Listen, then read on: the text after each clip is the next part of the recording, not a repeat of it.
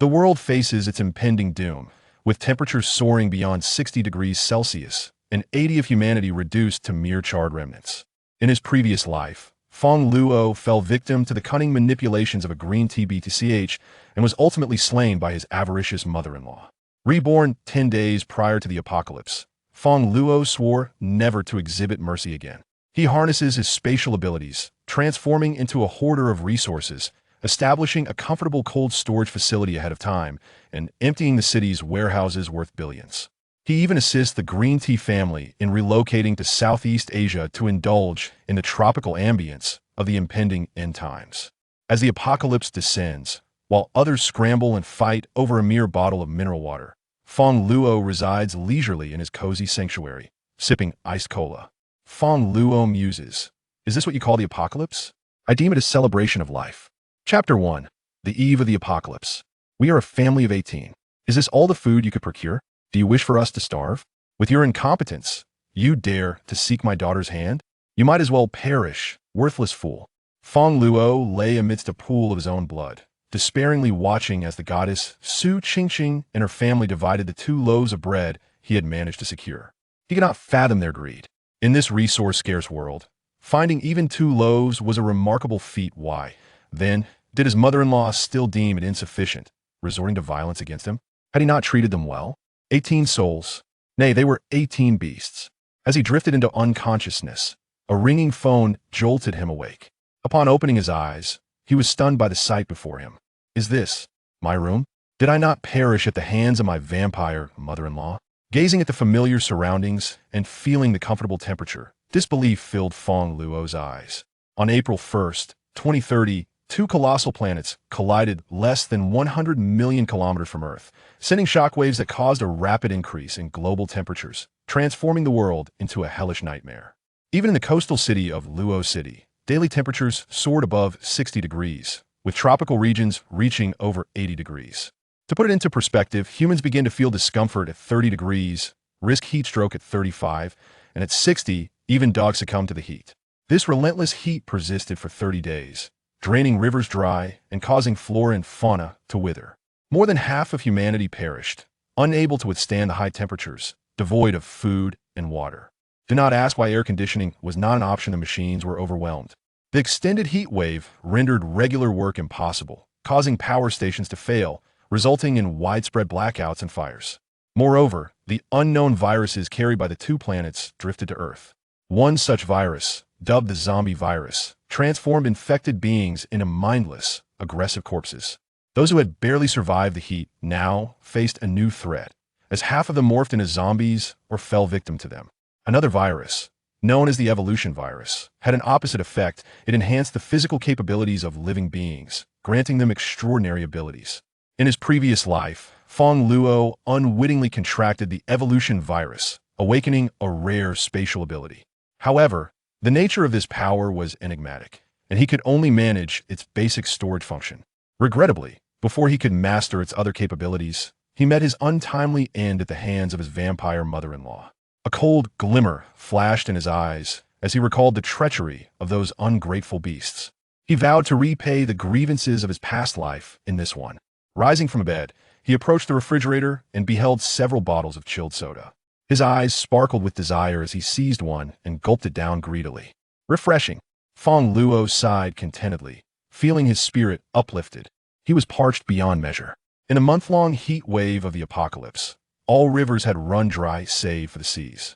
Forget chilled soda during those days. Even someone urinating in public would have their stream eagerly welcomed. This was no exaggeration. In those dire times, the very act of drinking urine became a luxury. A mere bottle of soda, costing 3 yuan, was worth its weight in gold. Fang Luo downed another 2 bottles of soda, his mood soaring with delight. It was pure bliss. Afterward, he glanced at his phone, which displayed the date of March 21st, merely 10 days until the apocalypse. Having learned from his past misfortunes, he resolved not to endure the pangs of hunger again. He must stockpile supplies at home. Yet, even with precursory purchases, there was a limit to how long he could hoard. The apocalypse would bring an immediate wave of relentless heat, and under such extreme conditions, most food would spoil within 3 days. He refused to endure the taste of rotten sustenance once more. In the midst of his contemplation, A vast black void materialized before him. Could it be his spatial ability?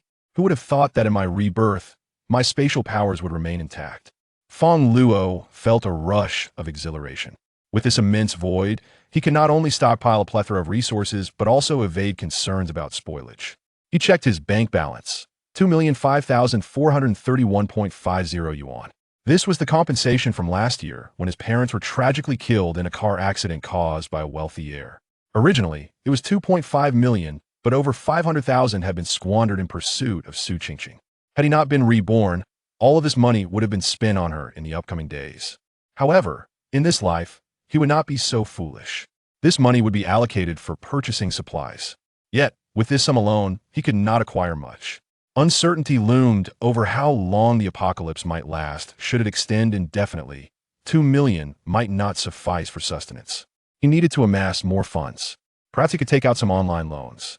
After all, during the apocalypse, no one would come seeking repayment. With that thought, Fang Luo promptly began downloading various lending apps. He had never realized how many platforms existed until he searched. Dozens appeared. There were 369, Dog East, Borrow Here, and Ugly Group, among others. Elated, Fang Luo recognized that his credit score was quite high, allowing him to borrow substantial amounts from each platform. He could easily accumulate hundreds of thousands in a single stroke. As for the interest, he paid it no mind. Just then his stomach growled audibly.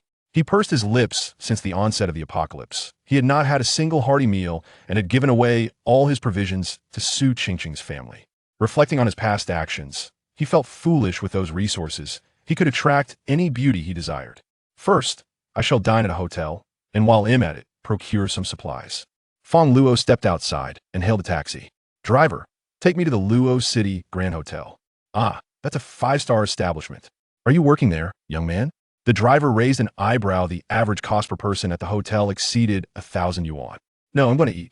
In his previous life, Fang Luo endured the harrowing apocalypse without a single day of full stomach. Now that he had been reborn, he intended to treat himself to a lavish meal. Ding, ding, ding, who on earth is so bothersome? Always calling. While seated in the car, Fang Luo's phone rang again.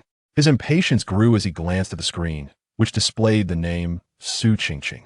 Damn, it's that wretched woman. With a sense of annoyance, Fang Luo hung up the call.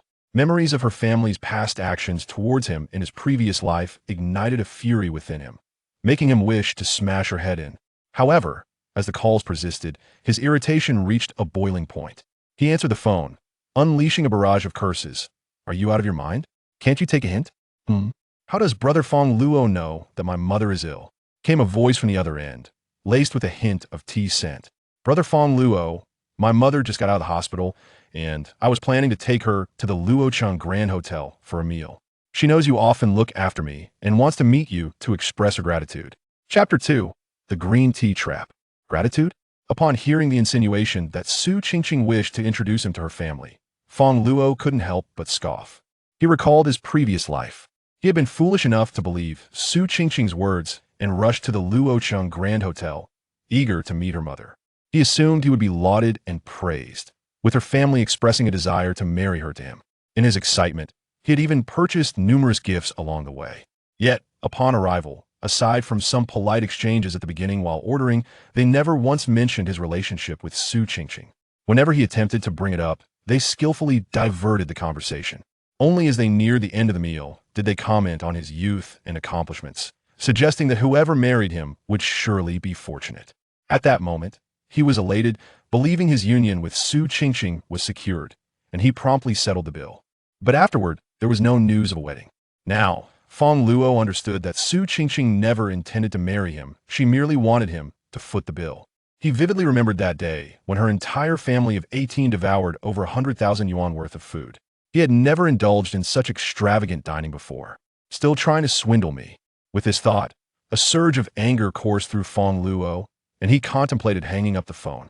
However, after a moment's reflection, he realized that they had deceived him so severely in his past life, leading to his demise. How could he let it end like this? If they seek to exploit me, then let them wait. Absolutely, I'll head over right away. Fang Luo feigned excitement in his response, while secretly plotting how to deal with his family. Luocheng Grand Hotel. A woman with chestnut curls, adorned with a new LV handbag, exuded a beauty worthy of a 7 or 8 out of 10. her lips curling into a smug smile. She was Su Qingqing, the one who had caused his downfall in his previous life. Surrounding her were several curious relatives, marveling at the five-star hotel's opulence, their exclamations eliciting disdain from bystanders. They hailed from ordinary families and had never set foot in such a high-end establishment, believing they would never have a chance. Yet today, after visiting a relative in the hospital, they were unexpectedly invited here for dinner, assured that someone would be treating them. Qingqing, is someone really treating us? Don't worry, he'll be here soon, Su Qingqing replied confidently. Wow, I didn't expect Qingqing's boyfriend to be so impressive. We're lucky to be in her company today. Not a boyfriend, just someone pursuing me. He only has a few million, and I need to test him further, Su Qingqing remarked, playfully tossing her hair, relishing the envy of others. Su Qingqing was a quintessential gold digger, always dreaming of marrying a wealthy heir to begin a luxurious life akin to that of a drama. Unfortunately, her true looks and social circle meant she could never reach an actual rich second generation. Thus, she kept Fang Luo, who had savings and charm, on a string while fantasizing about meeting a real wealthy heir. Absolutely. Our Qingqing is so beautiful, he must be tested thoroughly. Her mother, Li Dongmei, chimed in proudly, flaunting to the relatives, feel free to order anything if he can't afford this. He can forget about marrying my daughter. Don't worry. Annie will ensure he's properly tested. We've watched Qingqing grow up. Any suitor for her must first cater to us. Here he comes. At the hotel entrance, a young man with ordinary attire, yet striking features stepped in. Brother Fang Luo, over here. Su Qingqing skillfully donned a sweet smile, her voice dripping with feigned innocence as she called out to him, tossing her curls and pretending to be shy. Had it been in his previous life, Fang Luo would have been taken in by her charm, praising her as a good girl. But now, he felt an overwhelming urge to smash her head in. You wretched creature. Yet he restrained himself. It was still a lawful society. If he were in prison now, it would complicate matters when the apocalypse arrived. Ah, Qingqing, you remain as delightful as ever. Fang Luo forced a smile, feigning his usual demeanor. What did you say, brother Fang Luo? Nothing. I merely remarked on your beauty. You really know how to flatter, she responded, beaming. This must be Xiao Fang. I've heard so much about you from Qingqing. How you always look after her. Thank you so much. Li Dongmei approached with a warm smile, exuding a facade of kindness. But it was all pretense. This was merely because Fang Luo still had savings and was of use to them. In his previous life, once he lost his value, Li Dongmei's true, grotesque nature emerged, ultimately leading to his demise at her hands, even contemplating cannibalism. A true vampire. I will continue to look after you as well. Fang Luo smiled subtly, but beneath that smile lay a deep-seated intent for vengeance. In due time, I shall oversee your demise, and your wretched entourage of 16. It was a pity that today was not the end times, otherwise I would ensure your family met a fitting fate. Xiao Fang, we have quite a crowd. Let's find a larger private room. Su Qingqing and her family chattered as they entered a private room with a minimum spend of 100,000 yuan. They engaged in small talk with Fang Luo, even feigning interest in whether he wanted to order, pretending to value his input. Their true aim was for him to pick up the tab. I want to order you all enjoy what you like, Fang Luo replied with a forced smile. Then, he deliberately initiated a conversation with Su Qingqing, casually mentioning, Qingqing, I heard that red wine can enhance beauty, and more expensive, the better the effect. Really? Enhances beauty? Su Qingqing's eyes lit up, realizing that her lack of beauty was the reason wealthy heirs overlooked her. So it was because she hadn't been drinking red wine. I must make it a habit to drink it, surely then it'll attract a wealthy heir. Still, she smiled brightly, praising Fang Luo. Brother Fang Luo, you are so knowledgeable, I admire you. Fang Luo is truly accomplished. Whoever marries Fang Luo must be blessed in their past life. What are we waiting for? Let's order red wine, 1 bottle per person, to enhance our beauty. Li Dongmei exclaimed, her excitement palpable at the thought of beauty-enhancing wine. She ordered from the waiter. Thousands of yuan per bottle, and 18 people each ordered one. She didn't find it expensive at all, because she had intended from the outset to make Fang Luo pay. She felt no remorse. She even thought that these wines, costing merely tens of thousands, might not adequately conceal the blemish on her lips. Ultimately, the total bill for the meal and drinks surpassed 500,000, a price several times greater than in her previous life. Once the dishes were served, they devoured the food like gluttons, using their hands to shove it into their mouths. The red wine was consumed in a similar manner. Truly greedy, Fang Luo thought with disdain. He then, reminiscent of his past life, prepared to broach the subject of their relationship. Ching, when do you plan to introduce your boyfriend? Fang Luo, why aren't you eating? Dig in. Before he could finish, Li Dongmei feigned politeness, urging him to eat, effectively drowning out his inquiry, mirroring the events of his previous life. Even a bill of 500,000 failed to sway her. I'm not hungry, you all enjoy. Fang Luo replied with a knowing smile, then fell silent. Seeing that Fang Luo was no longer pursuing the conversation, Li Dongmei resumed her voracious eating. With so much delectable food available, she relished the thought of having more for herself if Fang Luo abstained. Fang Luo, of course, chose not to eat, as he had never intended to pay. Given the chance to live anew, he was determined not to play the fool again. Thus, he refrained from ordering any dishes and deliberately encouraged them to order red wine. To his surprise, their greed exceeded his expectations as they ordered over 500,000 worth. I'll be right back, I need to use the restroom, Fang Luo announced, standing up after they had nearly finished eating and promptly left the hotel. He was curious to see how they would handle the bill. Chapter 3. Constructing a cold storage facility. After leaving, Fang Luo moved to another upscale restaurant, where he joyfully indulged in exquisite food. Soon after, his phone rang. The caller ID read Su Qingqing. Surely she was calling to settle the bill, only to discover his absence. He imagined their expressions upon seeing a bill of 500,000. They must have gone pale at the sight. Thinking about it made Fang Luo's appetite soar, making every bite of his meal taste even more delightful. He savored it, allowing the incessant ringing of his phone to become a melodious symphony. With each urgent ring, his enjoyment grew. At the Grand Hotel, in a private room, Su Qingqing paced anxiously, repeatedly dialing Fang Luo's number. He had claimed to be using the restroom, but had yet to return, and now the waiter was asking for payment. Upon seeing the bill of 540,000, with zeros crossed out, panic set in. Have you reached him? Li Dongmei inquired. No one is answering, Su Qingqing replied, her heart racing. No one is answering? Wasn't he just in the restroom? He couldn't have run off, could he? That scoundrel, if he couldn't afford to treat us, he shouldn't have let us on. Li Dongmei's anger surged, her resentment towards Fang Luo palpable. She had come here under the impression that he would cover the bill, having just ordered 18 bottles of exquisite red wine. Now that Fang Luo was missing, who would pay? At the point of ordering, she hadn't thought the items were expensive indeed. She had perceived them as quite reasonable. Yet now, faced with a bill of 540,000, she felt dizzy. She couldn't even afford to sell herself to cover it. She considered calling the police, but realized that since Fang Luo had not ordered any dishes or consumed a single bite, there was no basis for them to compel him to pay. What? He fled? Who then is responsible for the payment? Over 500,000. Su Qingqing's relatives, upon hearing that the payer was missing, turned ashen. Surely they wouldn't have to settle the bill. Madam, how would you like to pay? The waiter asked, recognizing Su Qingqing's attempt to snag a wealthy suitor only to be played instead, casting a disdainful glance at her.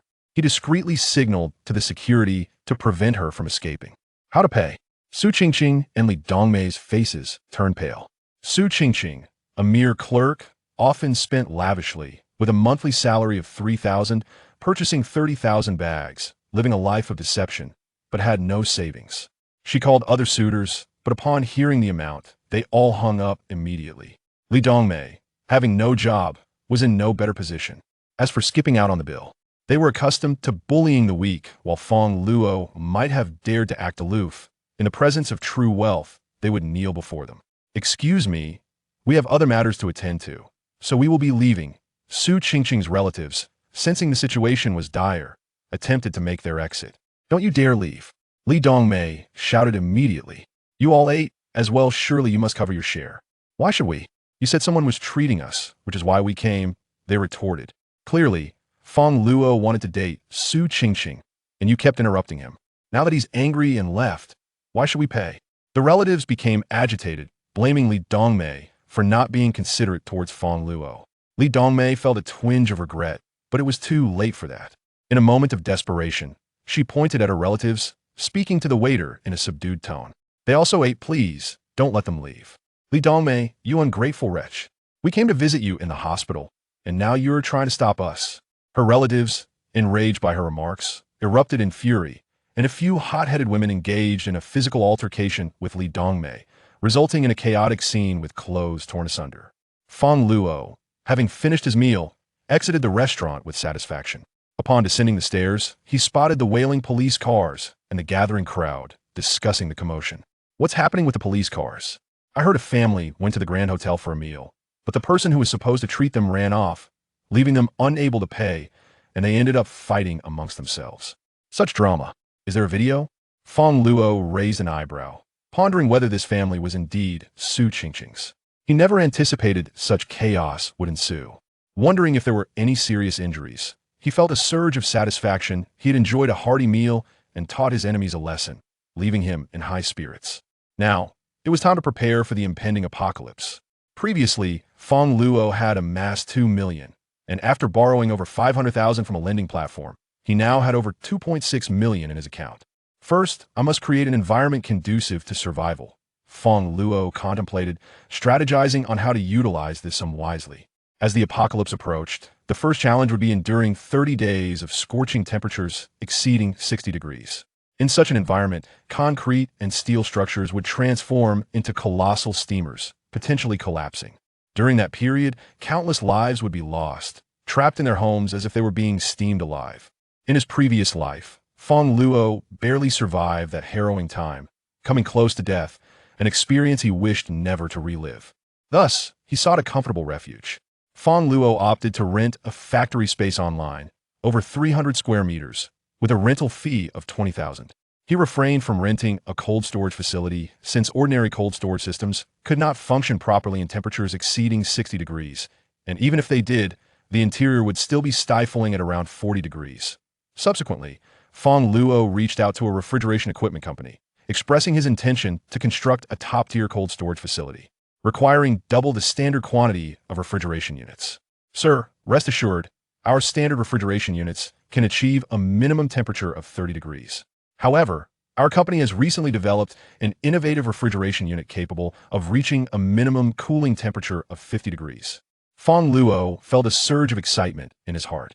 At 50 degrees, even in the event of an apocalypse, the indoor temperature should not exceed 30 degrees, he mused. Very well, I need you to complete the project within 3 days. Sir, that timeline is rather tight. Offer additional compensation. Chapter 4. The living generator. Fang Luo approached a refrigeration equipment company, requesting the construction of a top-tier cold storage facility. Initially, the company claimed that installation would require at least 15 days. However, after Fang Luo offered an additional payment, they astonishingly reduced the timeline to just 3 days. Nevertheless, the cost soared several times higher, amounting to 20,000 yuan per square meter for a 300 square meter cold storage, totaling over 6 million yuan, well beyond Fang Luo's budget of 6 million yuan. Fortunately, the project did not require full upfront payment. He only needed to pay 1/3 as a deposit, which amounted to 2 million yuan, with the remaining 4 million to be settled within a month. In the event of a breach of contract, they reserved the right to reclaim all equipment, and Fang Luo would incur a penalty. However, he remained unconcerned with the impending apocalypse in just 10 days. Who would care about penalties? He readily agreed and arranged to meet at a CAF to sign the contract. The representative was a tall, slender man in his 30s. The manager of the company, named Wang Chong. Mr. Fang, you are quite young and accomplished. May I inquire what type of business necessitates such a high-spec cold storage? Wang Chong inquired with a smile, intrigued since this was his first encounter with a client willing to triple the price for expedited construction, especially for a facility far exceeding standard specifications. Surely, you must be concealing some precious materials. You need not know, Fang Luo replied, unwilling to divulge that he intended to reside within the cold storage, as he wished to avoid unnecessary complications. Of course, the man nodded eagerly, though his curiosity deepened. After signing the contract, construction commenced that very night, progressing with remarkable speed. With 2 million yuan spent, only 600,000 remained. Given that he still needed to procure food, water, and other essential supplies, this amount was hardly sufficient. Fang Luo felt a pang of distress. The critical issue was that while he had constructed the cold storage, the refrigeration equipment required electricity to operate. In his previous life, the power system in Luo City collapsed on the 3rd day of the extreme heat. Thus, he would also need a high-capacity generator to maintain the refrigeration equipment's functionality, another significant expense. It seemed he would have to mortgage his property and seek high-interest loans from private lenders. He wondered if he could secure a loan. As he strolled through the cool evening breeze toward a nearby restaurant, intending to grab a bite before returning home to arrange for a loan, he suddenly heard the anguished cries of a cat. Following the sounds, he discovered a 7 or 8-year-old boy at the restaurant entrance, cruelly tormenting a tabby cat by tugging at its tail and tossing it about, causing the poor creature to yowl in pain and shed fur. The boy, seemingly relishing the torment, laughed gleefully, escalating his cruelty. It was shocking to witness such brutality from a child raised in peaceful times. No wonder there would be many ruthless individuals in the aftermath of the apocalypse. Fang Luo initially intended to ignore the situation, but as he prepared to enter the restaurant, he caught sight of the tabby cat's tail, which bore a striking resemblance to a lightning bolt pattern. Could this be the Electric Mother? His pupils dilated in astonishment. After the apocalypse, 2 viruses emerged on Blue Star, the zombie virus and the evolution virus. Both could infect humans and other flora and fauna, from majestic tigers to delicate flowers. Those infected with the evolution virus gained extraordinary abilities. In his previous life, a particularly notorious tabby cat in Luo City had become famous for being infected with the evolution virus. This feline, a female, had developed electric powers and was known as the Electric Mother. However, it was not merely her powers that garnered fame. The Electric Mother was notorious for her ruthlessness, often ambushing and killing solitary humans and extracting their eyes with brutal precision. This led to many hunting her down, but her formidable powers made her nearly impossible to capture. Furthermore, she bore grudges. Anyone who attacked her would face retribution when they were alone, instilling fear in the hearts of many. Some claimed she was more terrifying than the zombies. However, some recognized the Electric Mother's backstory. I know that cat. Before the apocalypse, she was cared for by an elderly neighbor. After the old man died, she was frequently abused by local children, one of whom blinded her in one eye. After awakening her powers, she began her revenge, targeting those who had harmed her. The most distinctive feature of the Electric Mother is the lightning-like pattern on her tail. Could this be the Electric Mother? Fang Luo was taken aback. He rushed forward, pushing the child tormenting the cat aside, and picked up the Electric Mother for a closer examination. Indeed, she was a female. Her eyes were not blind. This was splendid news. He felt exhilarated. This cat was destined to awaken electric abilities. Although many viewed her as merciless and a killer, her actions were merely a form of vengeance, not wanton harm to the innocent. If he could tame her before the apocalypse, he would have a formidable ally. Furthermore, her electric abilities could solve the power outage issue in the aftermath of the apocalypse. A living generator. You scoundrel! How dare you push my son? Just as Fang Luo was reveling in his discovery, a greasy, middle-aged woman stormed out of the restaurant, pointing an accusatory finger at him. Fang Luo frowned at the spitting woman. Did you not see your child abusing this cat? I did, and so what? Kids play. He just kicked it a couple of times. It's not dead. The woman retorted defiantly, hands on her hips. Let me tell you, my son is hurt. If you don't compensate today, you won't leave. I merely push him away. He didn't even fall. How could he be hurt? Fang Luo was taken aback by her brazen attitude, incredulous that she would attempt to extort him. I say he is. The woman insisted, unyielding, and began shouting for help. Someone come see. This punk is bullying my son. There's no law anymore. Mommy, it hurts. The boy feigned injury, sobbing theatrically. Fang Luo couldn't help but chuckle at the absurdity. He had never encountered such shamelessness. Unfortunately, it was not yet the apocalypse. Otherwise, he would have relished smashing her head in. Chapter 5. Renovating the Cold Storage Old Hag. If you keep spewing nonsense, I'll make sure you regret it. Fang Luo understood that reasoning with someone devoid of logic was futile. With a fierce glare, he pushed the hefty woman back a few steps and strode away. A dying person. Would she become a roasted pig under the sweltering heat of 60 degrees? You dare push me? Just wait. The plump woman was indeed a bully who preyed on the weak.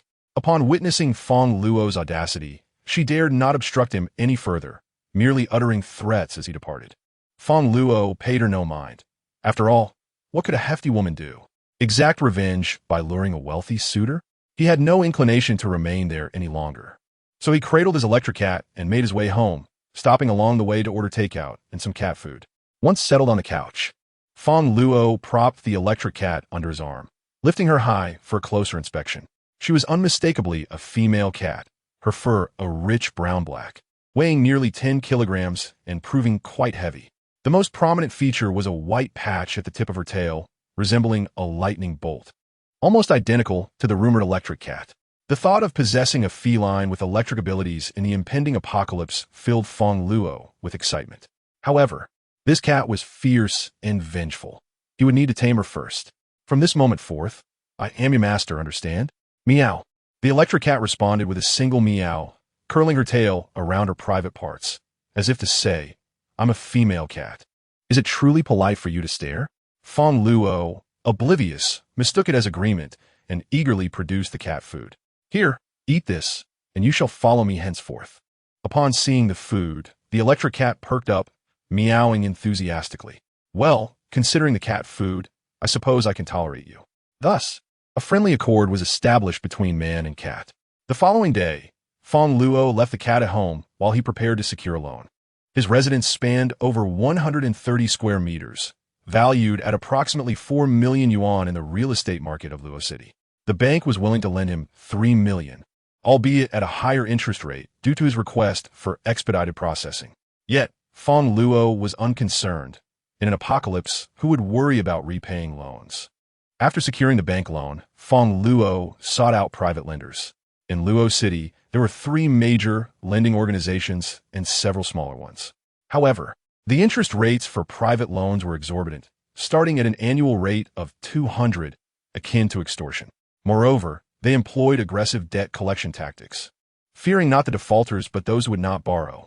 Upon visiting one lending company, he witnessed a man being brutally beaten for failing to repay his debts. This is what happens when you don't pay. The onlookers regarded Fang Luo as if to warn him of his potential fate should he default. Nonetheless, Fang Luo remained unfazed. The apocalypse was imminent, their survival was uncertain, and even if they found him afterward, he had no fear. At that time, with a mere meow from the electric cat, they would face their demise. Fang Luo explored every private lending option available, but when he inquired about borrowing from them, he was met with disdainful looks. Ultimately, he managed to secure just over 6 million yuan. Frustrated by the blatant gender discrimination against male borrowers, he calculated his finances. Adding the bank loan of 3 million to his initial 60,000, he now possessed around 1 million yuan. Whether this would suffice remained uncertain. Having completed his borrowing, 3 days passed swiftly. Ding, ding, ding. After several days of absence from work, the department head, Chao Fang, called him. Fang Luo, are you not coming to work again today? Do you still want this job? Come to my office at once. Chao Fang, in her 40s, had not lost her lascivious tendencies. Seeing Fang Luo's handsome visage, she sought to exploit him. She often summoned him to serve her tea and requested massages under the pretense of potential promotions. Fang Luo could no longer tolerate this. Work? You send your daughter over, and I'll consider it. In an impending apocalypse, who would bother with a job? He abruptly ended the call. Chao Fang was left dumbfounded. When had Fang Luo become so audacious as to speak to her in such a manner? Usually, he would merely endure. Incensed, she attempted to reach him again, only to discover he had blocked her. In a fit of rage, she berated him in their work group, inciting a sycophant to join in. Fang Luo, you needn't come any longer. Your position as team leader is now assigned to Sun Jie. Fang Luo found it amusing. Why would he care about such a trivial role? He exited the group chat without a second thought. After several tiring days, Fang Luo reclined comfortably on the sofa, cradling the electric cat and indulging in her fur.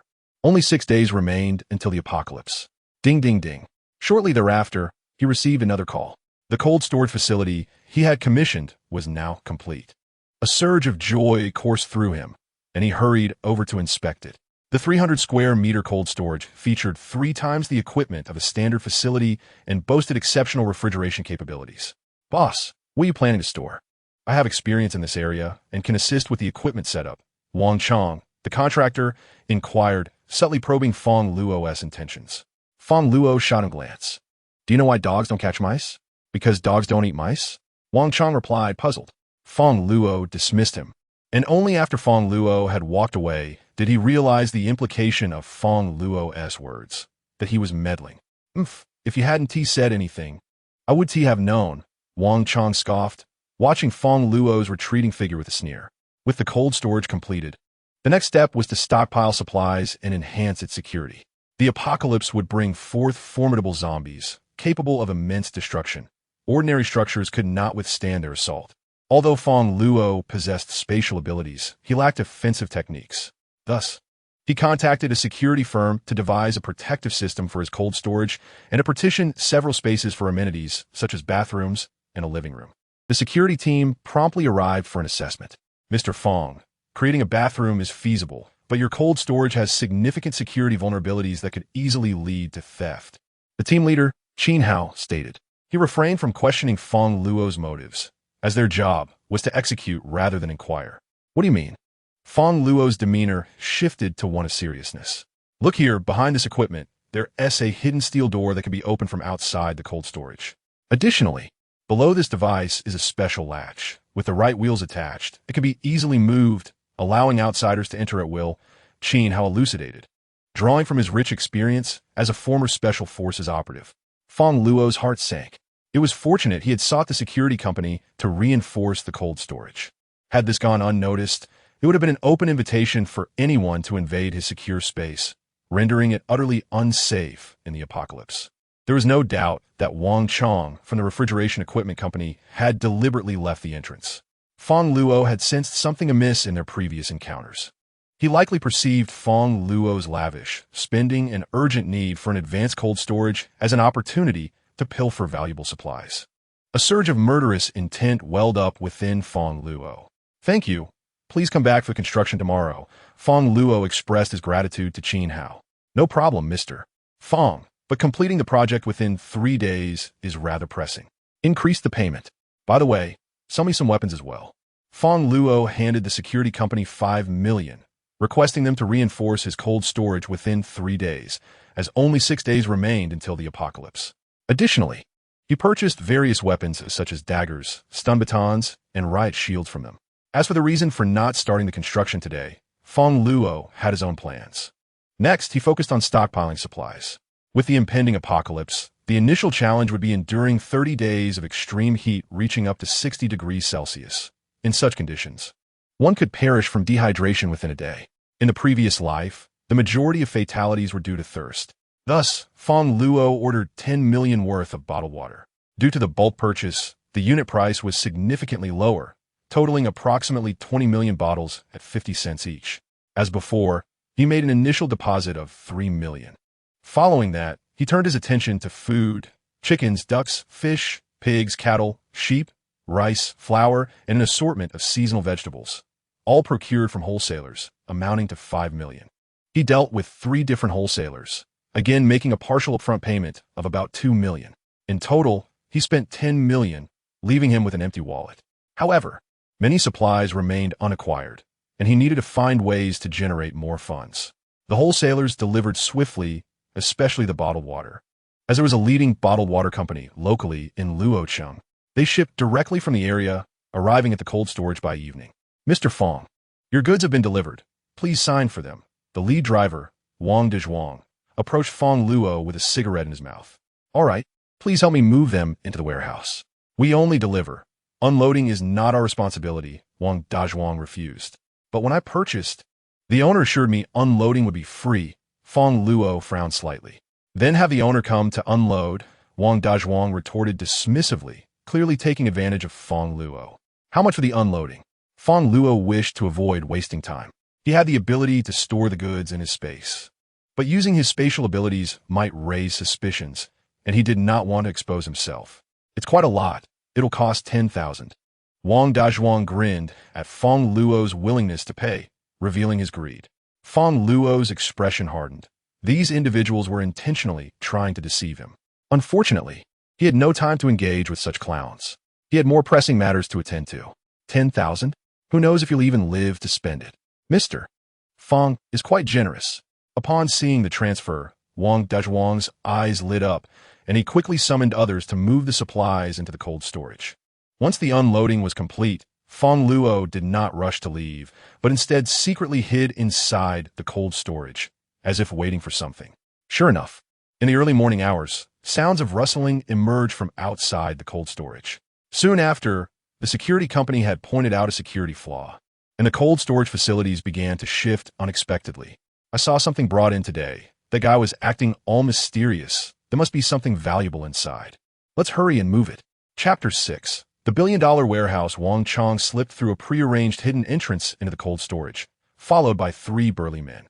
Wang Chong was a seasoned criminal, often taking advantage of opportunities to create warehouses for others while secretly tampering with their contents, later returning to steal valuable items.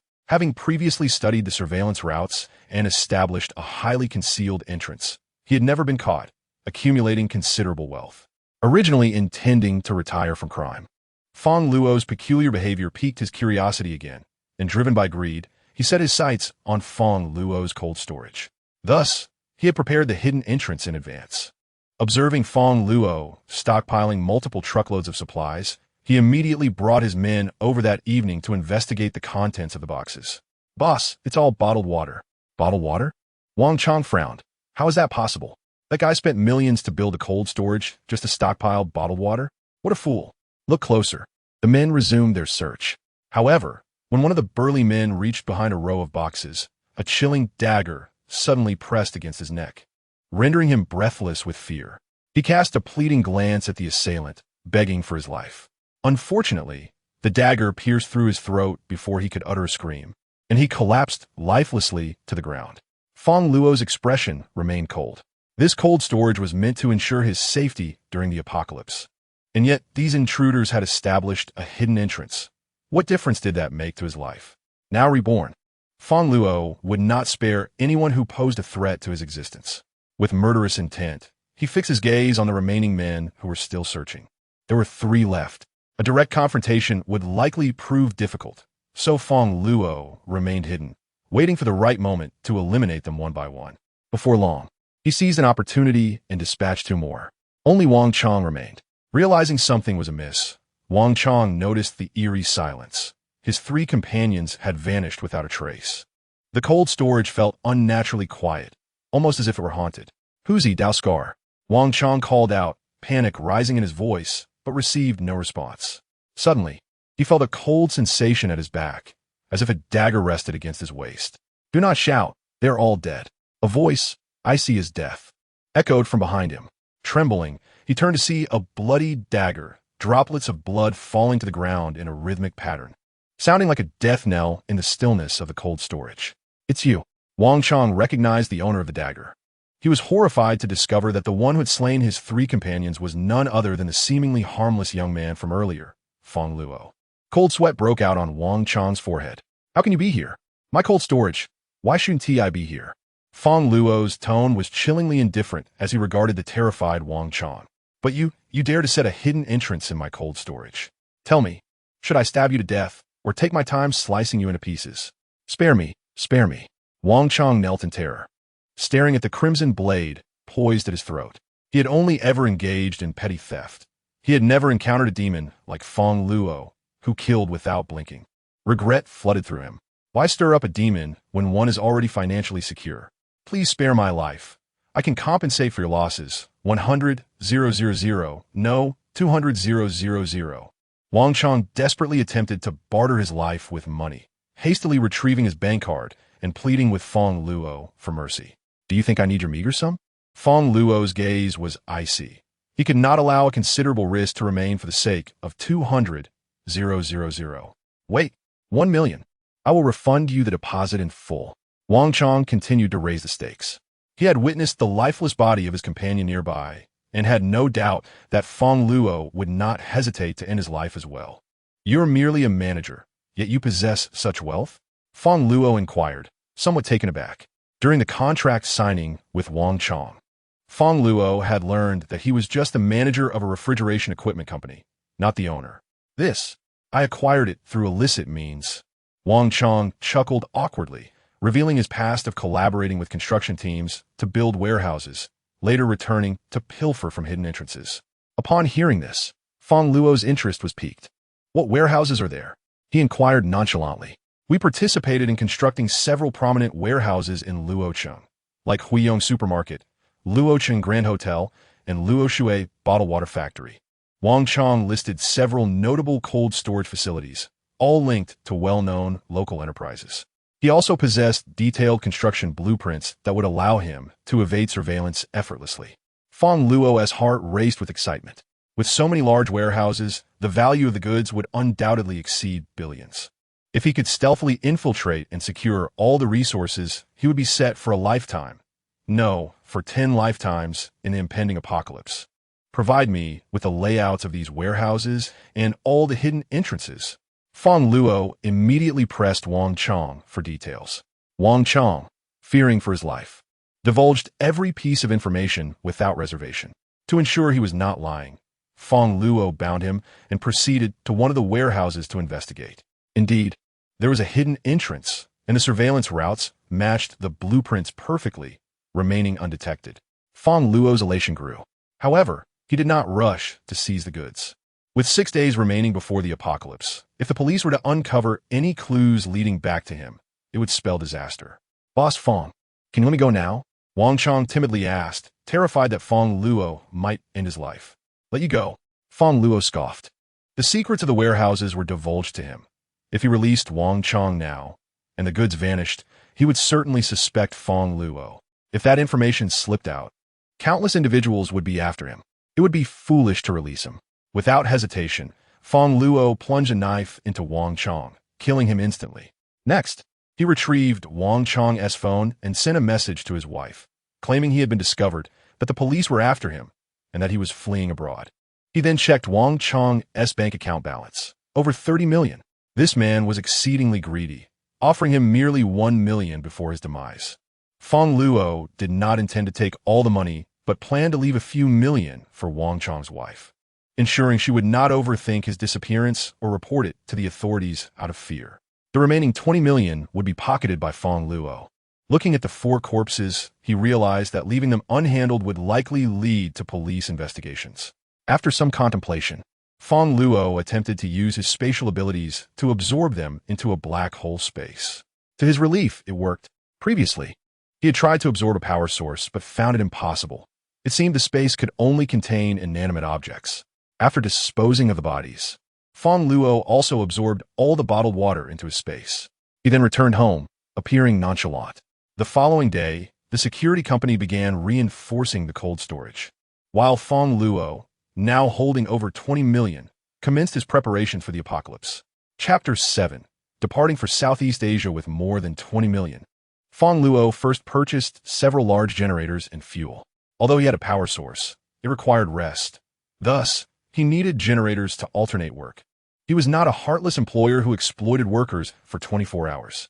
Subsequently, he acquired various tools, axes, shovels, and essential supplies like toothbrushes, toothpaste, air conditioners, washing machines, computers, game consoles, and beds spacious enough for 10 without crowding. Illness would still exist in the apocalypse, so Fang Luo stocked up on an extensive array of medications, cold remedies, and various types of clothing including suits, work attire, maid outfits, leather jackets, leather shoes, and even intimate apparel. He placed an order for 100 sets of each. Although the impending apocalypse was expected to bring relentless heat, clothing would still be necessary afterward. Anticipating that he might need to travel far, Fang Luo also purchased a civilian armored vehicle, a Dongfeng Mengshe, reputed for its bulletproof tires, ensuring that ordinary zombies would struggle to breach its defenses. Regarding food, he had learned from Wang Chong that the warehouses he mentioned were not lacking in provisions, given that those supermarkets supplied millions in Luocheng. If anything was scarce, it would be high-end packaged food, but that posed no challenge for Fang Luo.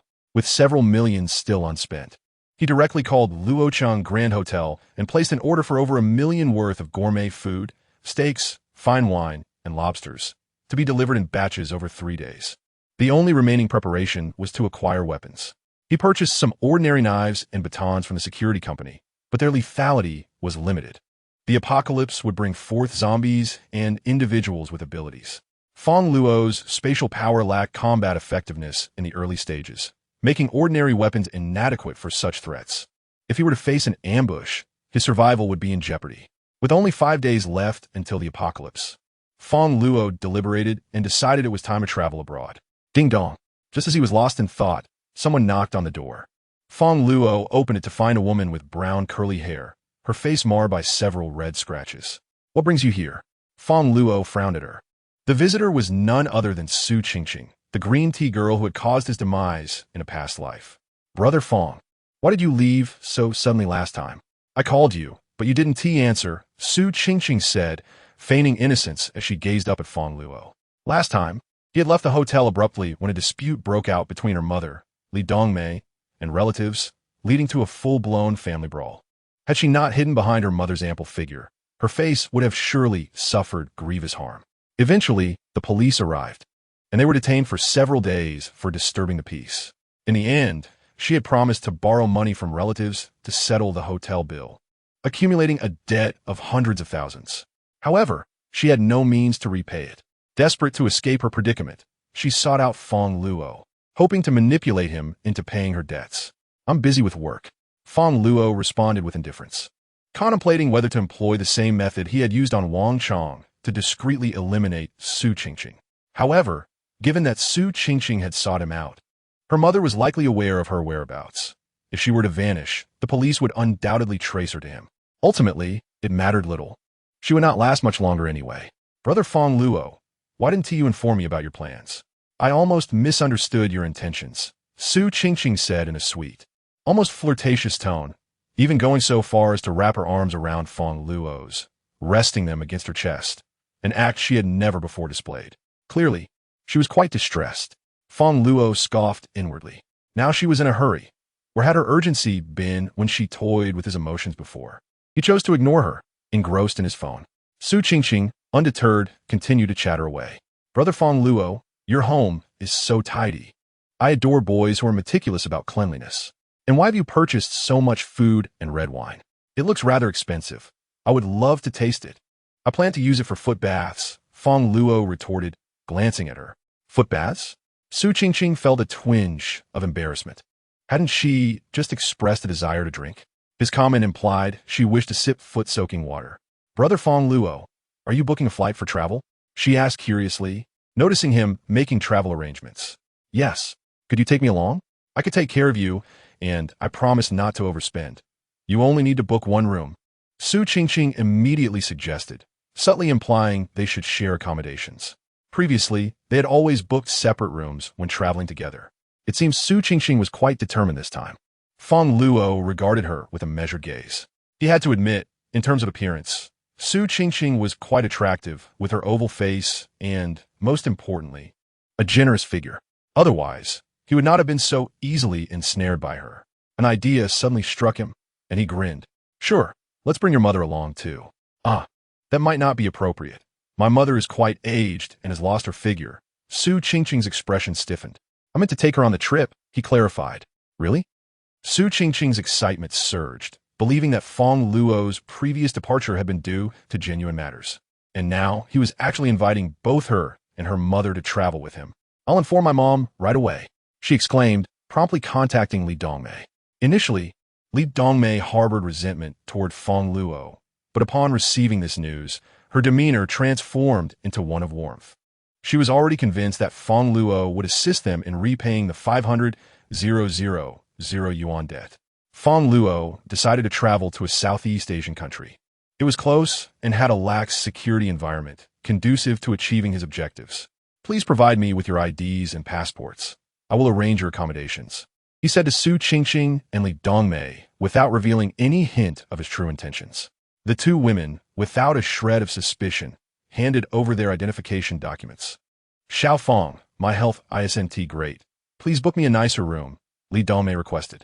2 rooms will suffice. Let us not waste money, Su Qingqing added. Observing their duplicitous behavior, Fang Luo couldn't suppress a subtle smirk. After securing the rooms, he exchanged a few insincere pleasantries before departing from the hotel. Under the cover of night, he began to scout locations for weapon purchases. After several twists and turns, Fang Luo finally located the arms he sought. He promptly booked a flight back to his homeland, deeming the foreign environment too perilous. One misstep could lead to dire consequences. Fang Luo did not even bother visiting the hotel. Although he could have spent the night with Su Qingqing, he found the thought repugnant. With the resources at his disposal, once the apocalypse arrived, he could attract any type of woman: school beauties, lolas, nurses, flight attendants, or married women. Why settle for a manipulative girl like her? Thanks to the existence of a black hole space, his weapons went undetected, allowing him to return home without incident. Upon arriving, he received a call from Su Qingqing. Brother Fang Luo, where did you go? Why didn't you come back last night? Su Qingqing sounded worried, fearing he had deserted her again. However, after inquiring at the front desk, she learned he had booked the room for 5 days, which eased her anxiety considerably. I have some matters to attend to. You two enjoy yourselves without worrying about me, he replied dismissively while lounging on the sofa, sipping wine. He had left Su Qingqing and her mother in Southeast Asia, taking their IDs and passports with him. To prevent them from returning prematurely through other means, he intentionally booked the room for 5 days, hoping to lull them into complacency and prolong their stay. Before the apocalypse struck, it was unlikely they would have the chance to return to Luo City. It was almost comical. These two were enjoying themselves, completely oblivious to the fate that awaited them. Southeast Asia, with its tropical climate, would see temperatures soar to 70 degrees during the apocalypse. Furthermore, with the lawlessness prevalent, and without any money, Su Qingqing would likely struggle to survive beyond 3 days. The thought of them crying for help brought a sense of satisfaction to Fang Luo. Days passed, and a security company contacted him to confirm that the cold storage facility's security measures had been implemented. Fang Luo promptly went to inspect the setup. After fortifications and modifications, the cold storage's windows and doors were replaced with specialized materials, enhancing security significantly. The walls were also fitted with superior insulation materials. Even if flames raged outside, the cold storage would remain intact. Coupled with the refrigeration equipment, the storage would maintain a stable temperature of around 20 degrees after the apocalypse, the most comfortable range for human beings. However, Fang Luo remained vigilant. He meticulously checked to ensure no hidden entrances were installed in his cold storage, as had been the case with Wang Chang. With just 1 day remaining until the apocalypse, all the supplies Fang Luo had ordered had been delivered. Now, he needed to make his final preparations for the impending heist of the warehouse. Chapter 8. The Heist of the Warehouse, March 31st, 2030. Only 1 day remained before the apocalypse. Fang Luo had prepared most of the supplies needed for the end times. What remained was to infiltrate the major warehouses and seize their contents to finalize his preparations. Previously, he had gleaned the locations of several large warehouses, their hidden entrances, and surveillance routes from Wang Chang. After a good rest to rejuvenate himself, the clock struck midnight. As night fell, Fang Luo donned his helmet, mounted the motorcycle he had prepared, and set off toward the warehouses. Generally, shopping malls and supermarkets began closing their doors after 11 p.m., and since it was Sunday, with many people needing to work the next day, the streets were nearly deserted, making it easier for him to maneuver. The first target he set his sights on was the largest local supermarket chain, Huiyong Supermarket. Huiyong Supermarket boasted the most extensive variety of goods in the city, ranging from precious jewels to fruits and vegetables. It served over 50,000 customers daily, providing food supplies for 30% of the city's population. With a population of over 10 million in Luo City, its stockpile was staggering. Fang Luo entered the warehouse through the hidden entrance as per the blueprints and began to plunder the supplies without restraint. His first priority was food. Huiyong Supermarket needed to supply millions of people daily, and the food stored in the warehouse was measured in tons. Upon reaching the refrigerated section, he was astonished to find an abundance of frozen meats, chicken feet, duck feet, chicken legs, amounting to several dozen tons. Fang Luo unceremoniously accepted everything. Fresh meat, including beef, lamb, and pork, was all gathered. He remembered the sweltering heat of over 60 degrees during the apocalypse, when the meat supplies in supermarkets and processing plants had all spoiled and turned foul. Even so, countless people rushed to seize what they could. Fresh pork was a dream come true. In terms of seafood, there were tons of shrimp, crayfish, grass carp, perch, bass, and even giant prawns and king crabs. Fang Luo's appetite was insatiable. During the apocalypse, global drought had rendered inland rivers nearly dry.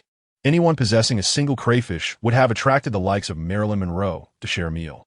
However, consuming only meat without vegetables could lead to constipation and bad breath. So greens were also essential. He gathered tons of bok choy, napa cabbage, leafy greens, chives, and his favorite potatoes and green peppers. Staple foods were not to be neglected either. He collected hundreds of tons of rice, flour, rice noodles, alkaline water dumplings, and dumplings. With food secured, Fang Luo turned his attention to beverages. Surviving the apocalypse on mere water was insufficient. Chilled soda was a necessity. Coca-Cola, Pepsi, Wanglaji, Yuanchi Forest, and various brands of red wine. He estimated there were over 100 million bottles, enough to last him for generations. He recalled how, in the previous apocalypse, a chubby man hoarding several boxes of soda had drawn the attention of numerous young women eager to serve him as maids. Fang Luo had envied that immensely. Now, he had 100 million. The apocalypse would last a month, so snacks were essential. He cleared out all the spicy strips and potato chips. After plundering all the food, Fang Luo examined other daily necessities: towels, toothbrushes, facial cleansers, and lace lingerie, planning to acquire a few pairs of underwear for himself. He discovered nearby boxes filled with black silk, white silk, and various styles. He decided to gather them. After all, he might need to recruit a few maids later. Surely, he couldn't cook for himself every day. That would be too much work. He also collected pots, pans, and a large bed that could comfortably accommodate 10 people. After raiding Huiyong supermarket, Fang Luo continued to the next location, employing the same method to subdue security guards and seize resources. After approximately 3 hours, he had plundered all the large warehouses in the city, accumulating resources exceeding 10 billion. He had essentially gathered everything visible in the market. Once everything was completed, it was already past 4 in the morning, with less than 8 hours remaining until the apocalypse began. Returning to the cold storage, Fang Luo secured the doors and windows, retrieved a set of living essentials, and arranged his cold storage to resemble a complete home, complete with a bed, bedding, television, computer, 5 gaming consoles, table, and chairs. He intended to reside there for at least a month. After a tiring day, he felt somewhat fatigued, set the refrigeration system to activate, and fell into a deep slumber. April 1st, 2030, Monday. The weather was clear, with a temperature of 15 degrees. People donned their jackets, dragging their weary bodies to work as usual. Meanwhile, the morning news reported a significant theft. 5 large warehouses in the city had been emptied of goods worth over 10 billion overnight. The method of operation was exceedingly peculiar, and the police were investigating without any leads. Early risers heading to the supermarket to buy groceries cursed as they discovered the shelves bare. What would they eat today? Simultaneously, the television broadcasted another news segment. At approximately noon, a collision between 2 large planets is expected to occur 100 million kilometers from Blue Star, causing a brief flash of light. Please remain calm. However, this news garnered little attention. Time passed slowly. Fang Luo slept soundly on the large bed, completely indifferent to the happenings outside. At noon on April 1st, 2030, while everyone pondered what to eat for lunch, the skies suddenly flashed with a blinding white light. This brilliance was so intense that it rendered the daylight sky nearly impossible to behold. What was happening? Lightning during the day? Isn't that over 240? Someone exclaimed. Did you not watch the news? That's the light from the collision of 2 large planets. Oh, does that concern my monthly salary of 3,000? Hardly anyone took it seriously, as similar news had been reported in the past, leading them to view it with a sense of detached curiosity. However, mere minutes later, the world began to undergo a transformation. What's going on? Why is it suddenly so hot? Was the forecast saying a high of 15 today? I even wore a sweater. The temperature climbed rapidly, surpassing 40 degrees, and many felt they were on the verge of heat stroke. The news suggested it might be related to the recent flash, assuring that it would soon pass. Yet, the heat continued to escalate, despite being April. It felt hotter than in August. On the streets, pedestrians, regardless of gender, could not resist shedding their clothing to alleviate the oppressive heat. Chapter 9. Su Qingqing's Plea. The apocalypse had arrived. Global temperatures soared at that moment. At 12:03 p.m., in the coastal city of Luo City, the air temperature reached an unprecedented 45 degrees and continued to rise. By 12:30 p.m., the temperature skyrocketed to 65 degrees. The concrete pavement exceeded 100 degrees. Stray dogs on the streets jumped about, unable to bear the heat. It was no longer just frying eggs. One could cook steaks with ease. This situation was not limited to Luo City. Even northern cities approached 60 degrees, melting away the remnants of snow. In tropical regions, temperatures exceeded 80 degrees. Faced with this sudden heat wave, everyone felt as if they were suffocating. The streets were chaotic as both people and animals rushed to find shade, resulting in various stampedes. Meanwhile, Fang Luo lay comfortably on the 10-person-wide bed, softly snoring. A shiver jolted him awake. Ugh, the refrigeration unit, you stole my blanket. I'm freezing. He had been abruptly awakened by the cold. The refrigeration equipment in the cold storage was operating, as he had set it to the lowest temperature. Though it was 65 degrees outside, the indoor temperature was below 10. It seemed the apocalypse had indeed arrived. Fang Luo donned a jacket, peered outside, and quickly adjusted the temperature of the equipment. After pouring himself a cup of hot milk to warm up, he settled comfortably onto a large sofa. Truly, it was a luxurious sofa worth over 800,000. It was incredibly comfortable, prompting a satisfied sigh from Fang Luo. He then took out his phone to browse the internet. Unsurprisingly, every website featured headlines about the extreme heat. The comment sections were ablaze. Damn this weather. Why did it suddenly get so hot? I had to go home early and found my wife playing poker with someone else. Woe is me. Another lamented, I was moving bricks, and suddenly the bricks were too hot to handle. My hands are blistering. I expressed my gratitude for the sweltering heat. I just had a date with my goddess, and the oppressive temperature caused her makeup to melt away. To my dismay, she appeared rather unappealing, and I felt a wave of nausea. Just when I anticipated a monthly examination, the school announced an unexpected holiday. How I adore this heat. Could this be the apocalypse? Should I stockpile supplies? Yet, the scorching outdoors dissuades me from venturing out to procure groceries. Will the end of the world affect my modest salary of 3,000? The online discourse is rife with diverse opinions. However, most individuals seem to dismiss this sudden heat wave, treating it instead as an opportunity for a delightful vacation. Only Fang Luo is aware of the impending reality. This heat wave is projected to persist for an entire month, leading to the desiccation of rivers and transforming the world into a veritable hellscape.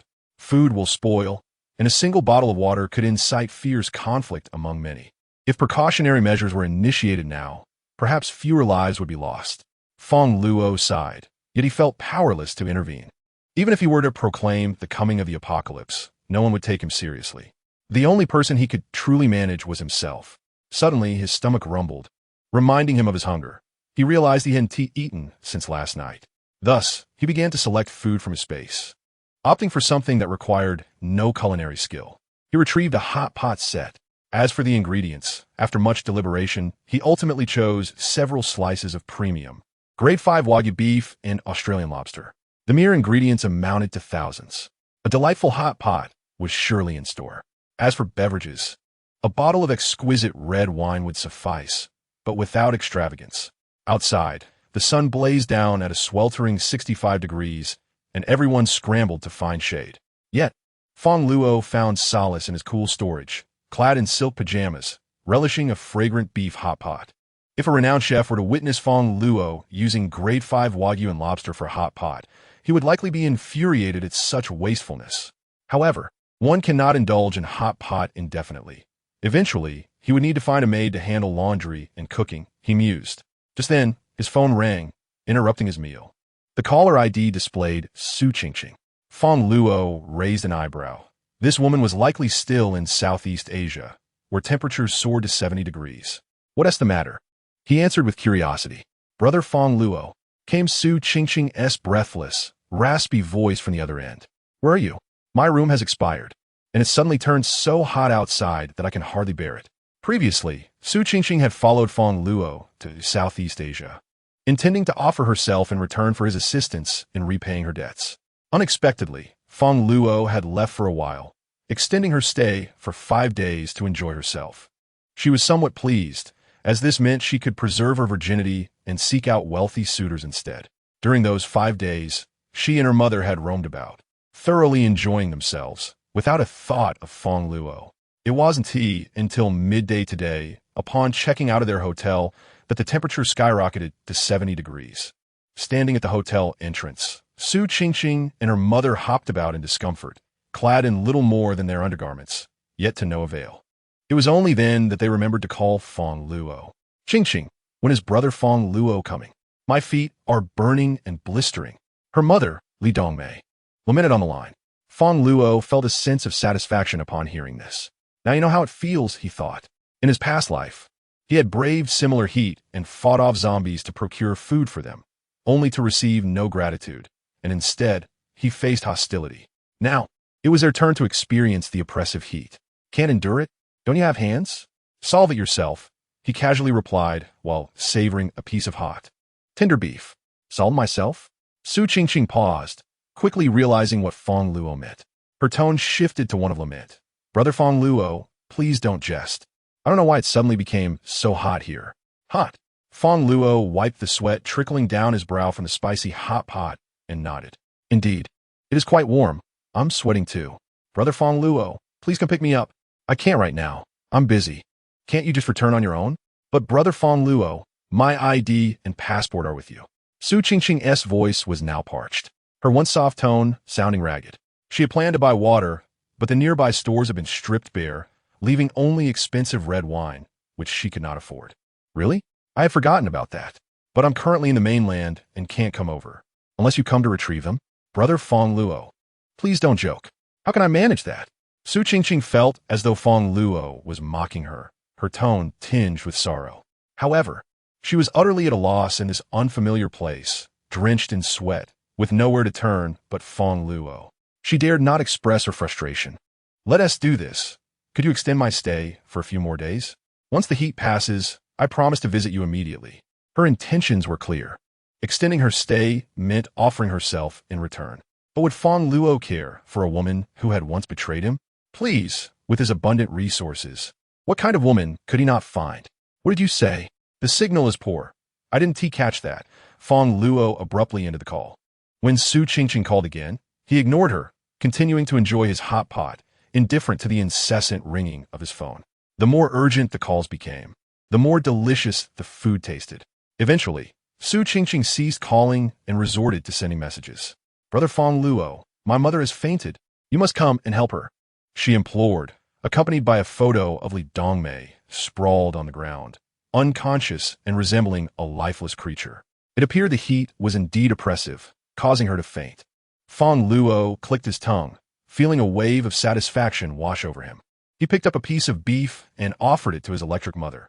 This beef is delicious. It warms me thoroughly. Would you like to cool off? He felt no sympathy for Li Dongmei's plight. In fact, he wished she would suffer longer. After all, she had once caused him great harm. Fang Luo continued to indulge in his hot pot. As time passed, Su Qingqing grew increasingly anxious. Her mother was ill, and in this unfamiliar place, she felt utterly helpless. In that moment, she realized that her comfortable life was entirely due to Fang Luo's support. Her clothes, her bag, her phone, all were gifts from him. She was not foolish. She understood Fang Luo was intentionally seeking revenge for her past actions. Regret washed over her for having toyed with him. Su Qingqing relentlessly sent messages, attempting to win Fang Luo back. Her words grew increasingly brazen. Brother Fang Luo, you're still single, right? I'm also available now. Brother Fang Luo, what kind of knowledge do you prefer? Brother Fang Luo, although I'm inexperienced, I'm a quick learner and can easily grasp anything. Brother Fang Luo, what animals do you like? Kittens or puppies? Now, she has become like Fang Luo's devoted admirer. Fang Luo couldn't help but chuckle. It is unlikely that Su Qingqing ever imagined she would one day plead so desperately with him. However, in the face of Su Qingqing's entreaties, Fang Luo felt no trace of compassion. She brought this upon herself. After finishing the hot pot, Fang Luo glanced out the window to observe the situation outside. It was Monday, and normally many people would be working near the warehouse, but now not a single soul was in sight. Everyone had sought refuge in the shade. The heat was unbearable. His phone displayed that the temperature had soared to 65 degrees. Such extreme heat could lead to heat stroke or even death if one remained outside for too long. Even at home, with the air conditioning set to 16 degrees, the indoor temperature would not drop below 50. Moreover, ordinary air conditioners would fail to function properly under such extreme conditions for long. In contrast, Fang Luo's cold storage utilized advanced professional refrigeration equipment, with a quantity 3 times greater than comparable cold stores. The walls were also reinforced with special materials. Inside, the temperature was a comfortable 10 degrees, rendering the oppressive heat completely imperceptible, even slightly chilly, necessitating a jacket. Fang Luo reclined on his luxurious sofa, worth 800,000, connected to a 100-inch television, and idly began to play a game, nuclear being quite enjoyable. As midnight approached, fatigue began to settle in. He prepared to shower and retire for the night. Entering the meticulously designed bathroom, he filled the bathtub with several buckets of water. This tub, equipped with a massage function, was a rare find from a mall warehouse, rumored to be a limited edition, costing hundreds of thousands. As he sank into the water, he found it indeed quite comfortable. Although it paled in comparison to a real massage, he would have to invite a professional in for that. Beside him lay a bunch of imported grapes, which he savored while soaking in the tub. What a delightful experience. Reflecting on his previous life, he remembered sweltering in unbearable heat. Lying in the spacious tub, Fang Luo accessed the internet on his phone to check real-time updates. Half a day had passed, and the world was beginning to change. Many trees had started to wither, water levels were dropping, and some aging equipment was failing one after another. His power box was aging, leading to power outages and rendering the air conditioning useless. What was happening? Hundreds of mice had invaded his home, seeking refuge from the heat. Help. Mice were certainly preferable to centipedes or cockroaches. Yet he was the one in need of rescue.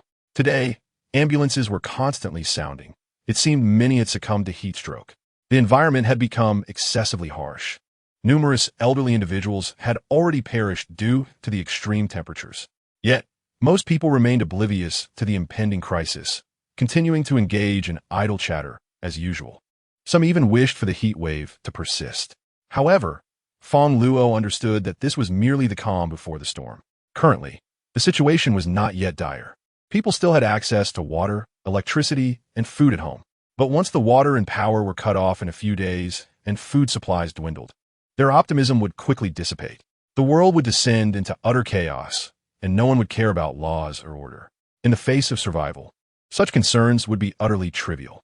Furthermore, a viral outbreak would ensue, both a zombie virus and an evolution virus. Either of these would deliver a devastating blow to human society. The zombie virus, once contracted, would turn its host into a bloodthirsty creature, driven solely by the desire to attack and destroy. The evolution virus, while it would not strip individuals of their sanity, would grant them immense strength. One should not mistake this for a blessing. After gaining power, would people behave in a law-abiding manner? Just as Fang Luo had encountered when saving the electric mother, he had come across a hefty woman and a raucous child. Such a child, even in peaceful times, displayed a brutal side. What could be expected from adults in a chaotic world? Those violent loan sharks who had already resorted to physical intimidation and coercion in peaceful times would likely become even more ruthless after acquiring power. The number of lives lost at their hands would rival those fallen to zombies. And such individuals were far from rare. Even Fang Luo could hardly guarantee that he would not degenerate into such a person. Would he not become a tyrant himself? Yet, this did not imply that Fang Luo should refrain from seeking power. It was the sole means of survival in a post-apocalyptic world. He must strive to attain strength. There was nothing wrong with power. The fault lay with those who wielded it. Fang Luo merely wished to survive. Although he already possessed spatial abilities, he required further enhancement of his strength. He could not afford to languish idly. Abilities were classified into levels from 1 to 110. The higher the level, the more formidable the powers. In his previous life, Fang Luo was merely an ordinary level 1 ability user, among the weakest, with combat prowess indistinguishable from that of an average person.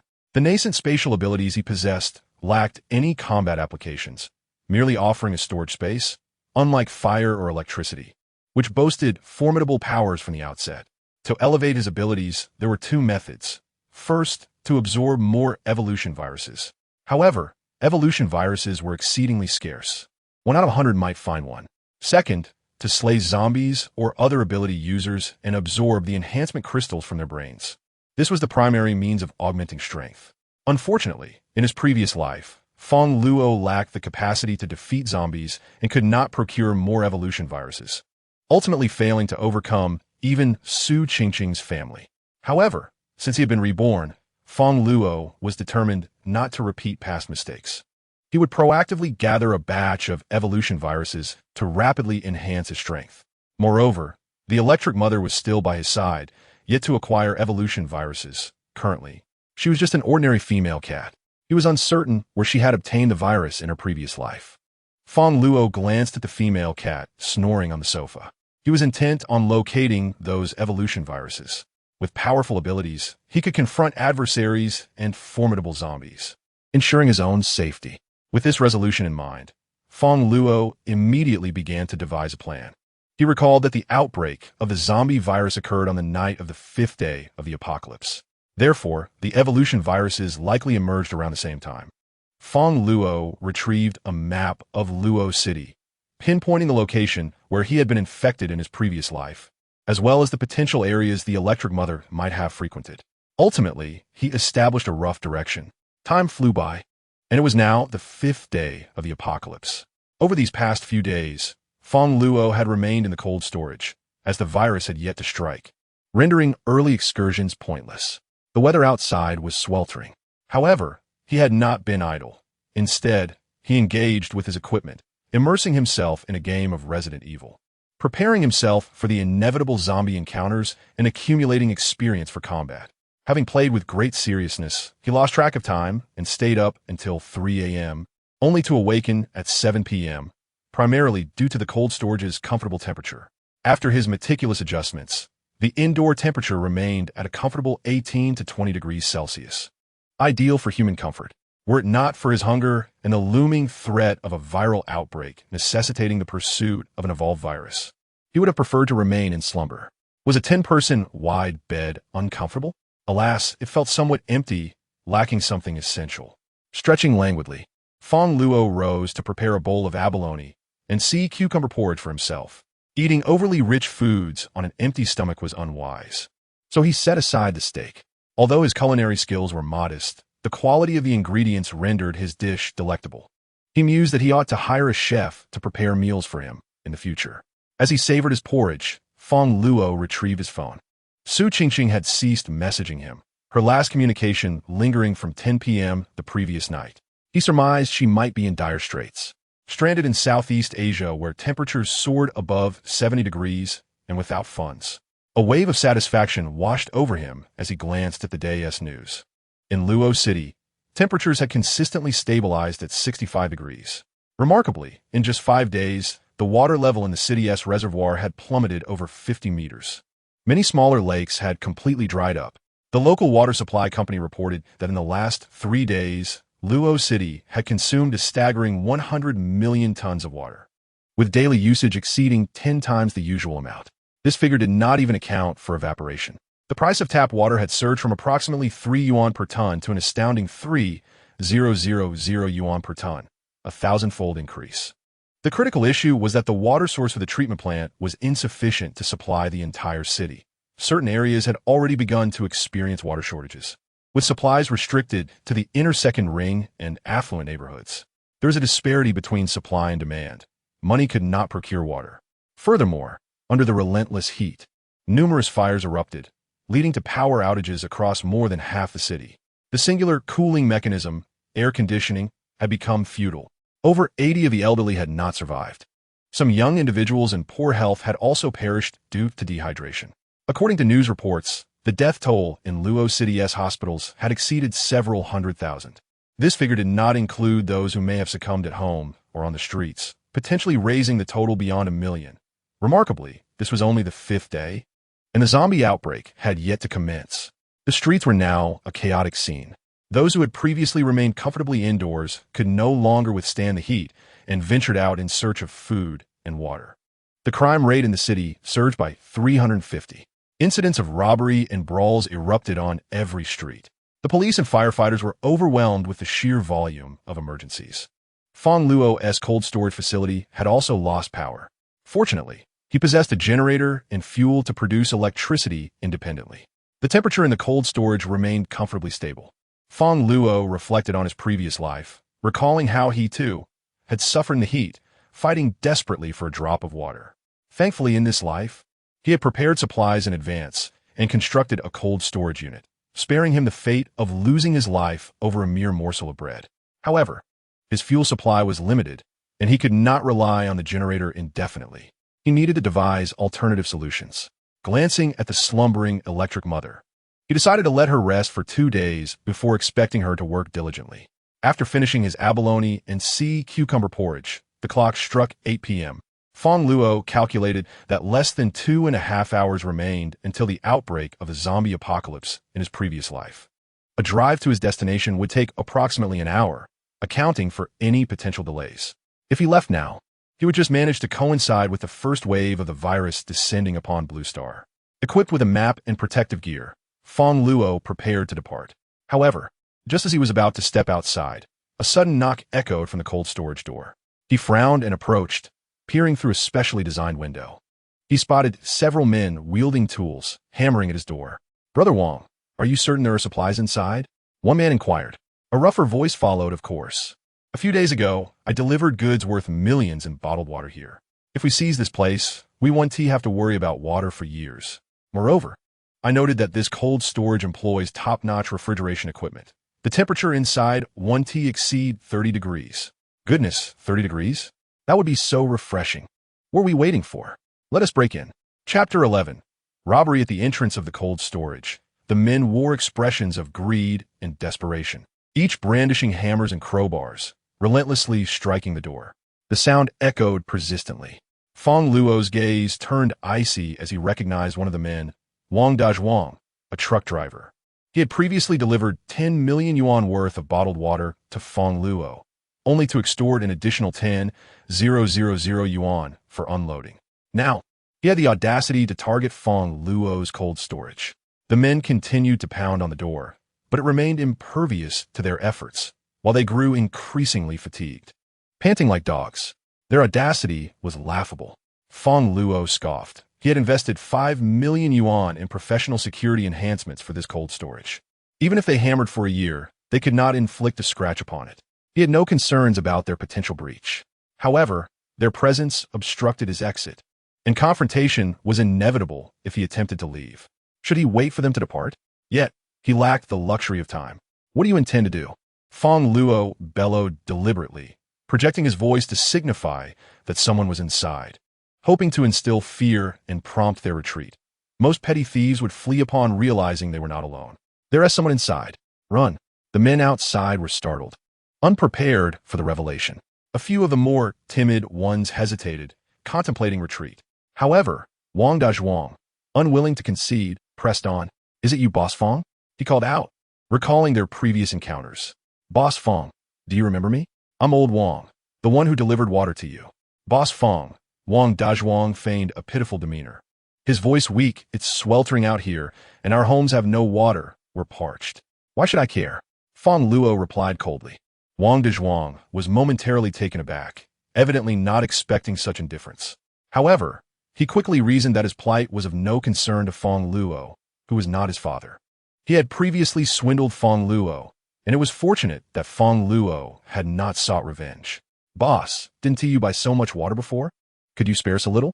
Wang Dazhuang pressed, desperation evident in his voice, as his throat felt as if it were on fire, making him hoarse. "Why should I give you my water?" Fang Luo found the situation amusing. How could he have the audacity to ask for water? "Very well, let us purchase it. Your water is, after all, priced at 5 dimes per bottle. In that case, we shall offer you 2 yuan, and you can sell us a little. Should you sell to me, I shall no longer charge you for unloading fees." 2 yuan? Upon hearing this, Fang Luo could not help but burst into laughter. Indeed, the retail price of a bottle of mineral water is 2 yuan, but we are in an apocalypse. The price of tap water has surged from 3 yuan to 3,000 yuan per ton, and there is little available on the market. What about mineral water? Even a small bottle of 500 milliliters can be sold for 100 yuan, and here he was expecting to buy it for 2. Such fanciful delusions. He must think himself a fool. As for the unloading fees, having already been tricked once, he would never sell water to him. "No sale, get lost. And don't die at my doorstep." Fang Luo unceremoniously dismissed him. Wang Dazhuang was taken aback, not expecting Fang Luo to be so unyielding. Already parched and irritated, his face turned an even deeper shade of purple. "Boss Fang, do you have no compassion? We are on the brink of dying of thirst. We only need a few bottles of water. Must you curse us to death? Indeed, do you possess no sense of empathy? Has your conscience been devoured by dogs? You have so much water, giving us a little wound tea affect you. I've never encountered someone so miserly." The few individuals behind him joined in, denouncing Fang Luo for his lack of compassion and failure to help those in need. However, they conveniently forgot that just moments ago, they had been smashing Fang Luo's door with hammers. "I will say this once more.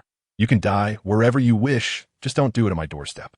Fang Luo refused to be coerced by their moral high ground. As long as he held no moral obligation, they could not bind him. Thus, they should not expect him to be courteous. Wang Dazhuang's expression grew increasingly fierce. What do you mean by not courteous? Fang Luo replied, his tone mocking. Boss, though your door is sturdy, it is not invincible. Wang Dazhuang's voice turned cold. With 5 of us wielding numerous tools, a mere iron door cannot stop us. You are but one person once we break through that door. Wang Dazhuang's expression twisted into a snarl. Brothers, smash it. With that, they once again raised their hammers and crowbars, launching a fierce assault on the cold storage door. Initially, they had contemplated theft, but now, seeing Fang Luo's apparent vulnerability, they had resolved to rob him outright. They had long observed that no one else was around. Even if they killed Fang Luo, no one would be the wiser. Unaware of their impending doom, Wang Dazhuang showed no intention of leaving and continued to pound on the door with renewed vigor, igniting a surge of murderous intent within Fang Luo. He had only intended to drive them away. Fang Luo was not a cold-blooded killer, but he could not simply disregard his own life. If one does not offend me, I shall not offend them. But if one offends me, they shall face annihilation. Fang Luo's gaze turned icy as he quietly opened his spatial black hole, retrieving weapons purchased in Southeast Asia, then called out to the door, "Stop knocking. I shall open the door. You may enter, and I will send you off. Consider yourself fortunate." Wang Dazhuang snorted coldly, feeling a sense of relief, and hastily set down his hammer. The external temperature was a scorching 65 degrees. He was already fatigued from thirst, and after swinging such a heavy hammer, several of his companions had collapsed from exhaustion. Had he waited another 2 minutes, even he would have given up. Fortunately, this brat was intimidated by his imposing presence. Wang Dazhuang stepped back, eyes fixed intently on the cold storage door. With a creak, the door slowly opened, and an extraordinarily cool breeze wafted out from within. Wang Dazhuang immediately shivered, the hairs on his body standing on end. Just moments ago, he had endured 65 degrees, and now he was enveloped in a breeze below 20. Nearby, those who had previously collapsed from the heat now wore expressions of utter satisfaction. They could hardly believe such a cool place existed.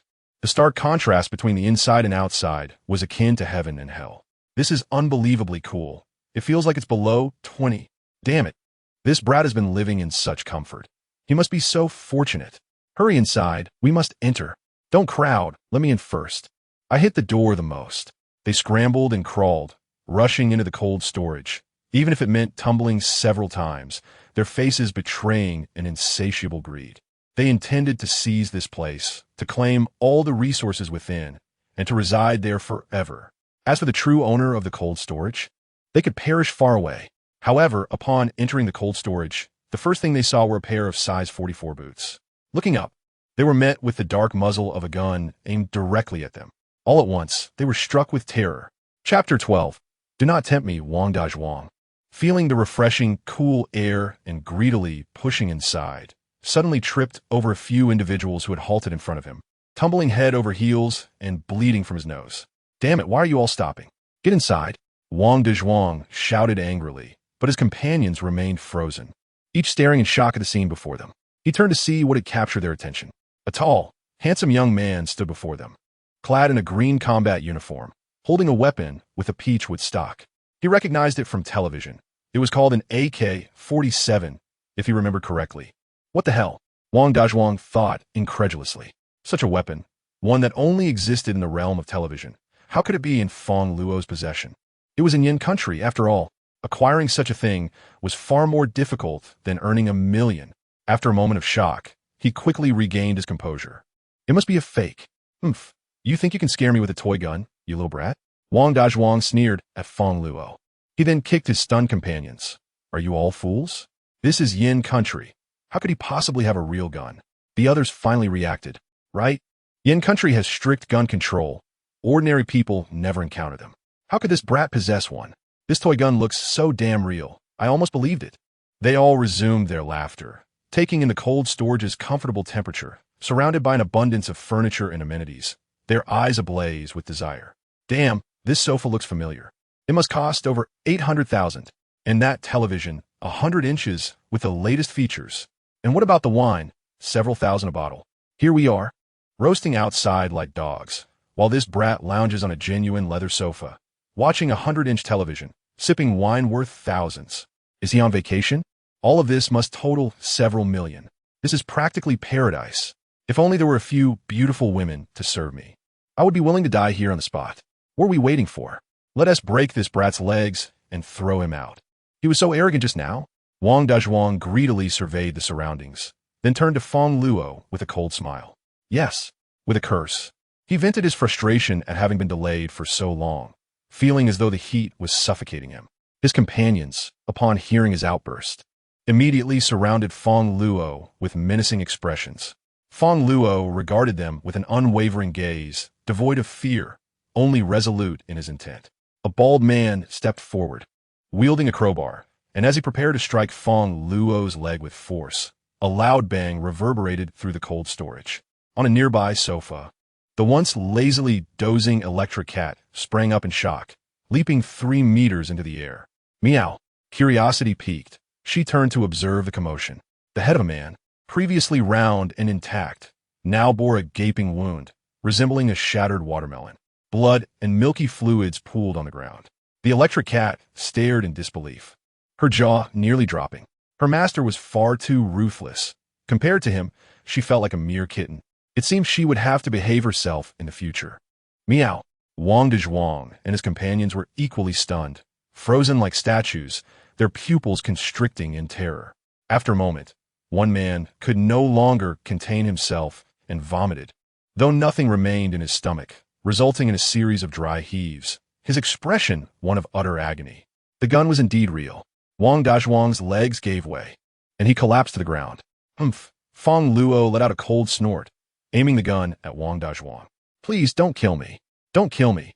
Faced with the dark muzzle of the gun, Wang Dazhuang's spirit fled, and he knelt in despair, banging his head against the ground until his forehead was a bloody mess. What did dignity matter in the face of death? Weren't you just saying you would break my legs? Fang Luo observed Wang Dazhuang, who was bowing like a chick pecking for rice, his eyes icy. I was wrong. Please don't kill me. Tears and snot streamed down Wang Dazhuang's face. He typically preyed on the weak and bullied the honest. He had initially thought Fang Luo was a meek little lamb, but who would have imagined he was a heartless demon? Now, he deeply regretted his actions. Had he known this would happen, he would never have dared to deceive Fang Luo or attempt to rob his cold storage. Please don't kill me. I have a wife and daughter, Wang Dazhuang pleaded. Don't tempt me with them. I might lose control. Fang Luo coldly pulled the trigger. At 9 o'clock at night, most of the city was plunged into darkness. The street lights extinguished. Only a massive armored vehicle, resembling a ferocious beast, illuminated the path with its cold white headlights, guiding Fang Luo. Meow. A cat's cry broke the silence. And Fang Luo glanced at the electric cat beside him, who was panting heavily, clearly suffering from the heat. The temperature outside was unbearable. 65 degrees. Even Fang Luo was drenched in sweat. The contrast with the cold storage was stark. If not for the search for the evolution virus, he would have preferred to remain indoors. Fortunately, he had stored plenty of ice water, or he might not have endured the heat. He retrieved 2 bottles from his storage, drinking one greedily and offering the other to the electric cat. Meow. She expressed her gratitude. Fang Luo then looked out at the scene beyond the window. Many individuals were scouring the streets for supplies, their bodies nearly bare, faces etched with desperation. Upon spotting Fang Luo's vehicle, they rushed over, their eyes filled with thirst upon seeing the electric cat drinking mineral water. Water. A disheveled man pounded on the window, his gaze fervently fixed on the half-full bottle of ice water. Please, give me water. Fang Luo ignored him. The man continued to plead. I beg you, give me water. I'll offer you my wife, my daughter. They're beautiful, I swear. Several women abandoned their husbands, declaring that they would comply with any request for a drink. As long as you give me water, I will be your little cat. Among them were several striking beauties. One was even a somewhat famous internet celebrity, whom Fang Luo had once watched live. She appeared quite innocent, yet now uttered such seductive words. Such was the reality of the apocalypse. Driving on, the clock struck 10, and Fang Luo arrived at the area where the virus had spread in his previous life. This was a residential complex in the 3rd district. However, it too was dark and desolate. Stopping the vehicle, Fang Luo scrutinized the sky, waiting for the descent of the virus. He recalled that the zombie virus had erupted around 10:30 at night in his previous life. Chapter 13. Enhanced abilities leaning against the car. Fang Luo's eyes remained fixated on the sky, fearful of missing any detail. Yet even at night, the air was sweltering at 60 degrees. Moments later, he became parched. The electric cat beside him was also restless from the heat. She had tried to follow him out of the car, but as soon as her paw touched the ground, she recoiled in pain. "Stay in the car. You might get roasted," Fang Luo admonished, picking her up by the scruff of her neck and tossing her back inside. He provided her with a bottle of ice water and a can of cat food, while he himself opened a chilled cola, feeling significantly more refreshed. Suddenly, Fang Luo's expression shifted, his gaze fixed on the sky. A radiant object was slowly descending. The evolution virus. Realization dawned upon him, and his face lit up with joy as he estimated the landing spot and dashed toward it. Soon, Fang Luo successfully retrieved the evolution virus. It was an irregular crystal, about the size of a peanut, entirely transparent, emanating a purple glow. It appeared different from what he had found in his previous life. Fang Luo scrutinized it closely, recalling that the crystals he had discovered then were white, not purple. Could it be that there was more than one type of evolution virus? This was indeed a possibility. During the apocalypse's 10th day in his previous life, most evolution crystals had already been claimed by others. He had struggled to find just one. In this life, he was among the first to search, without any competition. This was incredible. Fang Luo felt exhilarated, knowing he could find more crystals. He immediately chose to use it. Fang Luo let out a painful groan, beads of sweat forming on his forehead. The process of utilizing the evolution virus was excruciating, as it forcibly altered the host body. If the host body could not withstand the transformation and the overwhelming power, it could very well result in death. Among 10 ordinary individuals, only one would likely survive the virus's transformation. The danger was not lesser than that of the zombie virus.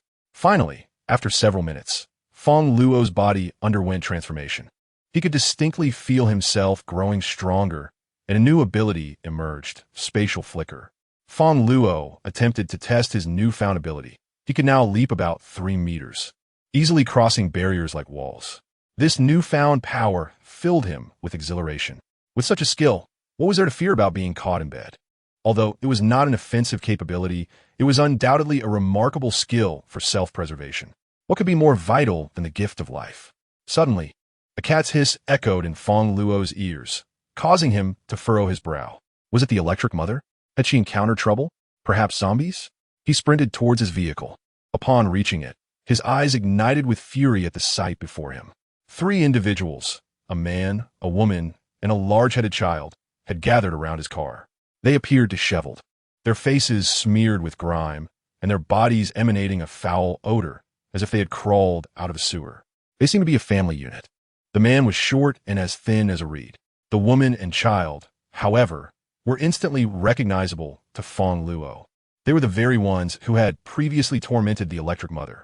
The trio was greedily consuming the remnants of a half-empty bottle of cola and the mineral water meant for the electric mother, along with her cat food. Their mouths smeared with the leftovers. They were even scavenging the crumbs that had fallen to the ground, unwilling to waste a morsel. To their delight, they had discovered cold cola, a luxury they hadn't encountered in days. They seemed unaware of the many who were deprived of such basic necessities, their actions reflecting a profound lack of conscience. "Daddy, save me a sip," the child exclaimed. "Drinking cola isn't good for you. Let your father have it." The man replied. In no time, they had consumed all of Fang Luo's provisions, their expressions betraying a lingering desire for more. For days, their diet had consisted of spoiled, putrid food, and when water was scarce, they resorted to drinking each other's urine to survive. The icy cola and cat food were indeed a feast for them. Inside the vehicle, the electric mother glared furiously at these intruders, her low growls echoing her disdain. She recognized them, especially the large-headed child who had tormented her before.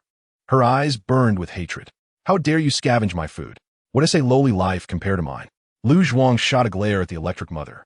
His wife, Li Xiaomei, eyed the electric mother hungrily and suggested, "This cat looks rather plump. Why don't we kill it for meat?" "Mom, I want to eat cat meat." The child chimed in, and the family cast greedy glances at the electric mother, reaching out to capture her, intent on skinning her alive.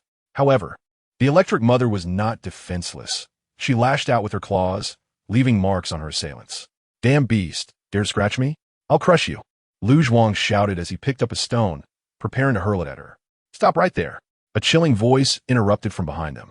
They turned to find a handsome man with a gaze that radiated a murderous intent. Just one look made the large-headed child burst into tears. Who the hell are you?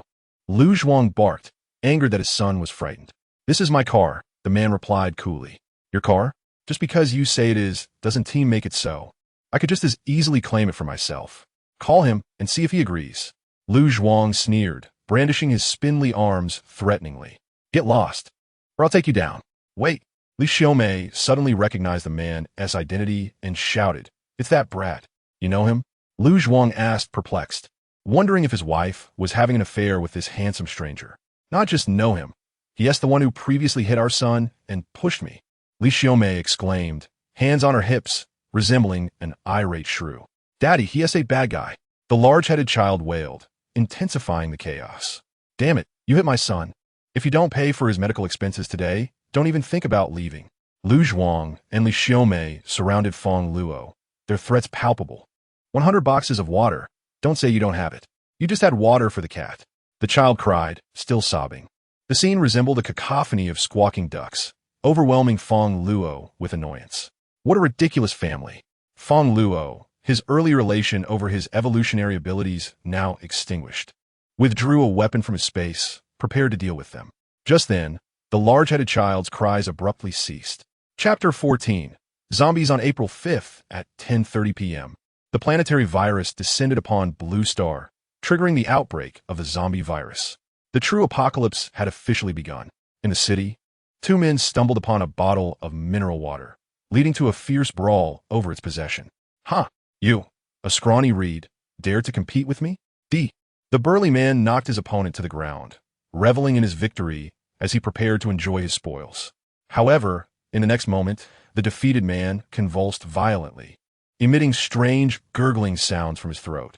Suddenly, he transformed, lunging at the burly man and sinking his teeth into the neck of someone twice his size. Such occurrences were unfolding globally, as the unprepared and the affluent alike faced the threat of becoming zombies or being bitten by one.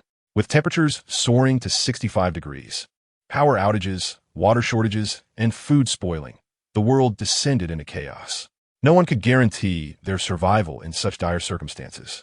Meanwhile, Fang Luo observed from a distance as the large-headed child ceased his cries, his body beginning to convulse, rolling his eyes back and letting out eerie gurgles. Son, what is wrong? Lu Zhuang and Li Xiaomei, who had been surrounding Fang Luo, noticed their child's strange behavior and rushed over. Rabies? Did the cat scratch him? Lu Zhuang speculated, still wanting to extort money from Fang Luo. But at that moment, the large-headed child's face twisted into a grotesque snarl, and he suddenly bit into his father's neck. The child had transformed into a zombie. Lu Zhuang's eyes widened in horror as he struggled to break free. Yet, despite his young age, the transformed child possessed strength and speed beyond imagination. With the help of his over 200-pound wife, Lu Zhuang barely managed to pry his son off, only to see the child gnawing on a chunk of flesh while a gaping wound marred his own neck, veins exposed and blood flowing freely. Lu Zhuang had not yet had the chance to lament his fate when he succumbed to a fatal tracheal rupture, clutching his throat helplessly as he collapsed to the ground, his eyes wide open in death. He could not fathom why his own son would inflict such harm upon him. Meanwhile, Li Xiaomei stood in shock, realizing that her son had just killed her husband. What terrified her more, however, was the sight of her eldest son, baring his teeth and staring at her hungrily. The recently deceased Lu Zhuang had been too gaunt, devoid of flesh, while this plump woman, robust and bountiful, would surely be a delectable feast. Stay away. Get away from me, you little beast. I am your mother. Li Xiaomei screamed, hurling her son aside before turning to flee. But it was too late. The grotesque figure of her eldest son lunged on her back, biting off a substantial piece of flesh, exposing the stark white of bone. In less than 2 minutes, a couple lay dead on the ground, devoured by their own son. Fang Luo observed the horrific scene before him, shaken to the core. Indeed, zombies did not recognize kinship, turning on their own flesh and blood. He had not anticipated that this eldest son would be the first to succumb to the zombie virus. It must have been when they had just captured the electric mother, and the virus had found its way into the wound inflicted during the struggle. Truly, one reaps what one sows. The grotesque son continued to tear into the corpulent woman, savoring his meal without a care for Fang Luo, who stood repulsed by the gruesome sight. Drawing a weapon from his spatial pocket, he prepared to eliminate the zombie, only to be startled when a tabby cat suddenly stood in his path. The electric mother? Fang Luo gazed at her, puzzled as to her intentions. However, as he scrutinized her unusual demeanor, his eyes widened in surprise. The electric mother had awakened her powers. At that moment, her tail crackled with electricity, emitting a sizzle and sparks that illuminated the dark night like fireworks. It seemed that while Fang Luo had been away, an evolutionary crystal had also descended in this area. Cats possess superior night vision and a natural curiosity towards glowing objects, making it likely that she had ventured out and inadvertently got infected. Do you wish to take matters into your own hands? Fang Luo inquired tentatively. Meow. The electric mother was renowned for her vengeful spirit. In her past life, she had avenged all those who wronged her. Having been frequently mistreated, her awakening powers had ignited a desire for retribution. You truly embody the principle of vengeance, which I admire, Fang Luo remarked with a smile, appreciating her resolve. The concept of repaying kindness with kindness was something he could not endorse. It was merely hypocritical. A genuine gentleman must seek retribution. Go ahead, but be cautious of bites. The eldest son had transformed into a zombie, and Fang Luo felt no compassion for him simply because he had once been child. If he were not eliminated, more lives would be at risk. Meow. The electric mother acknowledged, darting towards the zombie, her tail discharging a flickering current that struck the creature. With a resounding crack, the zombie collapsed, charred and lifeless. Fang Luo stood in stunned disbelief. In his previous life, he had only heard tales of the electric mother's prowess. But witnessing her single strike that felled the zombie was astonishing. He realized that, without weapons, he would struggle to achieve such a feat most remarkably. She had only just awakened her abilities. Clearly, animals possessed greater combat capabilities post-awakening than humans. Fang Luo felt a sense of relief. He was fortunate to be the electric mother's master and had treated her well. Otherwise, given her vindictive nature, she might have turned her powers against him. Electric mother, from this day forth, I shall provide you with double the fish treats, and you must remember to be grateful, Fang Luo said, attempting to curry favor. Meow. The electric mother smirked, her tail erect, meowing imperiously as she shook her head, as if to say, with my current strength, your offer is quite insufficient. She seemed to be aware of her own formidable prowess. This cat is far too demanding, Fang Luo quipped, rolling his eyes. Without further discussion, he seized the electric mother by the scruff of her neck and tossed her into the vehicle. Do you not know who your master is? Meow. She protested, her expression one of indignation, but she acquiesced for the sake of the fish treats. Chapter 15. The plan. Fang Luo glanced at the corpse of the zombie, retrieving a long knife from his spatial pocket and plunging it into the creature's skull. Instantly, a gruesome spray of red and white splattered everywhere, a sight that would undoubtedly nauseate those with weak stomachs. It was not that Fang Luo harbored a penchant for brutality or a morbid fascination with corpses, but rather, he sought to extract the enhancement crystal from the zombie's brain. Regardless of whether it was the evolution virus or the zombie virus, an enhancement crystal would manifest in the brain after infection. It was these crystals that endowed creatures with immense power. By absorbing them, one could significantly amplify their own abilities, mirroring the effects of the evolution virus. The crystals emitted varying intensities of light based on their potency. The brighter the glow, the greater the energy contained within, which directly correlated to the strength one could gain. This particular zombie had only recently mutated, and the crystal within emitted a faint white light, signifying its meager energy. Fang Luo absorbed it, feeling a slight tingling in his body, far more pleasant than the discomfort he had experienced while absorbing the evolution virus. However, the energy was vastly inferior. This enhancement crystal contained only about 1% of the power of the previous evolution virus. One evolution virus could rival the strength of 100 freshly mutated zombies. Determined, Fang Luo resolved to seek out more evolution viruses. The outbreak was still in its infancy, and the wondrous properties of the evolution virus had yet to be discovered. If he waited a few days until others recognized its significance, locating the virus would become exceedingly difficult. Moreover, as time passed, the zombies would grow stronger and more formidable. Fang Luo scoured the area, but found only one evolution crystal, though he did encounter several zombies, not just humans but also cats and dogs. Fortunately, he had prepared weapons in advance.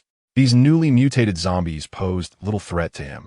With a series of gunshots, the zombies lost their fighting capability.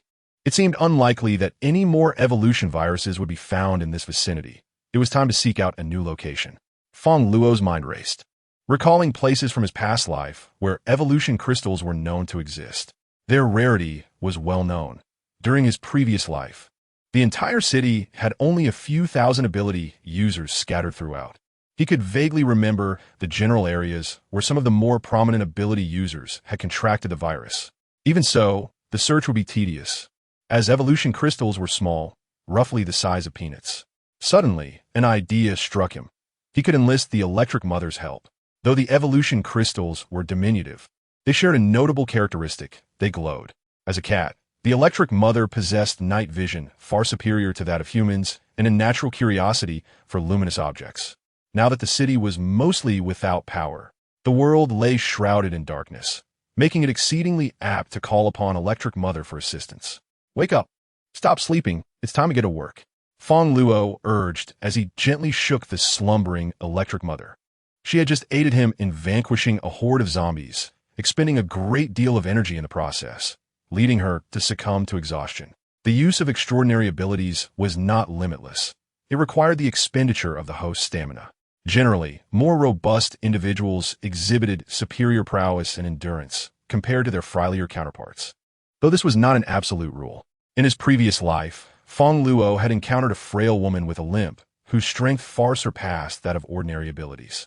At the time, he was surrounded by a swarm of zombies, when this limping woman fortuitously passed by and effortlessly dispatched dozens of zombies, saving him from certain doom. Had it not been for her, he would not have survived beyond 30 days. Regrettably, she had uttered not a word before departing. Later, Fang Luo sought information about her and learned she had once been a student at Luoqing University, though her current whereabouts remained unknown. If given the chance, he would eagerly recruit her before she awakened her powers, employing her skills for his own benefit. He resolved to search around the university. Meow. Electric Mother, roused from her slumber, cast a reluctant glare at Fang Luo. "Didn't you see that I was off duty? Overtime deserves compensation. Fine, a little extra treat." With that, she resumed her position, and Fang Luo rolled his eyes in exasperation. She was indeed unwilling to work without pay. Meow. Now, that is more like it. Electric Mother wagged her tail in satisfaction, finally opening her round, glimmering eyes to scrutinize the world outside.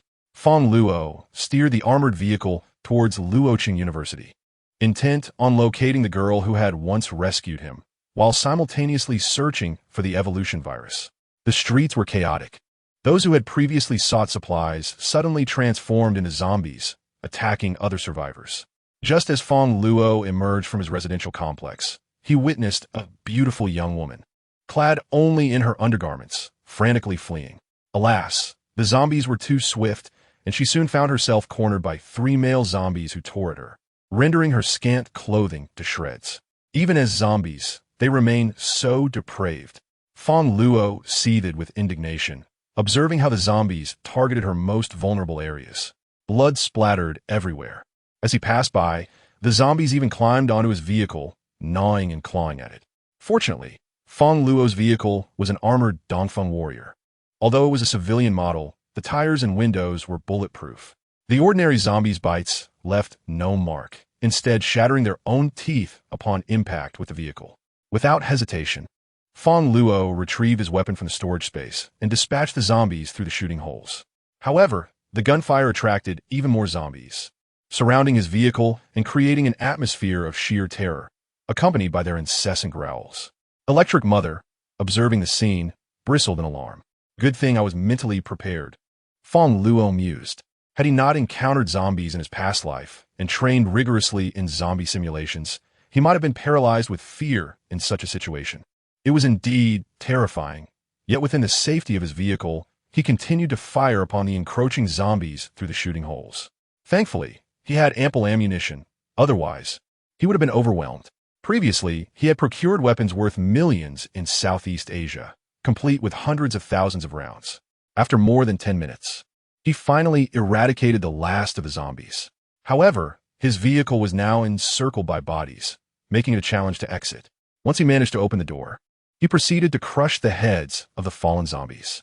The bounty of crystals he collected was equivalent to a single evolution crystal, a resource not to be squandered. In half an hour, Fang Luo amassed over 100 zombie core crystals. He pressed on, maneuvering the armored vehicle over the bodies of the zombies, splattering their remains beneath the weight of the armored behemoth. Chapter 16. Lin Zijin and Fang Luo pressed onward towards Luoqing University. The streets, ravaged by the zombies, had become increasingly chaotic, littered with the remnants of broken vehicles, refuse, and dilapidated buildings that had collapsed under the weight of uncontrollable vehicles. Fortunately, Fang Luo was driving an armored vehicle with a high chassis and strong suspension, allowing him to traverse both zombies and debris with ease. A regular vehicle would have found it nearly impossible to navigate such terrain. Luoqing University, the largest institution in the city and a national key 985 university, once boasted a student population exceeding 30,000, bringing together scholars from across the nation. Yet, after days of sweltering heat, power outages, water shortages, and spoiled food, the campus had lost its vibrancy. Nevertheless, some students, unable to return home due to transportation disruptions, remained on campus. Fang Luo drove directly into the university grounds, only to be confronted by security personnel who had succumbed to the zombie plague. It appeared that the university had fallen, proving that no place was immune to devastation. Fang Luo sighed, wondering where the limping woman might be. Unfamiliar with her, he had only learned of her existence after she saved him in his previous life. Before disappearing without a trace, he decided to first check the female dormitory. Driving the armored vehicle over the corpses of the security zombies, he sped toward the dormitory. Are those zombies outside? What do we do? A few girls were trembling in fear inside one of the dorm rooms. The recent upheaval had shattered their understanding of reality. First, the sudden heat wave, followed by power and water outages. Just moments ago, they had heard a terrifying roar from the adjacent dormitory. Peering out, they were horrified to see a zombie dragging a severed arm, the appendage belonging to one of their roommates. Panic ensued. What can we do? You expect me to lure the zombies away? Huffed a woman clad in revealing lingerie, her demeanor haughty. Nana, don't joke. How could I possibly outrun a zombie? A shorter girl attempted to laugh off her embarrassment, but suddenly had a light bulb moment. She leaned in to whisper to Nana, what if we send Lin Zijin? She is always running errands and delivering packages for her work-study program. She is bound to be fast. Besides, if she doesn't team manage to draw the zombies away, we could at least lighten our food burden and perhaps last until rescue arrives. Her? Nana glanced at a girl in the corner, sporting short hair and a cheap white shirt. What a fool. On such a hot day, still wearing a shirt and long pants.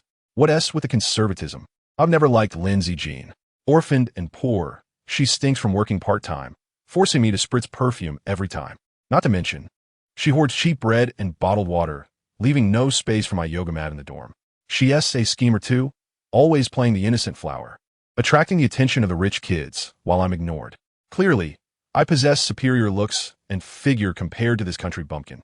Not a bad idea, Nana conceded. Somewhat intrigued. Is that really appropriate? Questioned another bespectacled girl, uncertainly. The food we have is still from Lin Zijin. The petite girl pouted. What about her? If we hadn't agreed to let her pile her things in the restroom, would she even have all that? Why don't you go and lure the zombies away for her? The bespectacled girl fell silent. How could she possibly distract the undead? Very well, Nana smiled with satisfaction and then turned to the bewildered Lin Zijin. After our discussion, we have decided to assign you a task. A task? Lin Zijin looked at Nana in confusion, wondering if they were going to ask her to clean the toilet again. We are all trapped here. We can't just wait for death. You run the fastest. Go outside and draw the zombies away to create an opportunity for us to escape. Nana commanded in a tone that brooked no argument. Draw the zombies away? Lin Zijin felt a surge of panic. She wasn't foolish. Just listening to the sound of the zombies banging on the door outside made it clear they were not to be trifled with. Going out would be tantamount to signing her own death warrant. She had a sister to care for. She couldn't die. I won't go.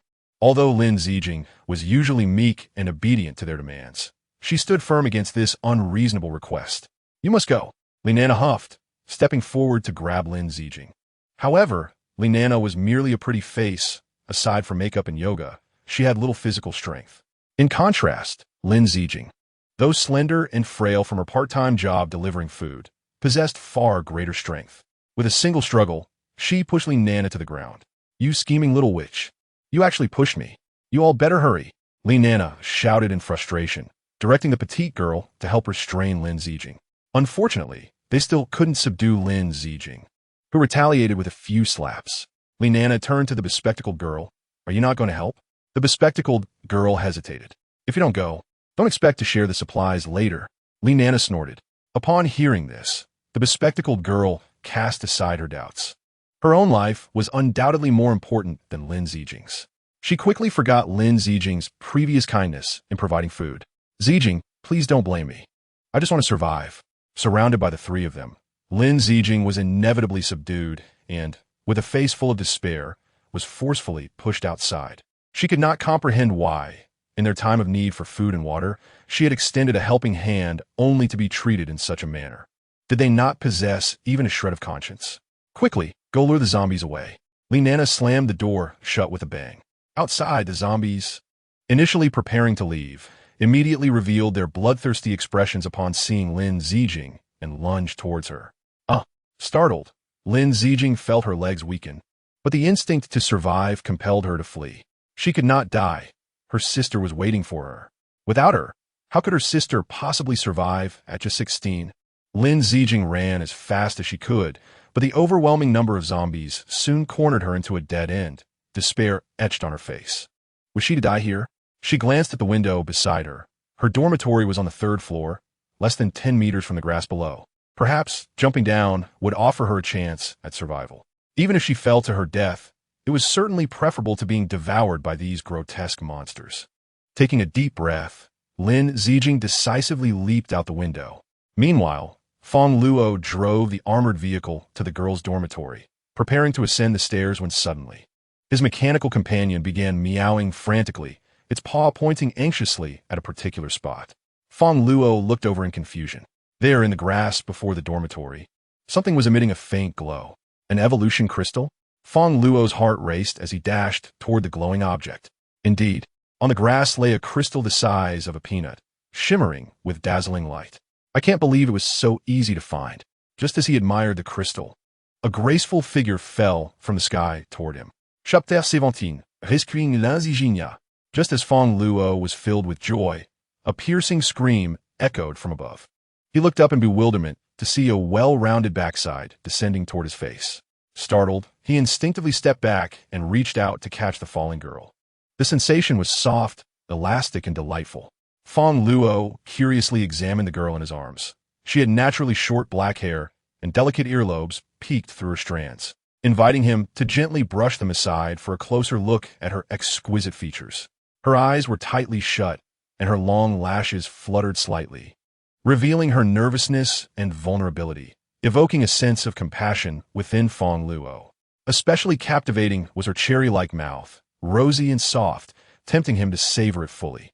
To Fang Luo's astonishment, this nearly 170-centimeter tall figure felt weightless in his grasp. He could easily encircle her waist with just one hand. "It's you." Upon recognizing the girl in his arms, Fang Luo's mouth fell agape in surprise, joy flooding his heart as he tightened his embrace. This girl was none other than the limping girl he had saved in his previous life, the one he had been searching for. But how had she fallen from the sky? Suddenly, he remembered the evolution crystal he had picked up. Could it be that? Fang Luo couldn't help but chuckle. He began to piece together how Lin Zijing had awakened her powers in her past life. It must have been during her escape from the zombies. And in jumping from the building, she had landed on the evolution crystal, thereby awakening her abilities. Her leg must have been injured during that fall. His appearance in this life had spared her from the misfortune of breaking her leg. Feeling the warmth of Lin Zijing's embrace, she slowly opened her eyes. Upon discovering a stranger before her, her face flushed crimson as she attempted to escape Fang Luo's hold. She had never been held by a boy before, and especially not by one whose hands were firmly gripping her, allowing her to feel his warmth. To make matters worse, he would occasionally squeeze her waist, which was utterly embarrassing. Lin Zijing's parents had passed away when she was young, and she had grown up with her grandmother, instilled with values of self-love and modesty. She had never encountered someone like Fang Luo, who was so audaciously forward. However, Fang Luo's strength was far beyond what she could resist, and her struggles only led to an unintended closeness, leaving her flushed with embarrassment. "Let go of me," she exclaimed, her indignation rising as her attempts to break free proved futile. All right," Fang Luo smiled, reluctantly releasing her. The sensation was truly delightful. "Thank you." Lin Zijing finally expressed her gratitude, feeling fortunate that this boy had been there. Otherwise, even if she hadn't fallen to her death, she would surely have suffered a fracture.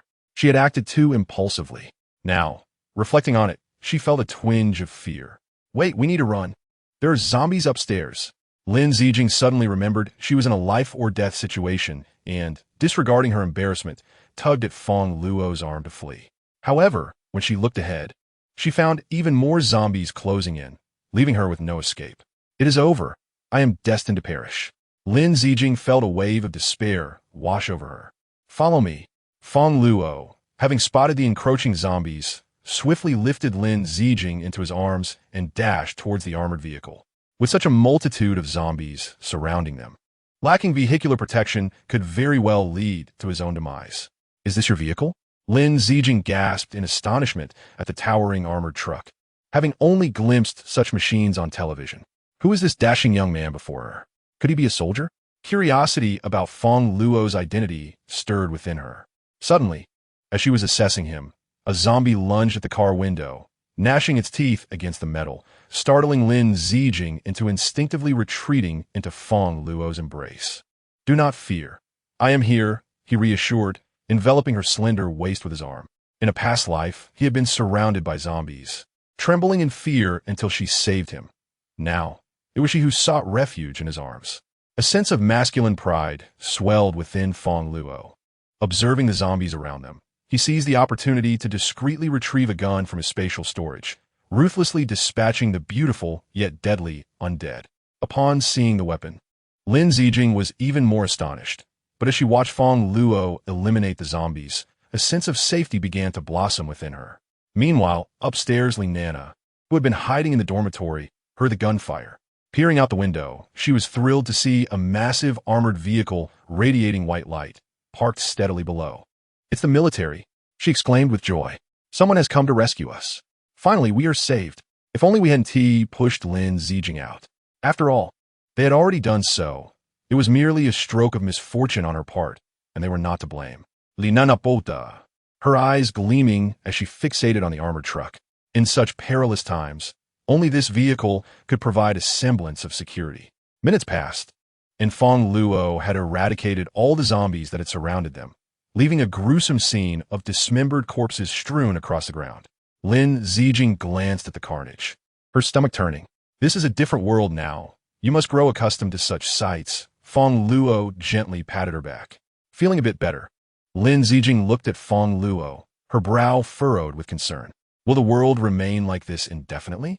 She wondered. Perhaps Fang Luo was uncertain, but he knew that at least for the next several years, things would not return to how they once were. Years. Lin Zijing gasped, a worried expression crossing her face as she contemplated how long it would be until she could rescue her sister. "Thank you," she said after a moment, turning her gaze back to Fang Luo. "No need for thanks," he smiled. In their previous lives, it was she who had saved him, so it was only fitting that he return the favor. Besides, he was not acting out of mere altruism. "What made you leap from the third floor?" Fang Luo inquired, noting her hesitance. Not everyone possessed such courage. Lin Zijing hesitated before recounting the events that had transpired, her expression heavy with sorrow. She had genuinely regarded her roommates as friends, never expecting such betrayal. At that moment, a cacophony erupted outside the vehicle as three girls of varying heights rushed towards them, excitement evident in their demeanor. "Are you with the military?" Li Nana called as they approached the car, tapping on the window with a hint of reproach. "Why did it take you so long to arrive? Do you realize I nearly died? Quickly open the door. It's sweltering out here. Let us in." Another chimed in. "So many grotesque corpses have terrified us. We might suffer from psychological trauma. You are so slow. Do you have any idea how close we were to being devoured by zombies? I demand to lodge a complaint." The girls took turns berating Fang Luo, urging him to let them into the vehicle. Inwardly, Fang Luo scoffed. These women had yet to grasp the gravity of their situation. still believing it to be an ordinary disaster that would soon pass. He wondered what gave them the audacity to speak to him in such a manner. He had just dispatched dozens of zombies without hesitation. What if he were a ruthless individual? Moreover, it was not merely a matter of him being a soldier. Even if he had eliminated the zombies to facilitate their rescue, they should be expressing gratitude, not disdain. How dare they complain about his timely arrival? As he prepared to leave, Fang Luo noticed Lin Zijing's distressed expression, a mix of fear and anger etched upon her face. Did they push you out of the dormitory? He suddenly questioned, piecing together the situation. Yes, Lin Zijing nodded softly, casting a glance at Linana and her group. Her relationship with them had always been strained. They treated her like a servant, frequently demanding she fetch them drinks, bring them meals, and clean the dormitory. They even spoke ill of her behind her back. Once, after returning from a late shift, she overheard them calling her a scheming BTC, mocking her for working in such a manner, and even claiming she used her towel to clean the floor. Anger simmered within her, but she had worked hard to enter university and did not wish to create conflict. So she tried to befriend them. Even after the world fell into chaos, she shared most of her food and water with them. Yet, they still treated her this way. Do you wish for revenge? I can help you eliminate them, Fang Luo offered. He owed Lin Zijing for saving him in a past life, and he was determined to repay her kindness. Huh? Lin Zijing looked at Fang Luo in astonishment. While she certainly wished to teach Linana and her friends a lesson, the nonchalance with which Fang Luo suggested murder startled her.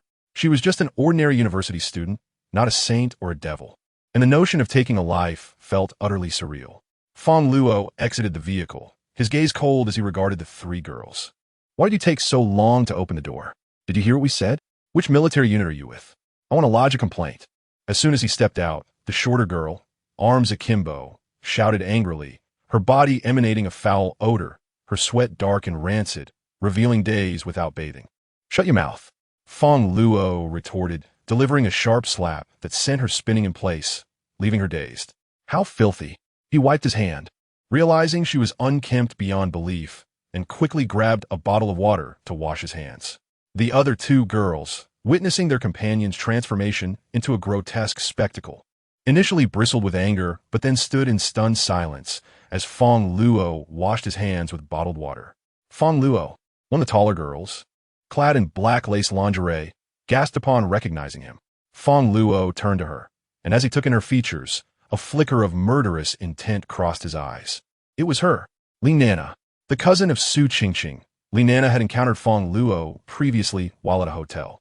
In her past life, she had caused him no small amount of trouble. After Linana had fled the school and found herself trapped, Fang Luo had risked his life to rescue her at the behest of Li Dongmei. However, amidst their escape, they inadvertently encountered a horde of zombies. In a moment of self-preservation, Linana callously tripped Fang Luo, causing him to fall and become surrounded by the undead. It was then that Lin Zijing appeared and rescued Fang Luo. Upon returning, Linana exhibited neither gratitude nor remorse, but rather stood with her mouth agape, eagerly awaiting Fang Luo to bring back supplies. Behind his back, she disparaged him, claiming he was inept, and urged Su Qingqing to swiftly find a new boyfriend, proving herself to be a cunning schemer. Unexpectedly, Lin Zijing also fell victim to her machinations. Just after dealing with Su Qingqing, she found herself fortuitously encountering Fang Luo, the very person who had led to her demise in a past life. Linana gazed at Fang Luo with a mix of surprise and delight. Initially, she had dismissed him as an ordinary worker with merely a few million in savings, as introduced by her cousin Su Qingqing. She had thought little of him, believing her cousin had poor taste in men by associating with someone so pedestrian. Yet, to her astonishment, Fang Luo possessed a formidable armored vehicle, likely worth over $1 million. Not to mention firearms. Such possessions could only belong to someone from a mysterious, affluent lineage. Clearly, her cousin had concealed the truth, perhaps fearing that her own beauty would overshadow her and draw Fang Luo's affections away. Linana felt a twinge of envy, but was simultaneously elated. The catastrophic weather and the emergence of terrifying zombies had wrought immense devastation upon the world, leaving her shaken. Having attended university, she understood the extent of the destruction and the challenges in returning to a semblance of normalcy, which could take an eternity, if at all.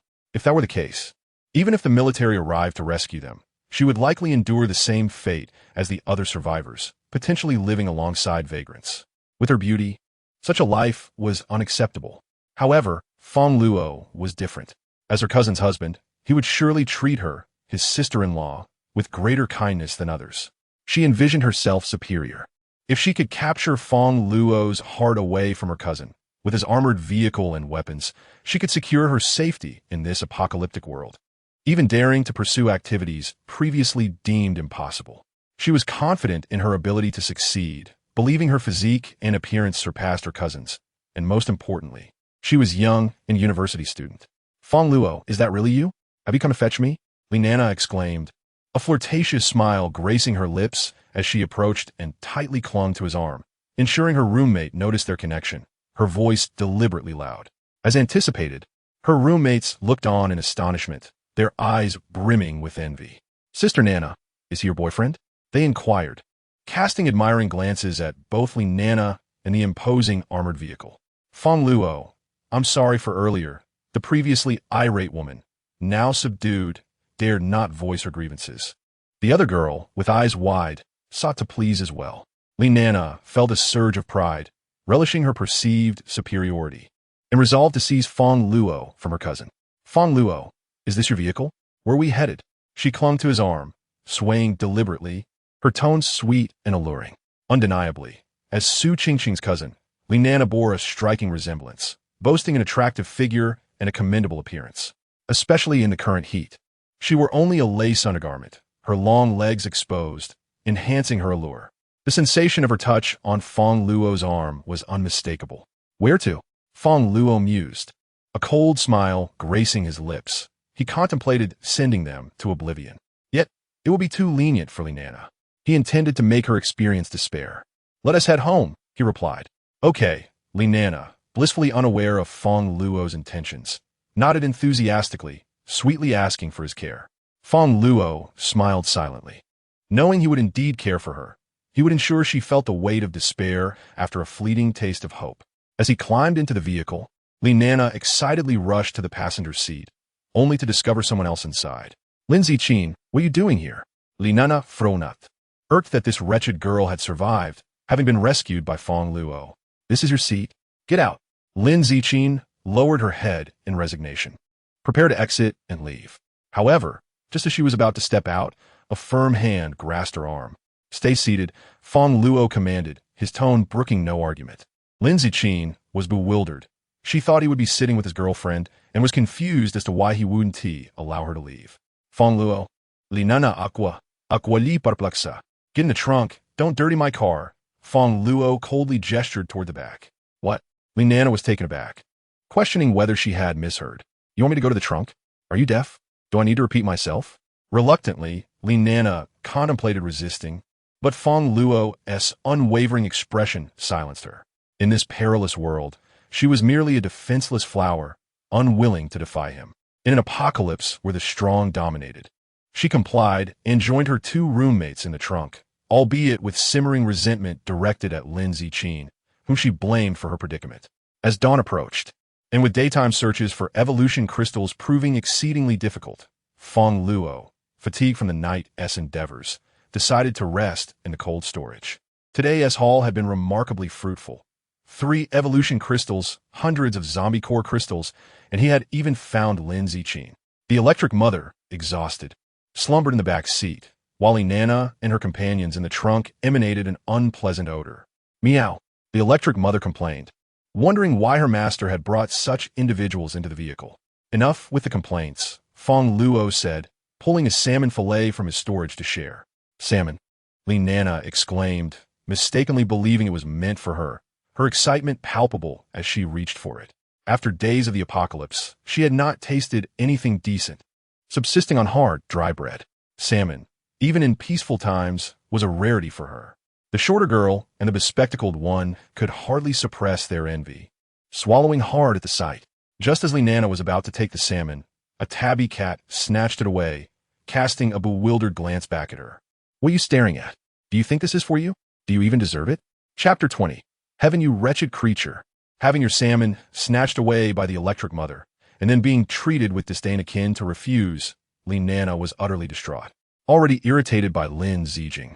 Her anger reached a boiling point, prompting her to confront the Electric Mother.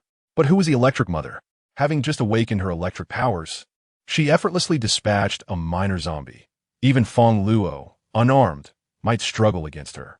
How could a mere flower vase like Nana stand a chance? The Electric Mother was not one to be trifled with. Sensing Nana's intent to attack, she swiftly retaliated, leaving several distinct claw marks on Nana's arms and chest.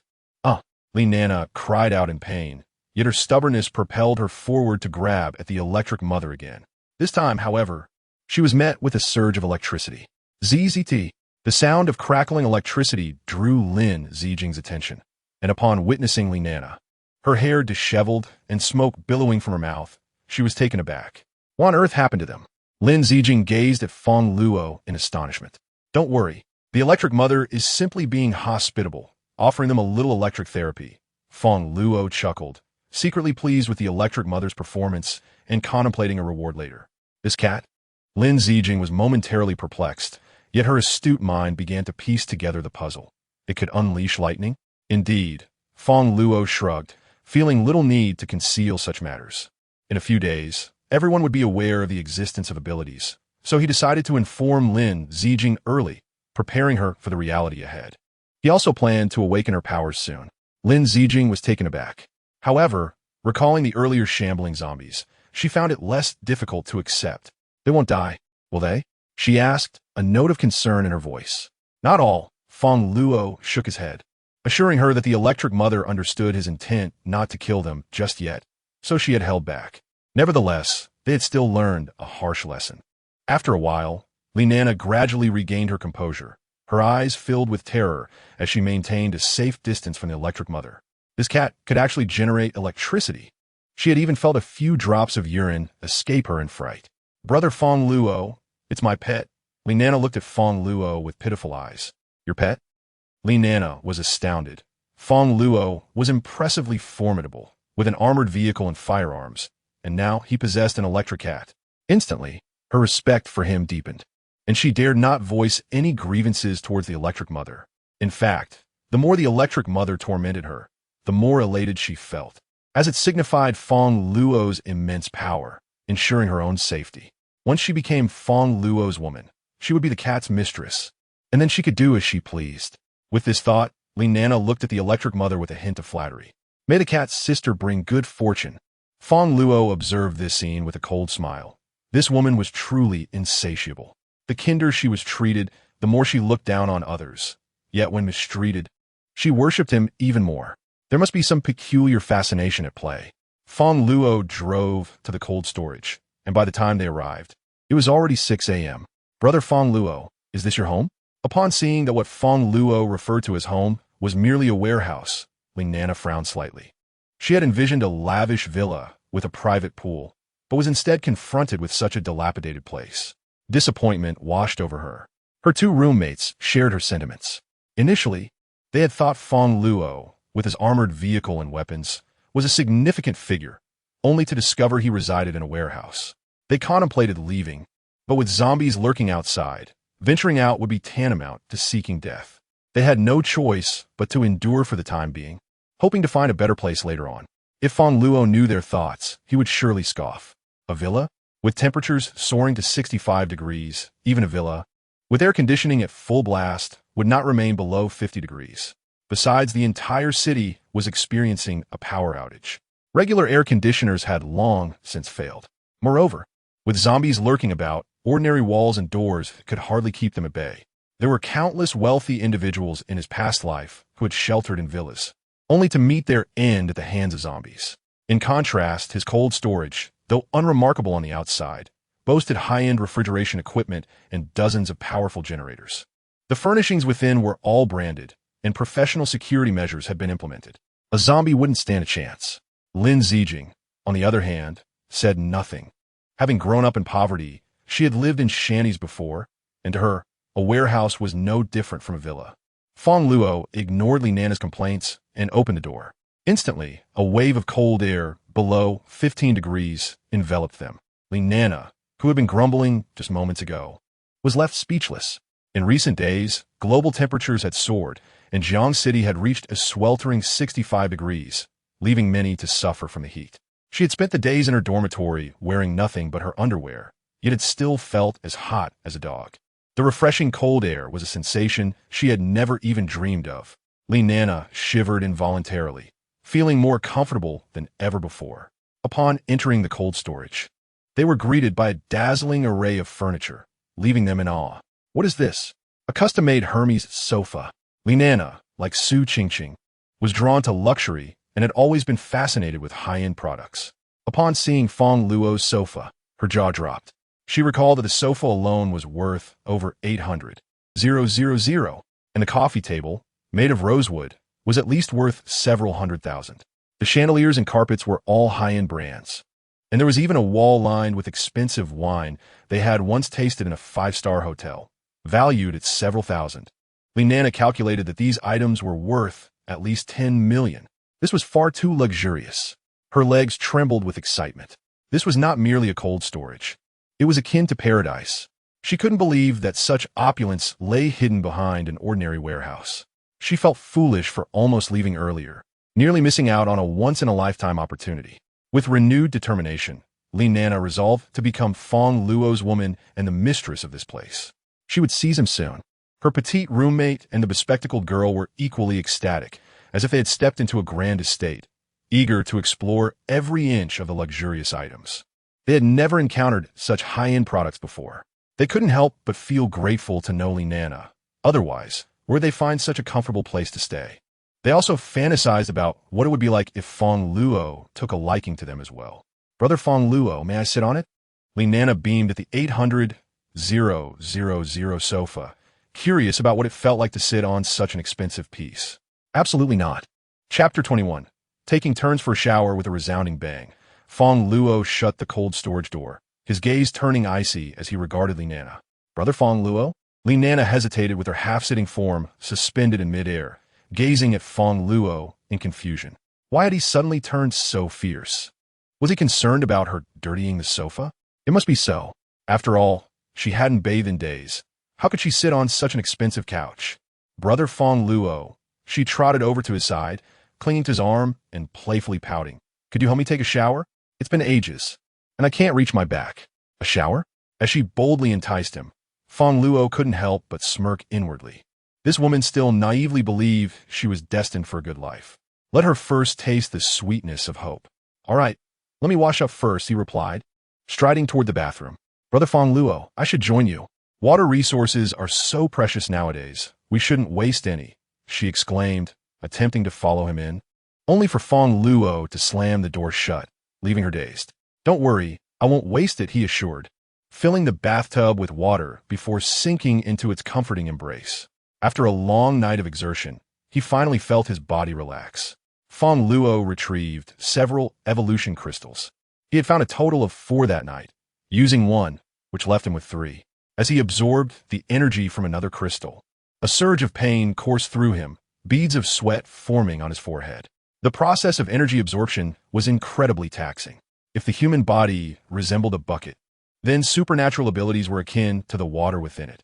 Enhancing one's strength was like pouring more water into an already full bucket. If it could not contain the influx, it would burst. Minutes later, Fang Luo felt his limbs growing weak, yet his abilities had ascended once more, elevating him to a second-level supernatural being. He could now teleport distances of approximately 7 to 8 meters and had gained a new ability, the space barrier. He could create a shield around himself to nullify external attacks.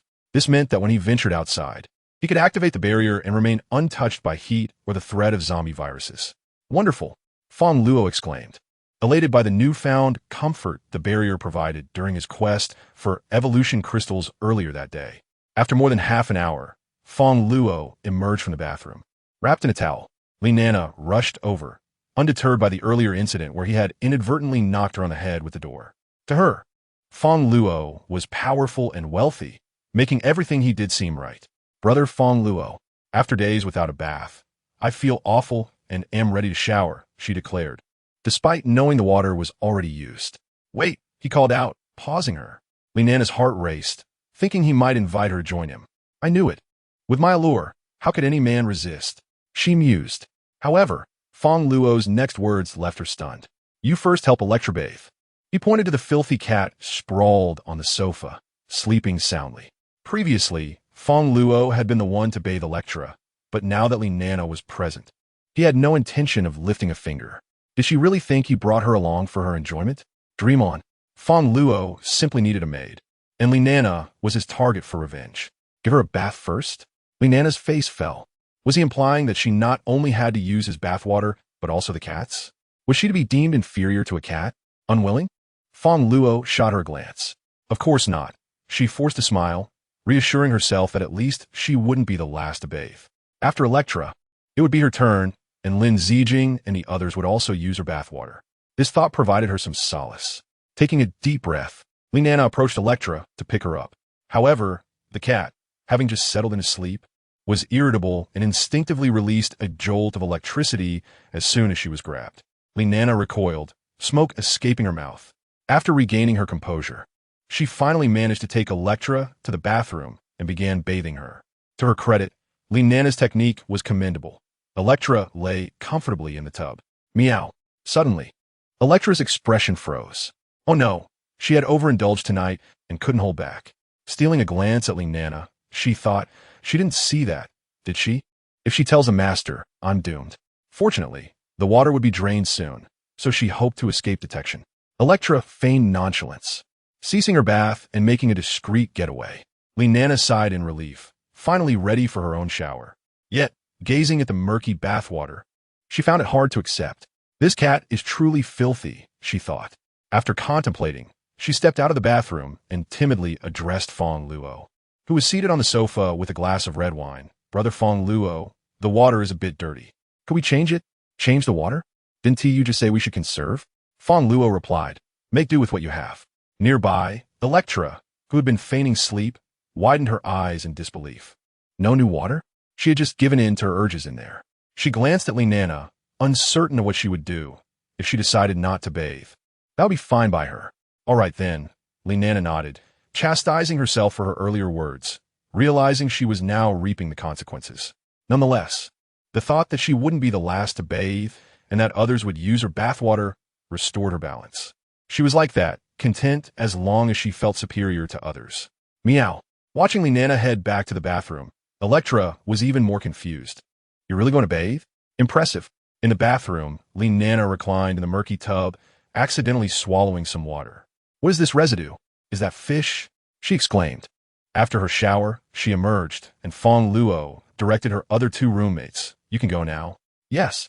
The short girl and the bespectacled girl immediately nodded and hurried to the bathroom. Li Nana couldn't help but feel a sense of schadenfreude, glancing at Lin Zijing. Knowing she was about to use everyone else's bathwater, Lin Zijing sighed softly, feeling a bittersweet pang. However, she bore no resentment towards Fang Luo. After all, he had saved her life. Her grandmother had always taught her to be grateful. Once the two emerged, Fang Luo stood up and walked toward the bedroom. When Li Nana curiously followed, she discovered that the bathtub had been refilled with fresh water, and it was adorned with an abundance of rose petals. Wow, these are champagne roses. Seeing the tub filled with petals, Li Nana's eyes sparkled with delight, unable to contain her awe. These roses are not mere ordinary red roses. Their petals shimmer with a delicate champagne hue. I have seen such exquisite champagne roses in magazines, and a single stem of this quality is worth at least 1,000 yuan. Here, there must be 100 petals, totaling a minimum of 100,000 yuan. A bath worth that much? How extravagant. The rose water in this bathtub. I'd gladly strip off my clothes and immerse myself in it, even in the middle of the street. Yet, Li Nana felt a twinge of confusion. Why was Fang Luo changing the water and adorning it with rose petals? For whom was this elaborate preparation intended? Was there someone else here who had not yet bathed? Ah, l'Anzican. Could it be that Fang Luo was preparing this for her? Impossible. How could that be? Lin Zijing should be using the same bathwater as everyone else, right? She, a simpleton, does not deserve such luxurious champagne rose water. Fang Luo, who is this for? Li Nana probed cautiously. What concern is it of yours? Fang Luo scoffed, then walked into the living room, turning to Lin Zijing with a gentle smile. Zijing, the water is ready. Come and wash up. Boom. Fang Luo's words struck like thunder. Not only Li Nana, But even the short girl and the bespectacled girl were rendered speechless, their hearts filled with indignation as they recalled bathing in foul-smelling murky water while Fang Luo prepared rose water worth 100,000 yuan for Lin Ziqin. The disparity in treatment was staggering. Even Lin Ziqin felt a bit overwhelmed, taken aback by the unexpected kindness. "Thank you," she said, touched as she gazed at Fang Luo. In these apocalyptic days, Lin Ziqin had lived in fear, having encountered the malice of many. Fang Luo was the kindest person she had ever known. She silently vowed to repay him no matter what. "What are you thanking me for? Hurry up, or are you waiting for me to scrub your back?" Fang Luo teased with a smile. "No, I don't need that." Lin Ziqin quickly waved her hands, her face flushed as she hurried into the bathroom. As a young maiden, she could hardly bear such remarks. Fang Luo, with his many admirable qualities, kind-hearted, tall, and handsome, was indeed a sight to behold. Watching Lin Ziqin's shy demeanor, Fang Luo lay back on the sofa, sipping a glass of red wine worth over 100,000. Fang Luo, glancing at Lin Ziqin entering the bathroom to enjoy her luxurious bath. Li Nana felt a mix of envy and resentment. Why should a simpleton get to indulge in such luxury? "Aren't you tired? Let me give you a shoulder massage." Li Nana cooed, positioning herself beside Fang Luo. However, as she leaned in, Fang Luo's previously gentle expression turned icy, and he slapped her across the face. "Keep your distance." Fang Luo. Li Nana was momentarily dazed, bewildered by his sudden aggression. "Curious about where your cousin has gone?" Fang Luo taunted, observing her reaction. "Where has she gone?" Li Nana's voice trembled as she sensed something was amiss. Fang Luo grinned. "She is in Southeast Asia." "Southeast Asia?" Li Nana gasped. "The temperature there is around 70 degrees, and it's chaotic. What is she doing there? Why will my cousin go to Southeast Asia?" An unsettling thought crossed her mind. Fang Luo's cold laughter followed. "Your entire family conspired against me, so naturally, I must exact my revenge. Su Qingqing is probably buried under 3 meters of grass by now." "What?" Fear gripped Li Nana as she trembled. "Fang Luo, I know nothing of the matters between you and my cousin. It has nothing to do with me." She hastily distanced herself from Su Qingqing, terrified that Fang Luo might harm her. "It has nothing to do with you?" Fang Luo scoffed. "In my past life, I risked my life to save you, and you deliberately trick yourself to attract zombies without a care? After I painstakingly found food to bring home. Not only did you not express gratitude, but you also insulted me. Who was that?" Fang Luo vowed to take revenge on this entire family of scoundrels. Chapter 23. Despair of Li Nana. "Talking to me about this is useless. You should discuss it with your cousin." Fang Luo slapped Li Nana again, causing her to roll on the ground, her towel falling away. "You can't kill me. Murder is against the law." Li Nana protesta, attempting to use legal threats against Fang Luo. Fang Luo chuckled derisively. "Law? We are in apocalypse. Who still abides by the law?" Li Nana's face paled instantly. Fang Luo was right. The chaos outside was rife with murder and robbery. In this world, the law was but a joke. Even if Fang Luo harmed her, no one would seek justice for her. Yet, she truly did not want to die. Fang Luo seized Li Nana by the throat, and her face turned crimson as she struggled desperately. Panic overtook her. "Please don't kill me. I beg you. I'll apologize on behalf of my sister." Li Nana gasped, her survival instinct driving her to plead, "My sister shouldn't have treated you this way. I can make it up to you. I look very much like her. You can take your revenge on me however you wish. Treat me like a dog. Just please don't kill me. I implore you." "Oh." Fang Luo raised an eyebrow. Li Nana indeed bore a resemblance to Su Qingqing. Remembering her haughty demeanor in his past life ignited a spark of fury within him. However, simply killing her might be too lenient. "But the actions of your family have truly infuriated me. If I don't kill you, how will I vent my anger?" Fang Luo said. Understanding his intent, Li Nana quickly knelt. "Wait." Fang Luo suddenly picked up a nearby bottle of red wine and said, "Didn't you say you love red wine? Hold in your mouth. You mustn't swallow or spill a drop. Otherwise." Li Nana froze for a moment, but nodded, knowing she had no choice if she wanted to live. Afterward, Fang Luo lounged comfortably on the sofa, observing Li Nana's disheveled form kneeling before him, her hair in disarray, her voice hoarse. A sense of vindictive pleasure washed over him. Wasn't she the one who had looked down on him? Every day, she berated him, and he brought food home for her, only to be met with disdain. "Master, are you satisfied?" Li Nana trembled before Fang Luo, who seemed to embody a demon, indifferent to her suffering. However, she felt fortunate to have spared her life. Not satisfied, Fang Luo sneered. Do you think this minor punishment is enough for me to spare you? That would be far too lenient. He produced a collar and tossed it to Li Nana. Since you wish to be a dog, here is your chance. But if I'm not pleased, Yes, yes. Li Nana was overwhelmed with terror. She could see in Fang Luo's eyes that he was indeed capable of murder. Is this how dogs speak? Woof woof. Fang Luo chuckled. Then he turned his gaze to her two roommates. What about you two? The two women trembled, having witnessed the exchange between Fang Luo and Li Nana. We bear you no ill will. You cannot treat us this way. We want to leave, they said timidly. Just moments ago, they envied Li Nana, but now? All they desired was to escape from this demon named Fang Luo. In this vast world, could one truly starve oneself? Moreover, with the nation growing ever stronger, such calamities shall soon pass. Why should one endure suffering here? Fang Luo nodded, swiftly opening the door.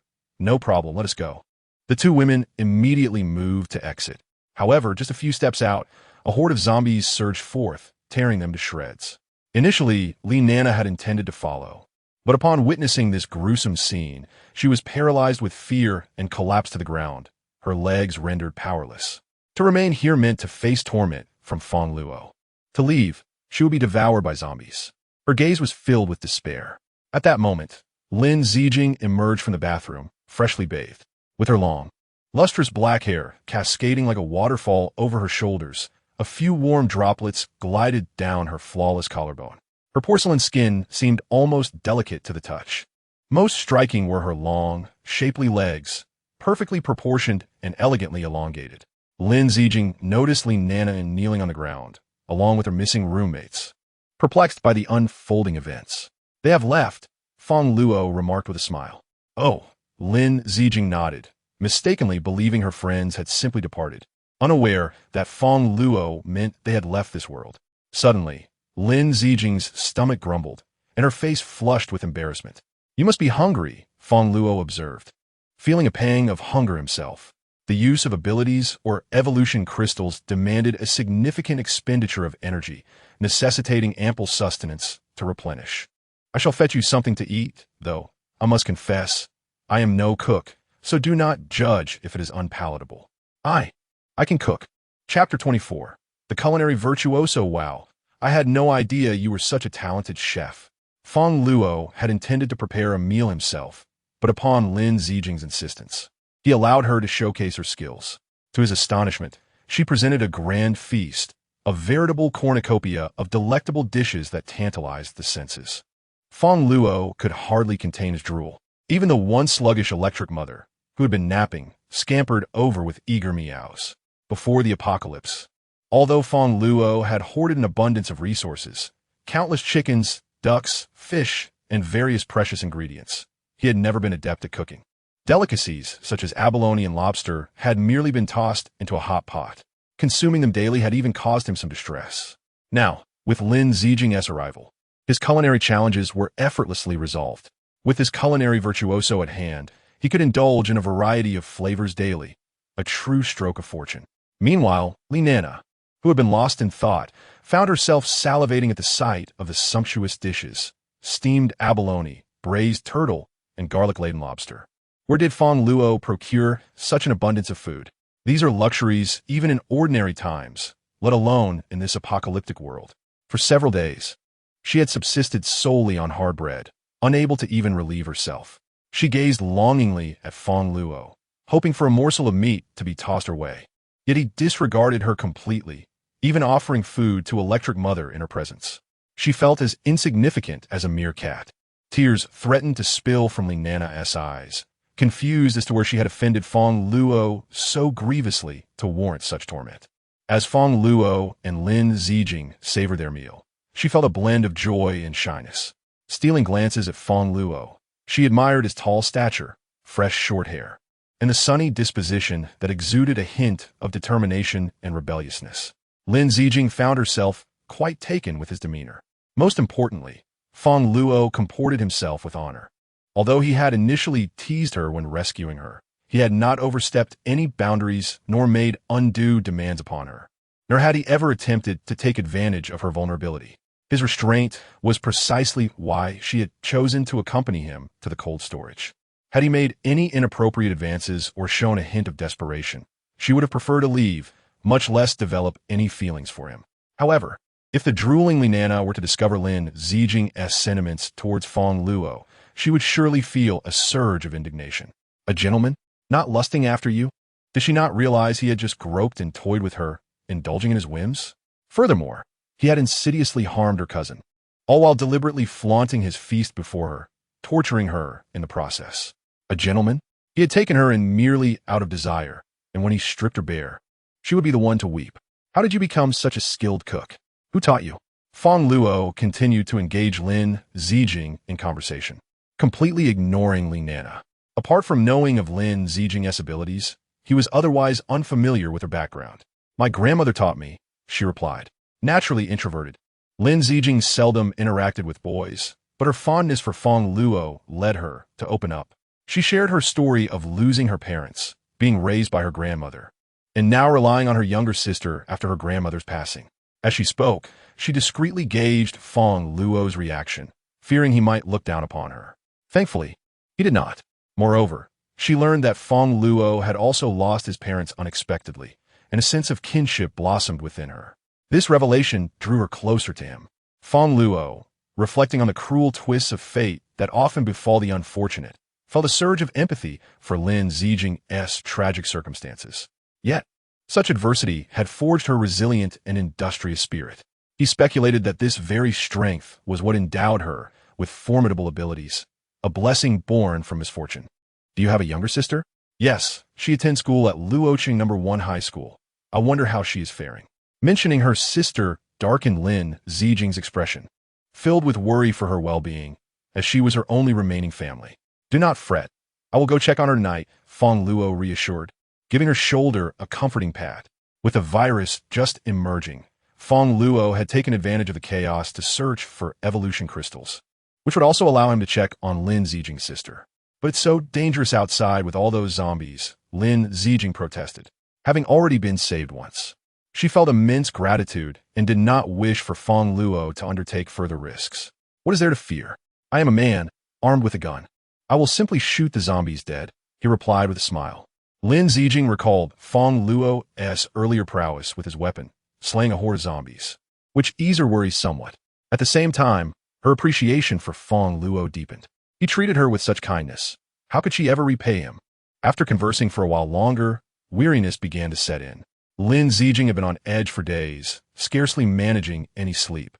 Fang Luo, having been busy throughout the night and having absorbed 2 evolution crystals, was equally fatigued. Let us retire for the night, he suggested, stifling a yawn. Where will I sleep? Lin Zijing's face flushed upon hearing Fang Luo's words. She had surveyed the cold storage earlier. Although it was spacious, covering 300 square meters, there was only one room. Did this mean she would have to share a bed with Fang Luo? Lin Zijing, a mere 20 years of age and still in university, had seldom interacted with boys throughout her life. The sudden intimacy of sharing a bed was overwhelming for her, especially since Fang Luo had yet to confess his feelings. Don't worry, my bed is spacious enough to accommodate 10 people, Fang Luo teased, having sensed her unease. What is the matter? Are you afraid I might take advantage of you? No, that's not it. Lin Zijing hurriedly protested, her face flushing crimson. Oh, are you hoping I would? Fang Luo raised an eyebrow, his playful banter leaving Lin Zijing flustered. She shot him a mock glare, aware that whatever she said only seemed to entrap her further. Fang Luo couldn't help but find her adorable in her shyness. Rest assured, I won't take advantage of you. In fact, I fear you might take advantage of me, he quipped. While Fang Luo acknowledged his own desires, he adhered to a personal code. Matters of love should always be consensual. There were, of course, exceptions. Should the other party be an enemy or the partner of one, the situation would be entirely different. Consent would be irrelevant. Upon hearing Fang Luo's words, Lin Zijing felt a wave of relief wash over her, yet a hint of disappointment crept in. Did she possess so little allure? Regardless of their innocence, every woman harbors insecurities about her appearance, and Lin Zijing was no exception. Fang Luo guided Lin Zijing towards the room, glancing back at Li Nana, who was lost in thought. Go wash the dishes and remember to clean the litter box for the cat. Be obedient, or I'll toss you outside to feed the zombies. Nana was indignant. Not only was she deprived of food, but now she had to wash dishes and clean after the cat as well. Just kill me already, she lamented, though the thought of death was daunting, especially with the grim memories of her two deceased roommates still fresh in her mind. Reluctantly, she complied with the orders. As evening descended, Fang Luo was roused by an enticing aroma. He opened his eyes to find Lin Ziqin presenting a steaming bowl of shrimp congee. Fang Luo, go, it's time to eat, she shyly announced. Despite the vastness of his bed, which could comfortably accommodate 10 women, Fang Luo had a troublesome habit of tossing and turning in his sleep. Earlier, as Lin Ziqin drifted into slumber, she found it difficult to breathe and awoke to discover Fang Luo sprawled atop her. Alarmed, she initially considered resisting him, but quickly recalled his kindness and her burgeoning feelings towards him, leading her to relent. Just as her anxiety peaked, she heard his gentle snoring. Realizing he was merely asleep, with a sigh of relief, she opted not to push him away, fearing she might wake him. She remained beneath his weight until half an hour ago, when she finally rose to prepare breakfast, bearing the imprint of his face upon her chest. If only Fang Luo knew he had inadvertently missed a golden opportunity due to his slumber. Wow, this smells delightful.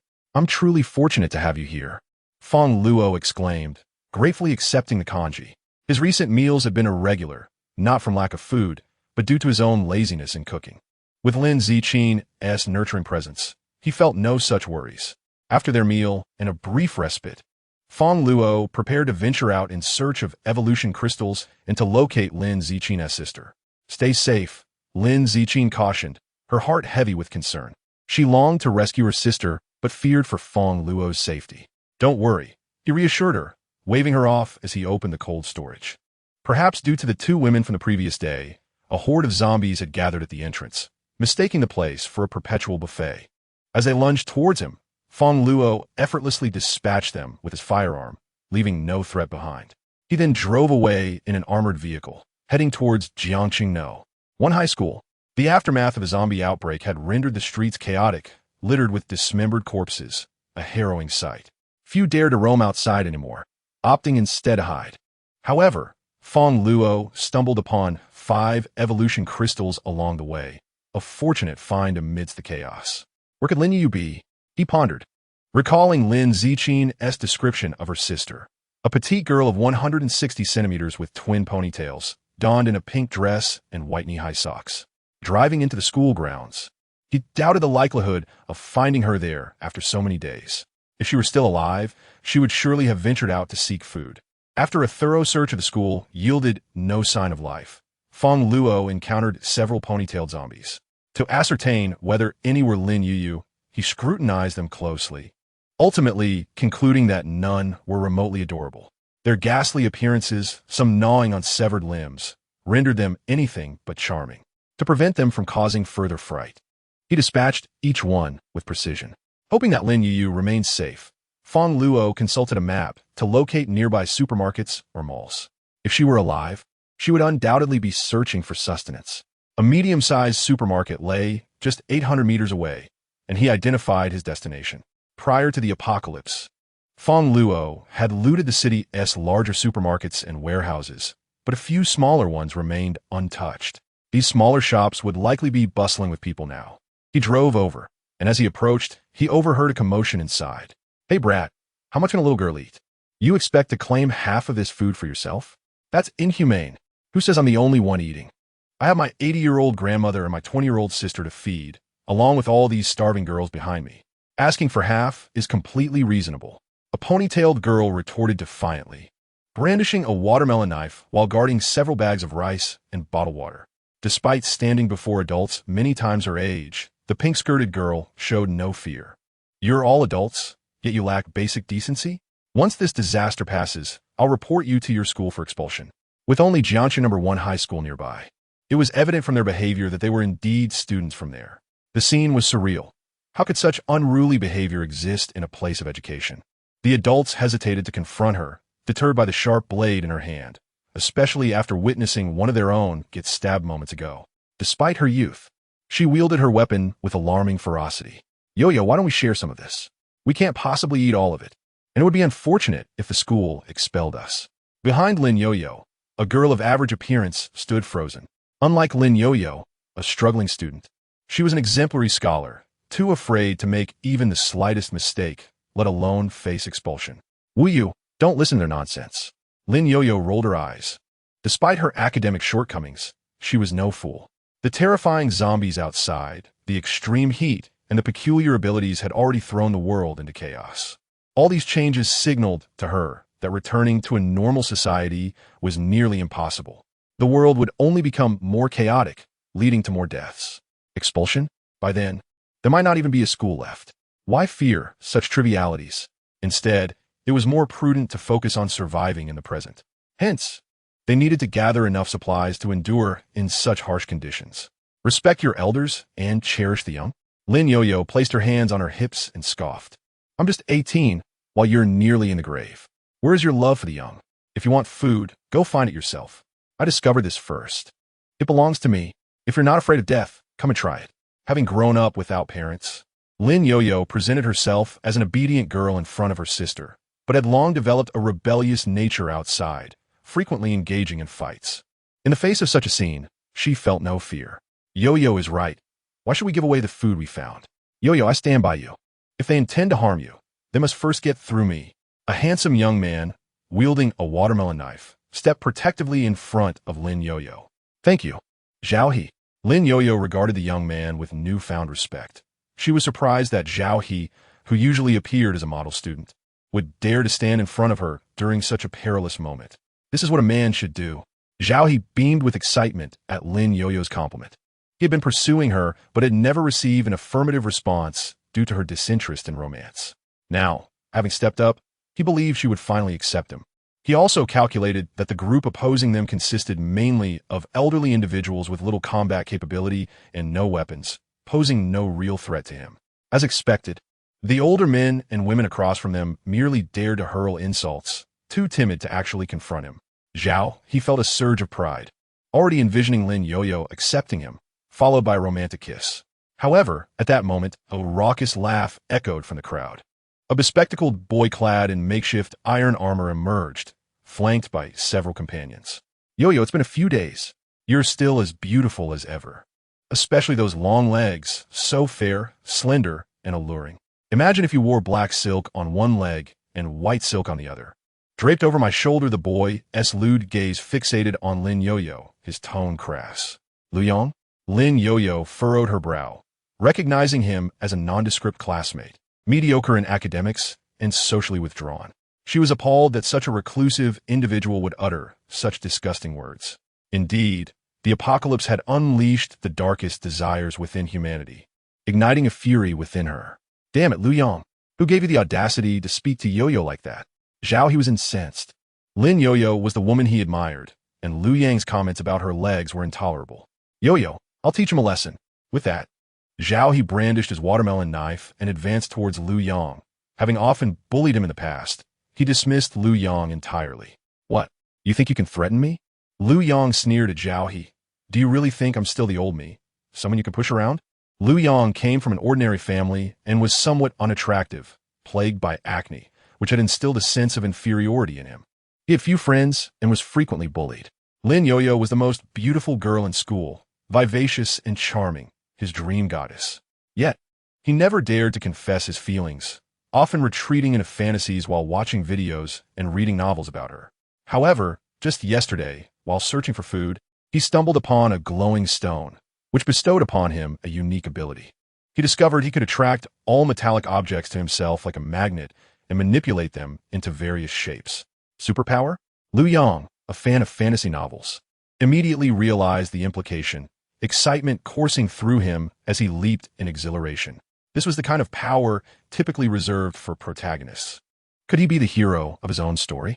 With a newfound sense of destiny, Lu Yong crafted his own iron armor and sought revenge on those who had bullied him, commanding them to be his subordinates. As he gazed down at those who submitted to him, he felt increasingly invincible. His thoughts drifted back to his goddess, Lin Yo-Yo. Typically, he couldn't even muster the courage to speak to her, but now, feeling like a protagonist, he was overflowing with confidence and eager to impress her. dreaming of charming smiles and servitude reminiscent of the videos and novels he adored. He had heard she had an older sister, which made his expression even more lewd. Not just her sister, but all women in the world would soon bow at his feet. He was destined to rule. Ha ha ha. Chapter 27. Shift into fifth gear. Floor the accelerator, Liu Yang basked in his own arrogance, fantasizing about various heroic scenarios.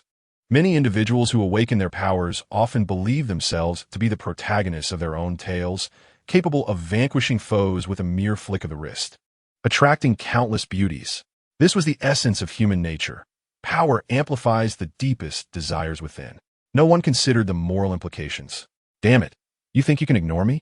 Zhao He, witnessing Liu Yang's dismissive grin, swung his knife at him. Yet, Liu Yang, clad in iron armor, sustained no harm whatsoever. How foolish to challenge the protagonist. Liu Yang smirked wickedly, waving his hand to unleash his magnetic abilities, drawing Zhao He's and Lin Yoyo's watermelon knives into his grasp. He then manipulated the knives, swiftly severing the heads of the surrounding elderly, a gruesome spectacle that painted the ground in crimson. Zhao He and Wu Yu stood aghast, their expressions frozen in disbelief. Was this person human or demon? How could he command the knives like that? Had he conjured magic? He had just killed a dozen people in one fell swoop. It was horrifying. Our leader is magnificent. Our leader is incredible. Zhao He and Wu Yu stared at Liu Yang in utter astonishment, stunned by his actions, which are not just bizarre, but brutally cruel. Wu Yu couldn't help but retch, while a few of Liu Yang's followers began to cheer him on. Liu Yang's arrogance only soared higher. Classmate Yu Yu, do you see this? This is my prowess. I am the chosen one. As long as you follow me, you shall become the heroine. Liu Yang looked at Lin Yu Yu with pride, convinced that his domineering aura had captivated her. However, Lin Yu Yu regarded Liu Yang, who resembled an overzealous youth, with a sense of revulsion. Gaining supernatural abilities does not grant one the liberty to indiscriminately kill. Does he truly believe he is the only one endowed with such powers? Fool! Wearing armor in this sweltering heat, are you intending to turn yourself into a grilled dish? To think of becoming your woman. I would rather be your grandmother. Lin Yu Yu regarded him with disdain, unfazed by Liu Yang, for she too had awakened her own powers, the wind element. This was precisely why, even in such oppressive heat, while others were nearly stripped bare, she remained clad in her shirt. With her ability, she could generate air currents around her, thus maintaining a comfortable temperature of about 50 degrees. What did you say? Liu Yang, taken aback by her dismissive attitude, despite his display of strength and his efforts to eliminate their foes, felt a surge of embarrassment and anger. You, go capture her for me, or else. He sneered, pointing at Zhao He. Knowing Zhao, he harbored feelings for Lin Yu Yu. He relished the thought of the latter being delivered to him, satisfying his twisted desires. Yes, yes. Zhao He, intimidated, nodded eagerly. Although Lin Yu Yu was beautiful, he valued his life more. Yu Yu, I'm sorry, but Yang Gu has taken a liking to you. With his prowess, you won't suffer any losses by following him, he said as he approached Lin Yu Yu. Lin Yu Yu's gaze turned icy. She realized she had misjudged Zhao He, who had initially seemed decent. Oomph. You think you can capture me? Not a chance. With a cold huff, she grasped her friend Wu Yu and prepared to flee. With her wind abilities, her speed far surpassed that of ordinary people. No one here could catch up with her. This was also why she had survived amidst hordes of zombies. However, just as she was about to escape, Wu Yu clutched her tightly. Zhao He, come quick. She asked, trying to run. Wu Yu cried, refusing to let go. Though they were friends, it was merely a facade. She had only befriended Lin Yu Yu because of her fighting prowess, which deterred bullies. Moreover, she harbored feelings for Zhao He, who was infatuated with Lin Yu Yu, stirring envy within her. Seizing this opportunity, she was determined to betray Lin Yu Yu. Wu Yu. Lin Yu Yu, her speed impeded, turned in confusion to Wu Yu. She was merely attempting to save her, so why betray her? Was this what friendship meant? With a fierce glare, she struck Wu Yu several times, yet her grip only tightened. At that moment, Zhao He arrived, seizing her hand, rendering her utterly immobilized, like a lamb awaiting slaughter. You all! Lin Yu Yu's eyes filled with despair. Just moments ago, the three of them had stood united, but now, under Liu Yang's threat, they had diverged. She looked at them with disgust, especially Liu Yang, whose vile words made her stomach churn. Though she often rebelled, she had never committed any outrageous acts. The thought of falling into his hands filled her with dread. Lin Yuyu silently vowed that if Lu Yong attempted anything, she would bite her tongue and die rather than let such a person possess her. Alas, where was her sister now? She was so delicate. Ha, well done. I permit you to become my lackeys. Lu Yong laughed heartily, reveling in the betrayal unfolding before him. TSK, classmate Yuyu, he sauntered closer, leering at her exquisite legs, envisioning her in 18 different poses. Who would have thought? You never glance my way, yet soon you will be beneath me. Before Lu Yong could finish, a towering armored vehicle crashed through the supermarket doors, sending him flying. The crowd stood in shock, unable to comprehend how an armored car had burst in. My apologies. Something distracted my vehicle, causing me to hit the gas. A tall young man emerged from the armored car, his tone teasing as he surveyed the dazed Lu Yong. Fang Luo approached Lin Yuyu, scrutinizing her closely. With bright, expressive eyes, pigtails, a cute pink dress, and white stockings, he asked, "Are you Lin Yuyu? Who are you?" Lin Yuyu responded, bewildered, her mind racing from the sudden and dramatic entrance of this strikingly handsome figure. It felt like something out of fairy tale. Lin Ziqin sent me to find you. Fang Luo smiled, noting the resemblance between her and Lin Ziqin. Though their temperaments differed, Lin Ziqin was gentle and demure, while Lin Yuyu appeared lively and charming. Brother-in-law? The thought popped into Lin Yuyu's mind, perhaps due to Fang Luo's impressive stature and the dramatic rescue he had just performed, which sparked an unconscious attraction towards him. Fang Luo paused, amused by her quick attempt to establish a connection. So you're calling me brother-in-law now? I like that. Damn. Who is this loser that dared to crash into me? Seeking death, are we? Chapter 28. The Extraordinary Sisterhood. Lu Yong had been lost in fantasies of arranging Lin Yuyu in various poses when suddenly, the armored vehicle crashed in, disorienting him. He almost lost control of his bladder. Fortunately, his armor absorbed much of the impact, saving him from serious injury, and after a brief moment of unconsciousness, he regained his footing. He glared fiercely at Fang Luo, the unexpected intruder, realizing the latter was a wealthy heir, flaunting an armored vehicle in this apocalypse. Lu Yong despised such individuals, handsome and affluent, with all the goddesses at their feet. However, in the face of his supernatural powers, they were nothing but fodder for his revenge. Lu Yong unleashed his magnetic abilities, sending a nearby watermelon knife hurtling towards Fang Luo. Brother-in-law, watch out.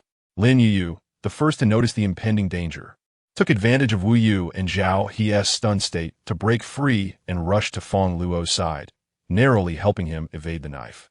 Avoiding the knife would have been trivial for Fang Luo, possessing the ability of spatial flickering, allowing him to leap distances of 7 or 8 meters at will. He also had a spatial barrier that could shield him from external heat and block attacks. Unless someone aimed a cannon at him, he would remain unscathed, a formidable defensive skill. The reason he did not evade was that he noticed Lin Yuyu rushing towards him, wanting to prevent her from falling. As he caught the delicate girl in his arms, he felt a surge of excitement. Lin Yuyu's movement seemed peculiar.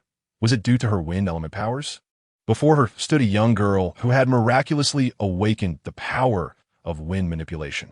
Although not the most formidable of abilities, wind manipulation was undoubtedly one of the most comfortable skills one could possess in a post-apocalyptic world.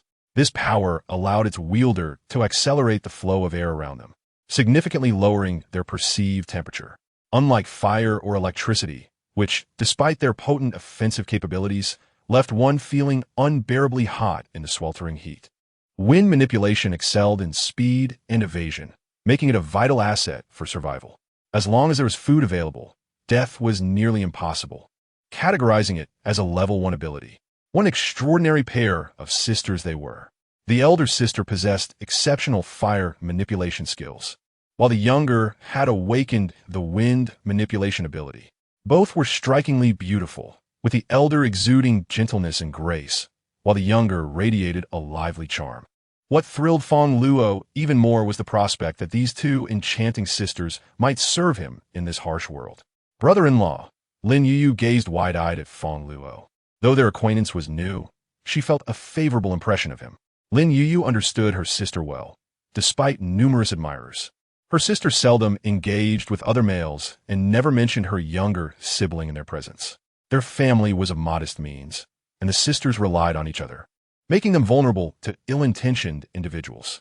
The fact that her sister confided in this young man and sought his help suggested that he had proven himself worthy of her sister's trust, perhaps even more. Moreover, Fang Luo's entrance, his bold remarks, and the way he confidently accelerated his vehicle resonated with her adventurous spirit. Lin Yuyu was inherently a rebellious girl who craved excitement. Brother-in-law, could you loosen your grip? I feel as though I'm being suffocated. Lin Yuyu playfully pointed out Fang Luo's hand, which was tightly wrapped around her waist. When she had leapt into his embrace, he instinctively held her closer upon realizing her wind manipulation ability, excitement coursing through him. Apologies, my apologies.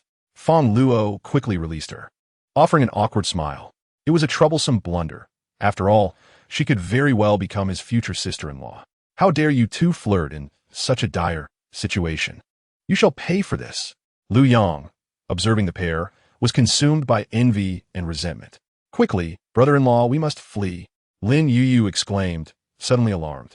Although she possessed abilities of her own, she was not well versed in combat. In contrast, the magnetic ability wielded by Lu Yang, though notably ineffective in the later stages, was formidable in the early phase. There's no need for haste, Fang Luo waved his hand. Seizing the opportunity while Lin Yuyu was distracted, he retrieved something from his spatial storage. This opponent possessed a crystal in his head. Despite his lackluster abilities, even a mosquito was worth something. Such potential should not be squandered. Wow, brother-in-law, your gun is enormous. Where did you pull that from? Lin Yuyu's eyes sparkled with curiosity as she reached out to touch the real firearm. Fang Luo felt a bead of sweat trickle down his forehead. What should have been a mundane action had taken on an odd quality under Lin Yuyu's embellishment. A gun? Lu Yang was taken aback, recognizing the intimidation that firearms invoked, and he felt a twinge of fear. Without further ado, Fang Luo aimed and fired. Lu Yang's heart raced as he hastily employed his magnetic power to deflect the bullet. However, the gun's might was overwhelming, and he could hardly withstand it. Although he managed to diminish some of the bullet's force, he still survived, albeit with the armor's protection. Haha, I am protected by my armor. I'm the chosen one. Your bullets are ineffective against me, Lu Yang boasted proudly. Fang Luo frowned slightly. This was the first time firearms had failed him since the world had changed.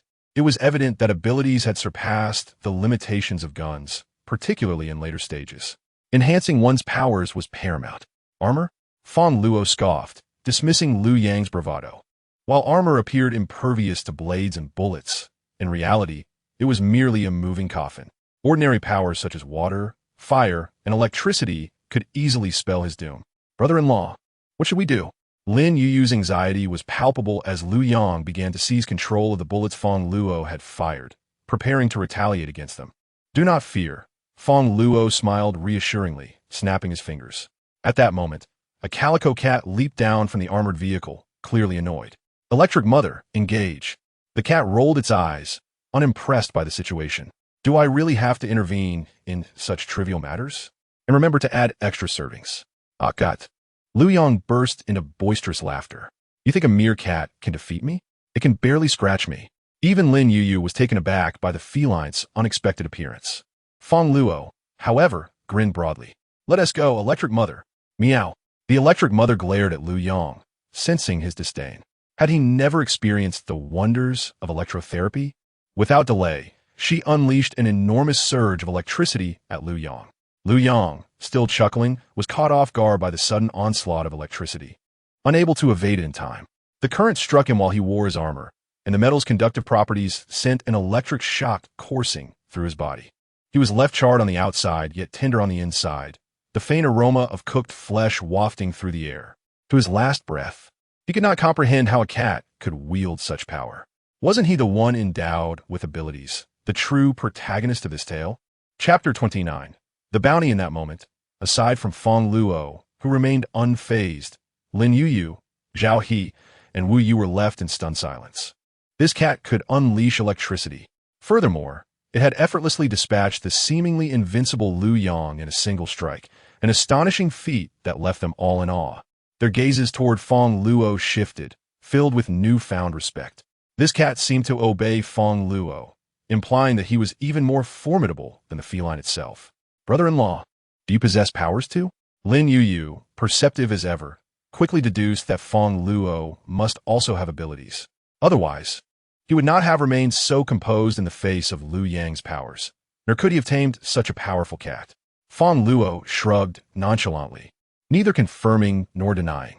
He opted to keep his abilities concealed, revealing his spatial manipulation would undoubtedly attract unwanted attention, reminiscent of the thefts that had plagued supermarkets before the apocalypse. With billions worth of resources at stake, he would become a target for countless individuals. And although he possessed a firearm, he was not invulnerable. With Lin Yuyu and Liu Yang having awakened their powers, it was evident that others had done so as well. Fang Luo had no desire to become a punching bag for a horde of ability wielders. Thus, he resolved to exercise prudence. He approached Liu Yang's lifeless body, retrieving a watermelon knife from the ground. "Brother-in-law, what are you planning to do?" Lin Yuyu inquired, her curiosity piqued. Without responding, Fang Luo swiftly severed Liu Yang's head, blood splattering in all directions. "Ah!" Lin Yuyu shrieked in terror, while Zhao He and Wu Yu were so startled that they wet themselves. Fang Luo's act of murder was not enough. He even sought to desecrate the corpse. Would he next cleave his own skull? However, as Lin Yuyu regained her composure, she discovered Fang Luo extracting a luminous crystal from Liu Yang's head. "Brother-in-law, what is this?" "A reinforcement crystal," Fang Luo replied with a subtle smile, intentionally demonstrating this in front of Lin Yuyu. Firstly, Lin Yuyu was still a young girl. Despite her rebellious nature, her heart was still too kind, often hesitating to act with cruelty. Fang Luo aimed to cultivate her understanding of such scenes in advance. Secondly, Lin Yuyu had already awakened her abilities, yet she remained unaware of how to enhance them. "Reinforcement crystal?" Lin Yuyu asked, her expression one of bewilderment. "Precisely," Fang Luo affirmed. "You should know that abilities have emerged in this world. It is not just you. Liu Yang, and likely many others, have awakened as well. Each individual's abilities vary in strength, and to elevate one's power, one must continuously absorb energy. The source of this energy is the reinforcement crystal. Every ability user, as well as zombies, possesses such a crystal within their skulls." "Do I have one in my head too?" Lin Yuyu asked, her face filled with shock. She had been oblivious to these matters, and her admiration for Fang Luo deepened. "Brother-in-law, you are incredibly knowledgeable. Thank you for imparting this wisdom." "Indeed, but you must also exercise caution. Others may attempt to kill you and sever your head to obtain your crystal," Fang Luo cautioned. "I understand. I must grow stronger," Lin Yuyu replied, trembling at the thought of being decapitated. She resolved not to allow herself to be killed in such a manner. Observing Lin Yuyu's reaction, Fang Luo couldn't help but admire her. He had anticipated it would take her longer to process this information, yet she quickly recognized the need to enhance her strength. "Truly astute. Brother-in-law, you wouldn't really decapitate me, would you?" Lin Yuyu asked, blinking innocently. Fang Luo grinned at her playful demeanor and replied, "I might. I have already severed your sister's head." "What?" Lin Yuyu's face turned pale, her legs trembling. "I was just teasing," Fang Luo chuckled, finding her terror amusing. Despite her cleverness, the little girl retained a vulnerable side. "Brother-in-law, you're so mean." Lin Yuyu pouted, striking him lightly with her small fist, though still concerned about her sister's fate. "Brother-in-law, where's my sister? I want to see her." "All right, we will head home shortly," Fang Luo nodded. Yet it was still dark, and he intended to continue searching for evolution crystals, unwilling to squander this time. Others had already awakened their abilities, resulting in a drastic decrease in the availability of evolution crystals, making them increasingly difficult to find. "Understood," Lin Yu nodded, glancing at the Zhao He and Wu Yu nearby. "What will happen to them? How do you wish to handle it?" Fang Luo asked, curious about her decision. Lin Yu gazed at the two of them, a flicker of anger within her. She had considered them friends, yet they had just betrayed her. At that moment, she felt a strong urge to kill them. However, being human, emotions prevailed. They had once been companions. Let them fend for themselves. Lin Yu ultimately decided against directly killing them. "Very well," Fang Luo replied with a slight nod, not surprised by her choice and expressing his agreement. While he desired Lin Yuyu to be decisive, he also felt a twinge of concern. Should she completely disregard emotions, it might lead to potential betrayal in the future. Fang Luo would never allow a heartless individual to remain by his side. His stringent standards were not without reason. Having endured great suffering in his past life, he sought to avoid repeating those mistakes. Nonetheless, he chose to spare them easily, as a horde of zombies was approaching, ensuring they would meet their demise without his intervention. As Fang Luo drove the armored vehicle out of the supermarket, the zombies chased after his car, gnawing at it until they lost a few teeth and retreated into the store. After leaving the supermarket, Fang Luo did not head directly to the cold storage, but continued searching for evolution crystals outside. Throughout the journey, Lin Yuyu eagerly sought his knowledge, and Fang Luo generously shared. Lin Yuyu's admiration for him grew immensely, addressing him as brother-in-law with increasing familiarity. With Lin Yuyu's participation, their efficiency in locating evolution crystals significantly improved. By dawn, they had discovered over 50 evolution crystals. However, some of these belonged to individuals like Liu Yang, who fancied themselves destined to rob Fang Luo, only to be met with retaliation from him and Lin Yuyu. At 6 o'clock, as dawn approached, both Fang Luo and Lin Yuyu grew fatigued and returned to the cold storage. Sister. Chapter 30. The Pig-Raising Plan, April 7th. This marked the 7th day of the apocalypse. Initially, people were indifferent, perceiving the cataclysm as an extended holiday, attributing it merely to the heat and finding a semblance of joy. However, by the 3rd day, water and electricity began to cease across the nation, communication systems collapsed, and panic ensued as governments scrambled to organize aid. In a matter of days, trillions of assets vanished globally. On the 5th day, the virus erupted and zombies emerged. Rescue teams and military forces succumbed to infection. Those once robust soldiers, fully armed, transformed into even more formidable zombies, rendering firearms ineffective. The military was overwhelmed, and the final rescue measures failed. The population plummeted from an initial 10 billion to less than 2 billion, a figure that continued to decline sharply. By the 7th day, some individuals awakened abilities and disregarded the law, leading to a complete breakdown of social order and humanity's farewell to civilized society. No one remained naive enough to believe this catastrophe would be easily weathered. During these days, Lin Yu navigated through fear, despite her cheerful disposition. She was still an 18-year-old girl. Upon seeing her only relative alive, she couldn't help but rush into her sister's embrace, sobbing uncontrollably. Sister, I thought I would never see you again. Lin Yuyu clung to Lin Zichin's slender waist, her tear-streaked face buried in her sister's embrace. Fang Luo observed, filled with envy. Yuyu, I'm so relieved you are safe. Lin Zichin exclaimed, her heart racing. With their parents gone, her only solace now was this sister. It was brother-in-law who saved me. Lin Yuyu wiped her tears and pointed at Fang Luo. Brother-in-law? Lin Zichin paused, her face flushing crimson. What was this girl saying? She glanced at Fang Luo with concern, fearing any displeasure might show on his face. Although Lin Zichin was beautiful, she harbored insecurities due to her humble background.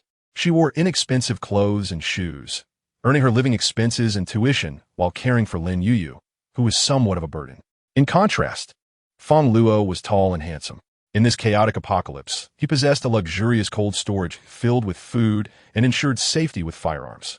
With his qualities, even a major celebrity would likely be enamored by him. As a mere Cinderella, could I ever be worthy of him? He has saved me, helped me confront the bullies among my peers, taken me in, and now he has rescued my sister as well. I will likely spend my entire life repaying Fang Luo's kindness. Thank you. Lin Zijin expressed her heartfelt gratitude. What is our relationship? Why thank me? Fang Luo smiled gently. Lin Zijin felt a flush rise to her cheeks. What did Fang Luo mean by that? What was he suggesting about their relationship? Take Yo-Yo to bathe and prepare some food. She must be starving after these days out. Fang Luo instructed Lin Zijin. Okay. Lin Zijin nodded obediently. Thank you, brother-in-law. Lin Yo-Yo exclaimed excitedly, her voice bright as she called out to Fang Luo. Lin Zijin's face flushed again. She hurriedly led Lin Yo-Yo to the bathroom. Fang Luo returned to his room to absorb the crystals to enhance his strength. Today had yielded abundant rewards.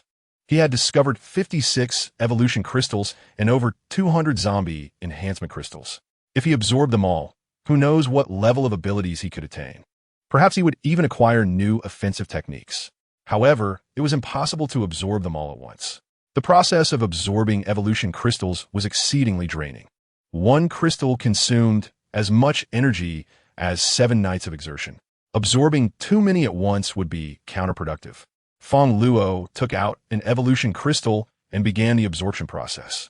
In the bathroom, the two sisters, having survived their ordeal, clung to each other even while bathing, sharing their experiences. What? You say he isn't your brother-in-law? Lin Yoyo's face fell in disappointment, her tone tinged with frustration. Sister, you're being too unambitious. Fang Luo is wonderful. He is engaging, handsome, of good character, and most importantly, he is incredibly powerful. Where else can you find such a man? You don't like men, do you? Ah, no wonder you always bathe with me. Chapter 31. Lin Yoyo's instigation. Where did you learn such things? Is it proper to speak of your sister like that? Lin Zijin scolded playfully, pinching her sister's smooth, fair skin with a hint of envy. Although her sister was 2 years younger, her figure was nearly comparable to Lin Zijin's, and in a couple of years, she might even surpass her. Sister, do you like brother-in-law? Lin Yoyo teased, splashing playfully in the water, causing the soft jellyfish hidden beneath to surface momentarily, their delicate and pure forms evoking a sense of ethereal beauty. I wonder who will benefit from them in the future. When questioned by her sister, Lin Zijin felt a wave of shyness wash over her. Did she like Fang Luo? Certainly, she did. He was exceptional and had helped her immensely. Yet, Fang Luo seemed indifferent to women. Lin Zijin recalled how Li Nana had attempted to seduce Fang Luo, but had been rebuffed each time. Impossible, Lin Yoyo insisted. When he saved me, he even touched my waist. How could he not be interested in women? She recalled how she had thrown herself into Fang Luo's arms to save him and had been tightly embraced in return. Lin Zijin was taken aback. Lin Yoyo realized her slip and quickly changed the topic. Sister, there is an old saying, a woman pursuing a man is separated by a thin veil. You said that someone was trying to seduce brother-in-law. If you don't take the initiative, he might just be taken away. Imagine if she succeeds. How would she torment us? Would we still be able to enjoy cold drinks, fine wine, and steak? We might end up wandering outside. And could you bear to see your sister starve and sweat? If you really can't, I'll have to take matters into my own hands. I understand, Lin Zijin replied hastily, unwilling to let her sister suffer. Yet, the thought of having to actively pursue Fang Luo made her face burn with embarrassment. Having never been in a relationship before, how could she take the lead in her first?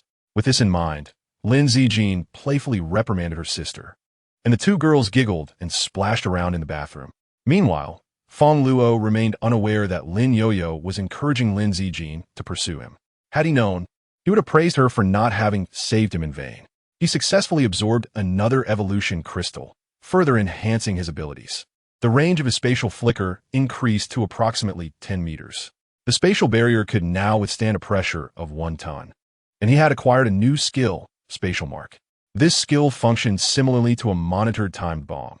He could pre-establish a mark in a location, allowing him to observe that area at any time and detonate the mark to inflict damage within a certain radius. However, this ability was energy-intensive. At present, he could only deploy 3 marks. This skill was extraordinarily useful, as all communication devices in the world had become inoperative, and information could only be relayed verbally or through physical means. Thus, this ability was invaluable. Suddenly, Fang Luo entertained a new idea, raising pigs. Every ability user possessed a unique ability crystal within their minds, the energy of which would increase as the user's strength grew. A person of exceptional talent would inevitably have more energy within their crystal than a mere evolution crystal. Thus, a unique method of enhancing strength emerged. Find a gifted individual, awaken their powers, let them grow strong, then slaughter them to obtain the crystal from their mind.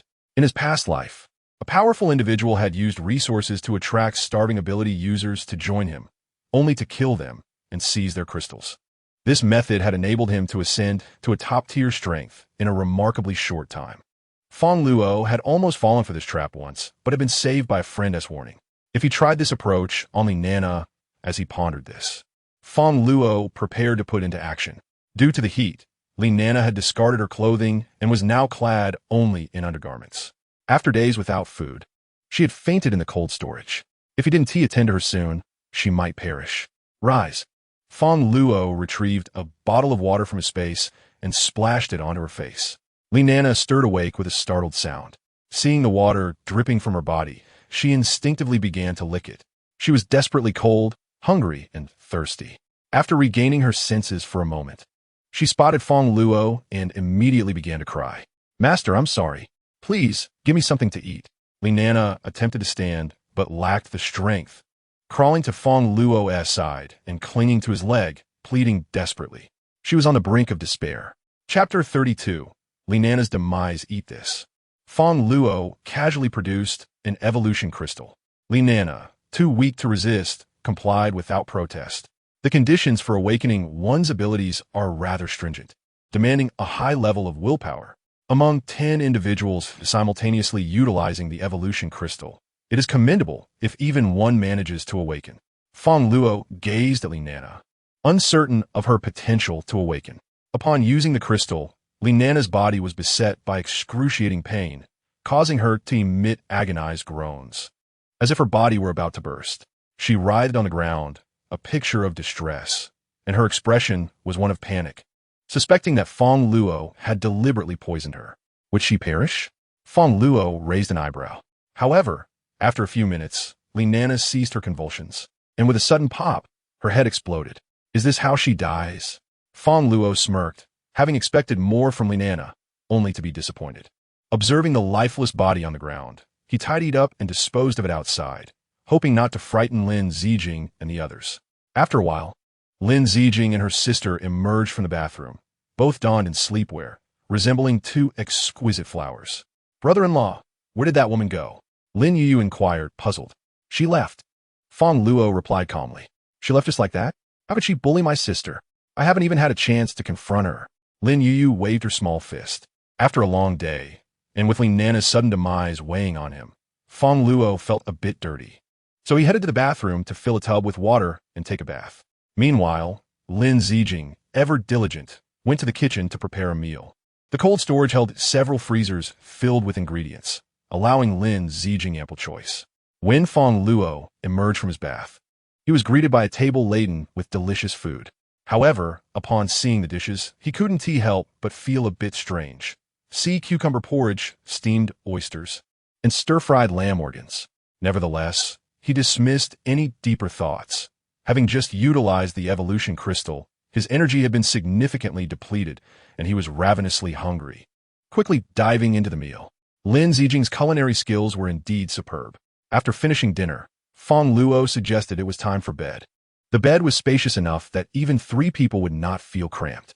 "No way, I haven't finished my game yet," Lin Yu protested, shaking her head while engrossed in a video game. Fang Luo found her enthusiasm understandable. However, Lin Zijing recognized that Lin Yu was not merely enjoying herself. She was deliberately avoiding being a third wheel. Upon seeing the two enter the room, Lin Yu chuckled and promptly tossed aside her game controller, hiding by the door to eavesdrop. Inside the room, Fang Luo settled into his usual spot, closing his eyes and emptying his mind as soon as he lay down. However, after consuming such hearty fare, he felt a rising warmth throughout his body. Tossing and turning, sleep eluded him. Unfortunately, with Li Nana's death lingering in his mind, he had no outlet for his frustrations. Just then, he felt a presence beside him. Turning his head in confusion, he found Lin Zijing had quietly crawled over from the corner of the bed. "Thank you for saving my sister," Lin Zijing expressed with heartfelt gratitude, her voice soft and tremulous. "It's nothing. It is our duty to protect the flowers of our nation," Fang Luo joked, curling slightly to avoid bumping into her and causing an awkward situation. "Are you feeling unwell?" Lin Zijing suddenly asked. Outside, Lin Yu crouched by the door, her cheeks flushing as she overheard their heavy breathing. She hadn't anticipated her sister's self-taught prowess. However, she also thought to herself how impressive her brother-in-law was. Later that evening, Fang Luo stretched and glanced at Lin Zijing, whose hair was tousled and cheeks flushed. He smiled gently and placed a tender kiss on her forehead. "I didn't expect you to look so obedient." "Stop it." Lin Zijing playfully swatted at him. "Isn't this what you wanted?" Fang Luo chuckled, then pondered aloud. "Would you like to awaken your abilities?" "Abilities?" Lin Zijing questioned, somewhat perplexed. Fang Luo proceeded to explain. "Your sister also possesses abilities." "Really?" Lin Zijing's eyes sparkled with anticipation. "Of course," Fang Luo reassured her, producing another evolution crystal. He was confident that Lin Zijing would not meet the same fate as Li Nana, as Lin Zijing had awakened her abilities in her past life. "Thank you, husband." Lin Zijing expressed her heartfelt appreciation. As she activated the crystal, a bead of sweat formed on her forehead. Chapter 33. Lin Zijing awakens her abilities moments later. Lin Zijing finally awakened her fire-based abilities, classified as Level 1. Level 0 encompasses mental abilities such as charm and hypnosis. Despite appearing to lack offensive capabilities, a powerful mental adept can control numerous other ability users, rendering even the mightiest powerless under their influence. The potential is immense, yet such abilities are exceedingly rare, with few individuals achieving awakening. Level 1 abilities generally consist of elemental powers, such as water, fire, and electricity, which possess a certain degree of combat effectiveness in the early stages and a high growth potential. Those who awaken such powers often become renowned strongholds. Level 2 abilities involve enhancement, such as strength, speed, and defense. These also possess initial combat capabilities, though their potential growth is somewhat limited, making them less common. Level 3 encompasses a variety of miscellaneous abilities, like magnetism, which may hold minor utility early on but lacks significance later, representing the most commonly awakened type. Additionally, there exists a category of abilities that surpass these, spatial abilities. While their initial combat power may be weak, even inferior to Level 3 abilities, spatial powers exhibit exponential growth potential. With each level gained, they yield immense enhancements. Once fully developed, each ability becomes cataclysmic in nature, full of limitless possibilities. Spatial abilities are exceedingly rare. Fang Luo had never heard of anyone else possessing them. Even knowing Lin Zijing's exceptional talent, Fang Luo was still in awe as he witnessed her conjuring flames. Just after awakening, she could form a fireball with a diameter of 10 centimeters, reaching temperatures of up to 1,000 degrees. Her aptitude was truly extraordinary. Fang Luo felt that defeating Lin Zijing would pose a significant challenge. However, confronting her directly was a different matter. Only moments ago, she had been pleading for mercy. As Lin Zijing was merely a 20-year-old girl with a frail constitution, awakening her abilities demanded substantial energy, and she soon fell asleep. Fang Luo decided not to disturb her. Just as he opened the door, a figure stumbled into his path. It was Lin Yuyu. She had been listening at the door, her face flushed with embarrassment after having dozed off during a lengthy wait. Deeply impressed, she thought, "My brother-in-law is truly remarkable. My sister will undoubtedly find happiness with him." "What are you doing here?" Fang Luo asked, amusement dancing in his eyes as he discerned her intentions. This girl was indeed full of surprises. "Ah, good morning, brother-in-law. I was just about to invite you for a meal." Lin Yuyu, caught in an awkward moment, hastily conjured an excuse. "Where's the food?" Fang Luo glanced at the empty dining table and teased. "Are we to feast upon you? With your meager frame, I fear it wouldn't suffice." With their bond growing closer, Fang Luo began to see Lin Yuyu as a younger sister, and their conversations became far less stilted than before. "How shameless!" Lin Yuyu huffed, pouting as she sprawled on the sofa, her mind racing with thoughts, wondering about the absurdity of being eaten and whether she was indeed too small. "You eavesdropper!" Fang Luo rolled his eyes, though he felt no anger, only a sense of joy. Humans are inherently social creatures. Even the most solitary among us experience loneliness. With these two sisters in the cold storage, the environment felt more vibrant, banishing the eerie silence. If the cold storage were empty, even with Fang Luo's vast wealth, life would be exceedingly dull, indistinguishable from mere existence. Lin Zijing was unable to rise to prepare a meal, so Fang Luo took it upon himself. After dinner, he prepared to venture out again in search of evolution crystals. Today marked the third day since the virus had descended, and the presence of supernatural abilities had become evident to the public, prompting many to seek out evolution crystals. The number of these crystals was rapidly dwindling, and in just a couple of days, finding them would become increasingly difficult.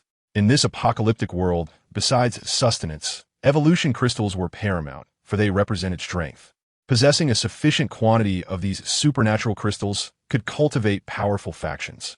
If Fang Luo had 10,000 evolution crystals, even if he chose not to utilize them himself, he could still train 1,000 loyal supernatural beings, rendering him invincible. In a sense, evolution crystals held even greater significance than food. Chapter 34. Outing Brother-in-Law. I want to come too. Upon seeing Fang Luo's intention to leave, Lin Yuyu rushed over. With her naturally vivacious and rebellious spirit, the emergence of her supernatural abilities fueled her desire to venture out and engage in combat with zombies. All right. After a moment's contemplation, Fang Luo agreed. The greater the company, the stronger the collective might. Thus, the likelihood of discovering evolution crystals would increase. Since Lin Zijing had just fallen asleep beside him, Fang Luo did not rouse her. He drove the armored vehicle, taking Lin Yuyu and the electric cat out into the world. The apocalypse had now reached its 8th day. Those who had survived were either exceptionally resilient or possessed foresight to stockpile resources in the initial days of chaos. In times of turmoil, heroes emerge. There remained many clever individuals in the world. Fang Luo was not so arrogant as to believe that his vast wealth made him invincible. The streets were nearly deserted. Lin Yuyu gazed out the window, feeling nostalgic. This street was once bustling with life, filled with vendors every evening, yet now shadows of zombies roamed in place of vibrant humanity. Fang Luo remained silent. Having experienced such loss in his previous life, he found little reason for sorrow. Where are we headed, brother-in-law? Lin Yuyu inquired. Fang Luo pondered which notable supernatural beings, who had awakened later in life, might still be found. Luocheng, a first-tier coastal city, sprawled over a vast area, and to date, he had only scoured less than 10% of it, yielding over 70 evolution crystals, quite a substantial haul. Indeed, it was worth noting that in his past life, only a few thousand supernatural beings were known to exist in Luocheng, scattered across various locales. As for hidden crystals, he could not ascertain. Let's head to Kuning Street. A particular location sprang to mind, prompting him to drive there at once. Kuning Street. Upon hearing the name, Lin Yuyu's brow furrowed slightly, as if recalling some unpleasant memories. This street was once a hub for tutoring centers, thrumming with activity.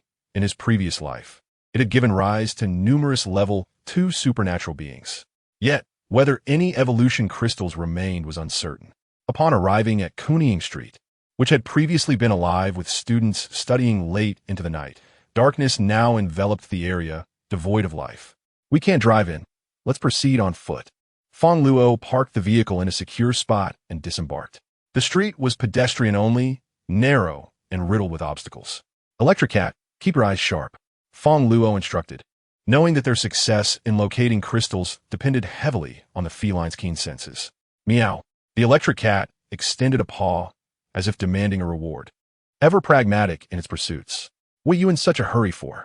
Am I the type to withhold payment? Fang Luo playfully flicked her on the forehead and then turned, curiously observing Lin Yuyu.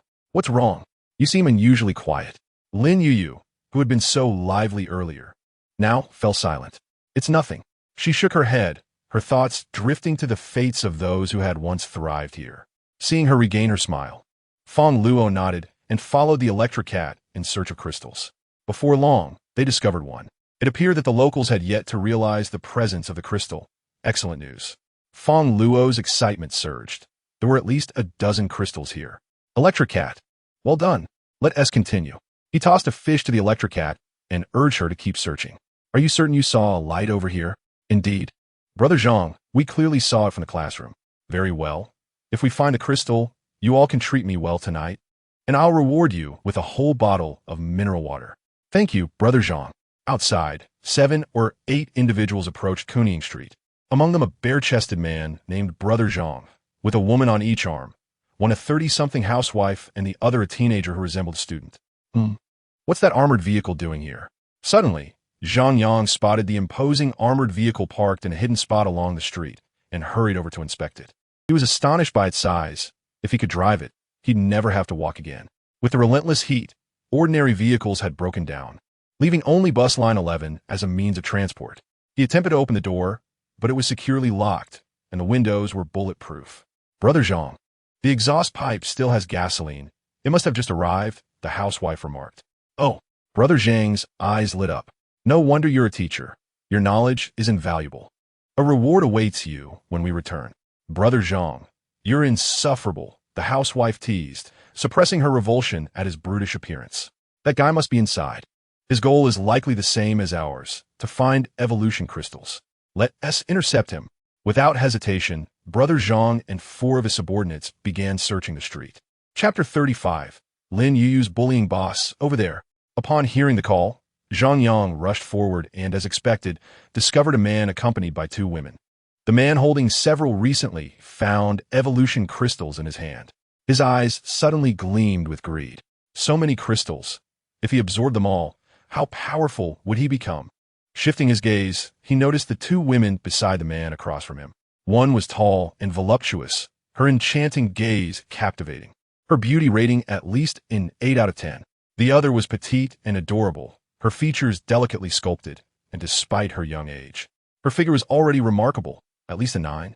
They were undoubtedly of a higher caliber than the married woman beside him and the student who was a mere plaything for the masses. Damn it, this guy is truly fortunate. Zhang Yang's heart brimmed with jealousy, instantly concocting a plan to seize the crystals and the women for himself. Such beautiful women were only deserving of a powerhouse like him. Lin Yuyu. Suddenly, a student beside Zhang Yang seemed to recognize the girl across the way. You little wretch, you're still alive. Yu Lili glared at Lin Yuyu, whose hair fell gracefully and whose attire was pristine, contrasting sharply with her own disheveled appearance after nearly a week without proper hygiene. A wave of jealousy surged within her. Why did this seemingly inferior girl have a life better than her own? Do you know her? Zhang Yang inquired with curiosity. She used to be in our tutoring class, an orphan who relies on her sister to lure men to make a living. You're talking nonsense. Lin Yuyu trembled with indignation upon hearing the insult to her sister. A mix of fear and anger coursed through her. What's going on? Fang Luo furrowed his brow. Lin Zijing was his woman, and he could not tolerate such slander. Lin Yuyu recounted her plight. Despite her family's poverty, Lin Zijing had taken great care of her sister, scrimping and saving to enroll Lin Yuyu in tutoring classes. However, Lin Yuyu's family was often a target for mockery. Yu Lili, who was uneducated and frequently mingled with delinquents, bullied Lin Yuyu out of jealousy for her beauty and ordinary background. She would often tear Lin Yuyu's books and, even worse, gather people to ambush her, slapping her and forcing her to kneel. Rumors circulated that Lin Yuyu's sister had to resort to selling herself to afford her tutoring classes. Otherwise, how could someone from such a poor family attend? Lin Yuyu had to report this to the tutoring class teacher, Lu Fang, the married woman beside Zhang Yang. However, Lu Fang dismissed her concerns, even suggesting that it was peculiar for only Yu Lili to target her. This emboldened Yu Lili to escalate her harassment, leaving Lin Yuyu with no choice but to skip classes. Yet, Yu Lili continued to pursue her, even bringing people to school to block Lin Yuyu. To protect her sister, Lin Yuyu reluctantly befriended the troubled students at school, but they were no match for the delinquents from the streets. On several occasions, she narrowly escaped being assaulted by those thugs, leaving her with deep psychological scars. When Fang Luo heard about Lin Yuyu's experiences, a surge of anger ignited within him. Initially, he believed her fights stemmed from a lack of parental guidance, leading to her rebellious nature. He never imagined she was a victim of bullying, and her association with unsavory characters was merely a means of self-defense. It was unimaginable for a girl of her tender age to endure such torment without the protection of parents, while teachers chose to ignore her plight. The sense of helplessness must have been unbearable. If Lin Yuyu were even slightly more fragile, she might have resorted to taking her own life. Bullying in schools was utterly detestable. Fang Luo harbored a profound hatred for such acts. How many flowers had been irrevocably damaged by such cruelty? Moreover, the victim was Lin Yuyu, now his sister. Fang Luo had always been protective of his own. He did not want this shadow to linger in Lin Yuyu's heart. Do not fear, I am here. No one can bully you, Fang Luo said, gently patting Lin Yuyu's trembling back, soothing her agitated emotions while his eyes radiated compassion. Feeling the warmth of Fang Luo's presence, Lin Yuyu experienced an unprecedented sense of security. For years, she had endured torment alone, never having anyone stand before her and declare that no one could harm her. Today, Fang Luo stood before her, and her heart instantly calmed, filled with gratitude. Chapter 36. The toad aspires to eat swan meat across the way. Zhang Yang began to perceive the situation more clearly. He was well acquainted with Yu Lili, having known her since middle school when she used her association with delinquents to bully others. The beautiful girl before him was likely also a victim of Yu Lili's tyranny. He glanced between Yu Lili and Lin Yuyu. They were in entirely different leagues in terms of both appearance and demeanor. Not to mention, Lin Yuyu appeared to be an innocent maiden, probably still a novice in matters of love. If he could win the affection of this girl, how delightful that would be. With this thought, Zhang Yang smiled warmly at Lin Yuyu. This classmate, has this woman bullied you before? Lin Yuyu shot a glance at Zhang Yang, unsure of what this burly man intended. I despise bullying in schools more than anything. If I had known she was that type of person, I wouldn't have saved her. Come with me. You can return the favor tenfold for how she treated you. If she dares to resist, I'll handle it. Zhang Yang said with a grin. Brother Zhang, you Lily gaped in disbelief. You never said anything like this in bed before. Besides, you were her accomplice in bullying. She realized Zhang Yang's intentions. He was attracted to Lin Yuyu's beauty and sought her affection, likely hoping to seduce her. Lily's resentment towards Lin Yuyu grew. Why did she have to work so hard to earn Zhang Yang's favor, while Lin Yuyu received his attention without uttering a word? If only she had marred Lin Yuyu's face back then, preventing her from enticing men. Shut your mouth. Zhang Yang glared at Lily, his voice low and menacing. If you ruin my plans, I won't hesitate to teach you a lesson like last time. He understood Lily well. She was not only vain, but also cowardly. Previously, she had begged him to help her against someone, and even when he whipped her, she endured it. Now, with the apocalypse looming, she was even less likely to defy him.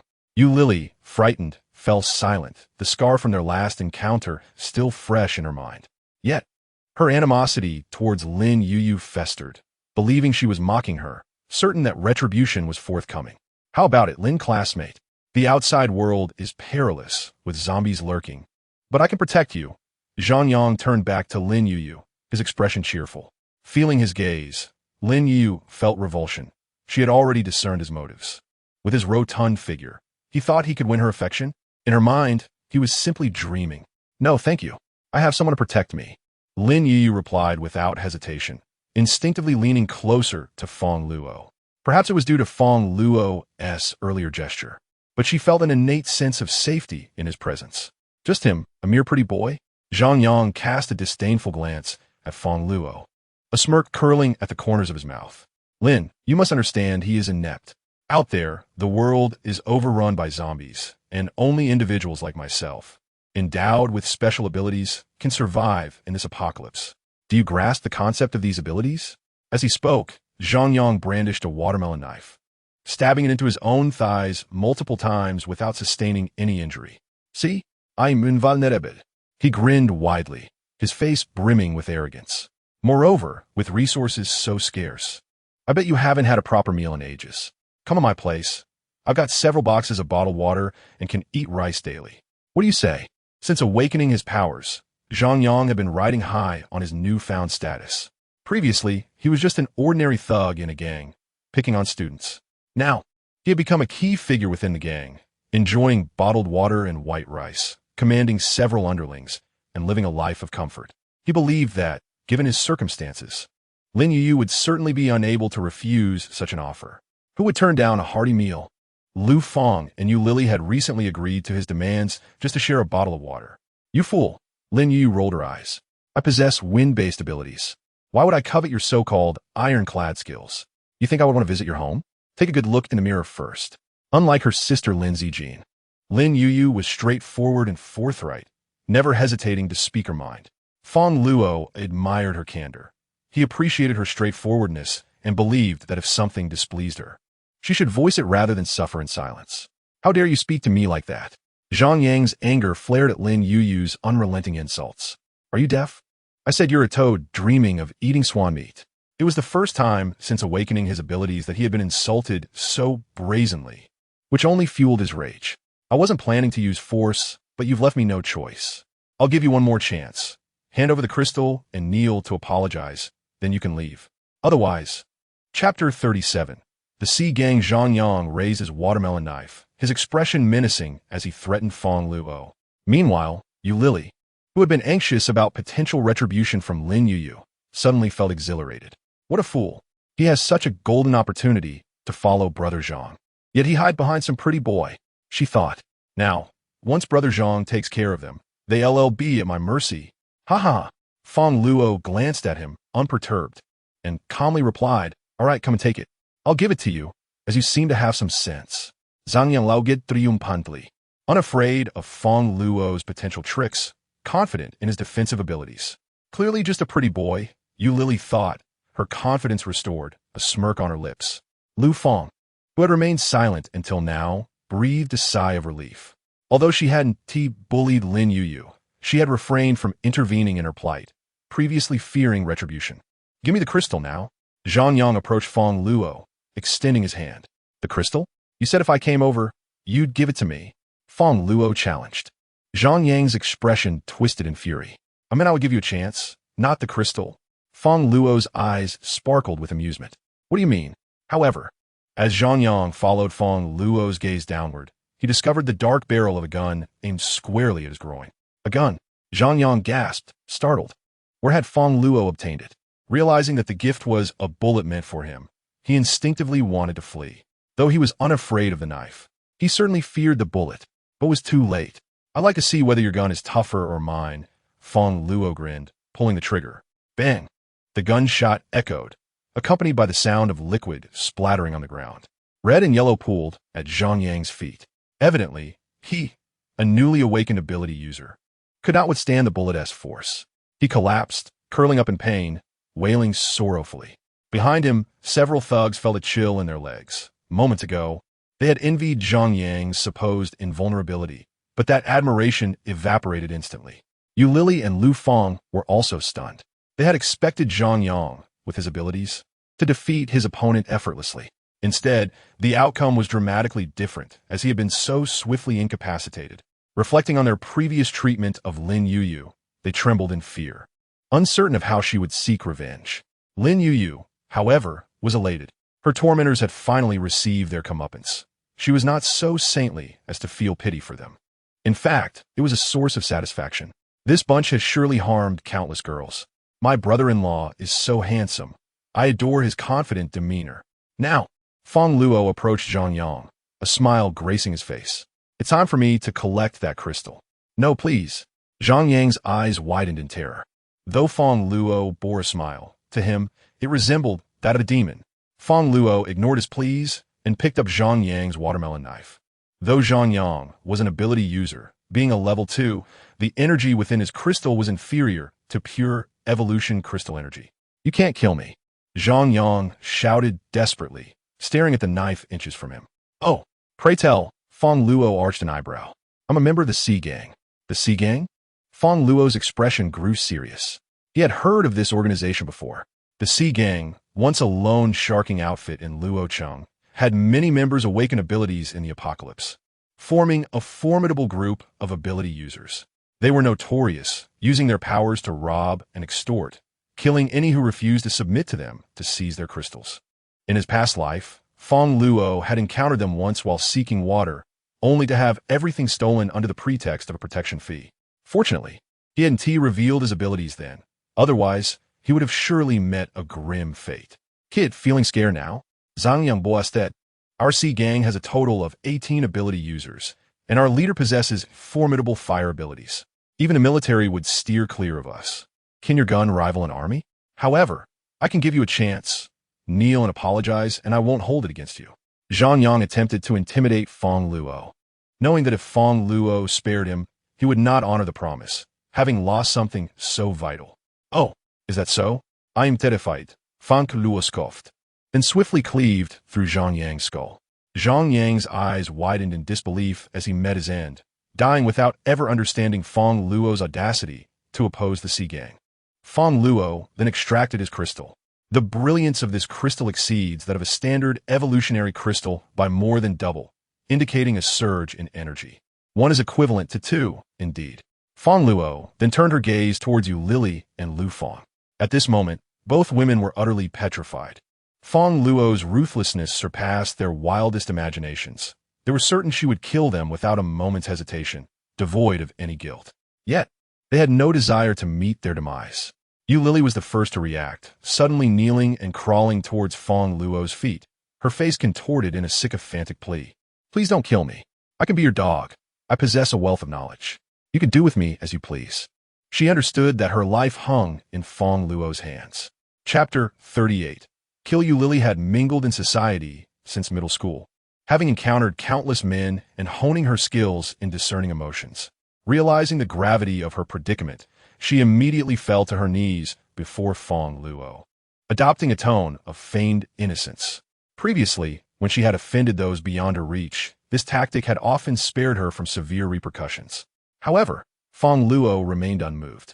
Although Fang Luo was not entirely devoid of affection, she was not easily swayed by just any woman.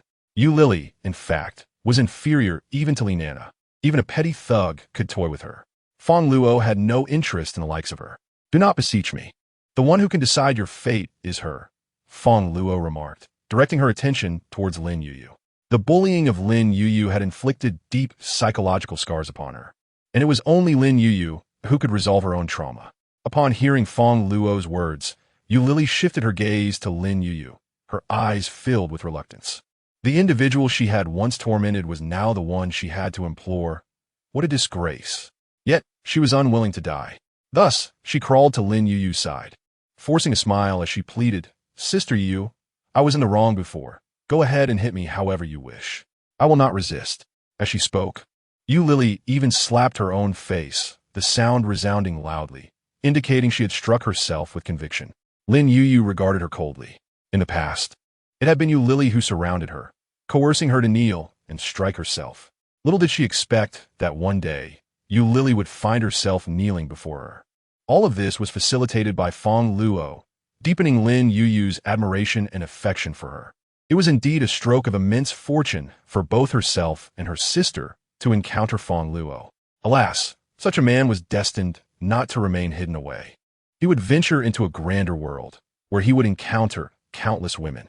She could only hope he would not forget her sister. "I shall not strike you. Do not waste your efforts," Lin Yuyu replied indifferently. Yu Lily was taken aback. What did this mean? No punishment? Did that imply her death was imminent? Terror gripped her, and she began tugging at Lin Yuyu's arm, desperately trying to provoke her into striking her. "Sister Yuyu, I truly regret it. Please hit me. I shall bow to you, just do not kill me. I do not wish to die." Lin Yuyu effortlessly broke free. "I do not strike you because I do not wish to become like you," she stated firmly. "Like me? Indeed, I have endured the torment of bullying. You think it brings satisfaction to torment others, but it does not. I refuse to become one who derives pleasure from the suffering of others." "Then, you will not kill me?" Yu Lily asked tentatively, a glimmer of hope appearing on her face. Clearly, Lin Yuyu's words did not evoke any sense of remorse within Yu Lily. She was solely concerned with her survival. As long as she could live, she would continue her bullying ways. Lin Yuyu shook her head. "I will not strike you. However, I will kill you." With a fierce glint in her eyes, she unleashed her wind-based power, a blade of air swiftly severing Yu Lily's throat. She collapsed to the ground, breathless.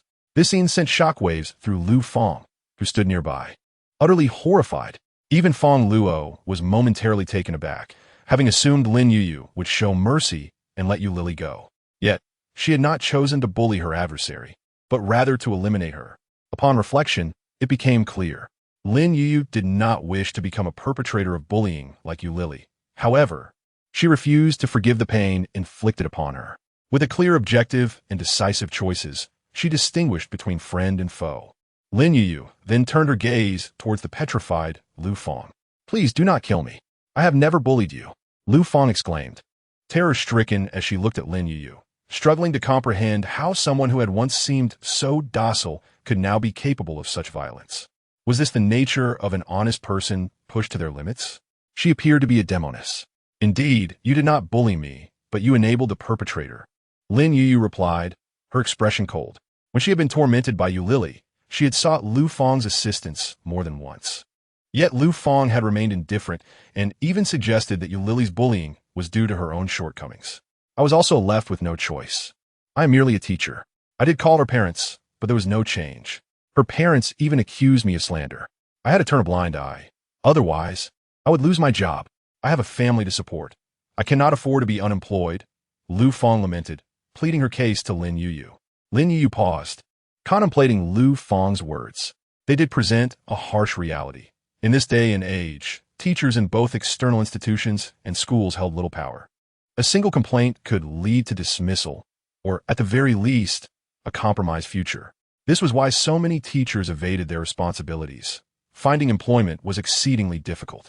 Although Lu Fang's actions could be criticized for lacking ethics, it did not render her a villain. She had simply chosen family over students. Though Lin Yuyu was decisive in her actions, she was not devoid of understanding. The true culprit was already dead. There was no need to take the life of an innocent bystander. You may leave, Lin Yuyu gestured, allowing Lu Fang to escape. In a world so chaotic, how long could a woman like her survive? Thank you, thank you, Lu Fang exclaimed joyfully, quickly preparing to flee. However, after a moment's hesitation, she turned back to Fang Luo and said, "There were 8 of us who came together. One went to the restroom and arrived late. He is yet to show up and may have already alerted others about your actions. You must flee quickly." Chapter 39. Encirclement. Someone has gone to inform them. Fang Luo felt a tightening sensation in her chest, realizing that despite having dealt with everyone, there was still an oversight. Although she was not afraid of the Ocean Gang, Lin Yuyu's presence posed a risk. According to Zhang Yang, they had 18 awakened individuals. Being besieged by such a formidable force was undeniably perilous. As Fang Luo prepared to leave, a heavy voice echoed from the street. She turned to see at least 30 individuals approaching, armed with various weapons, their demeanor menacing.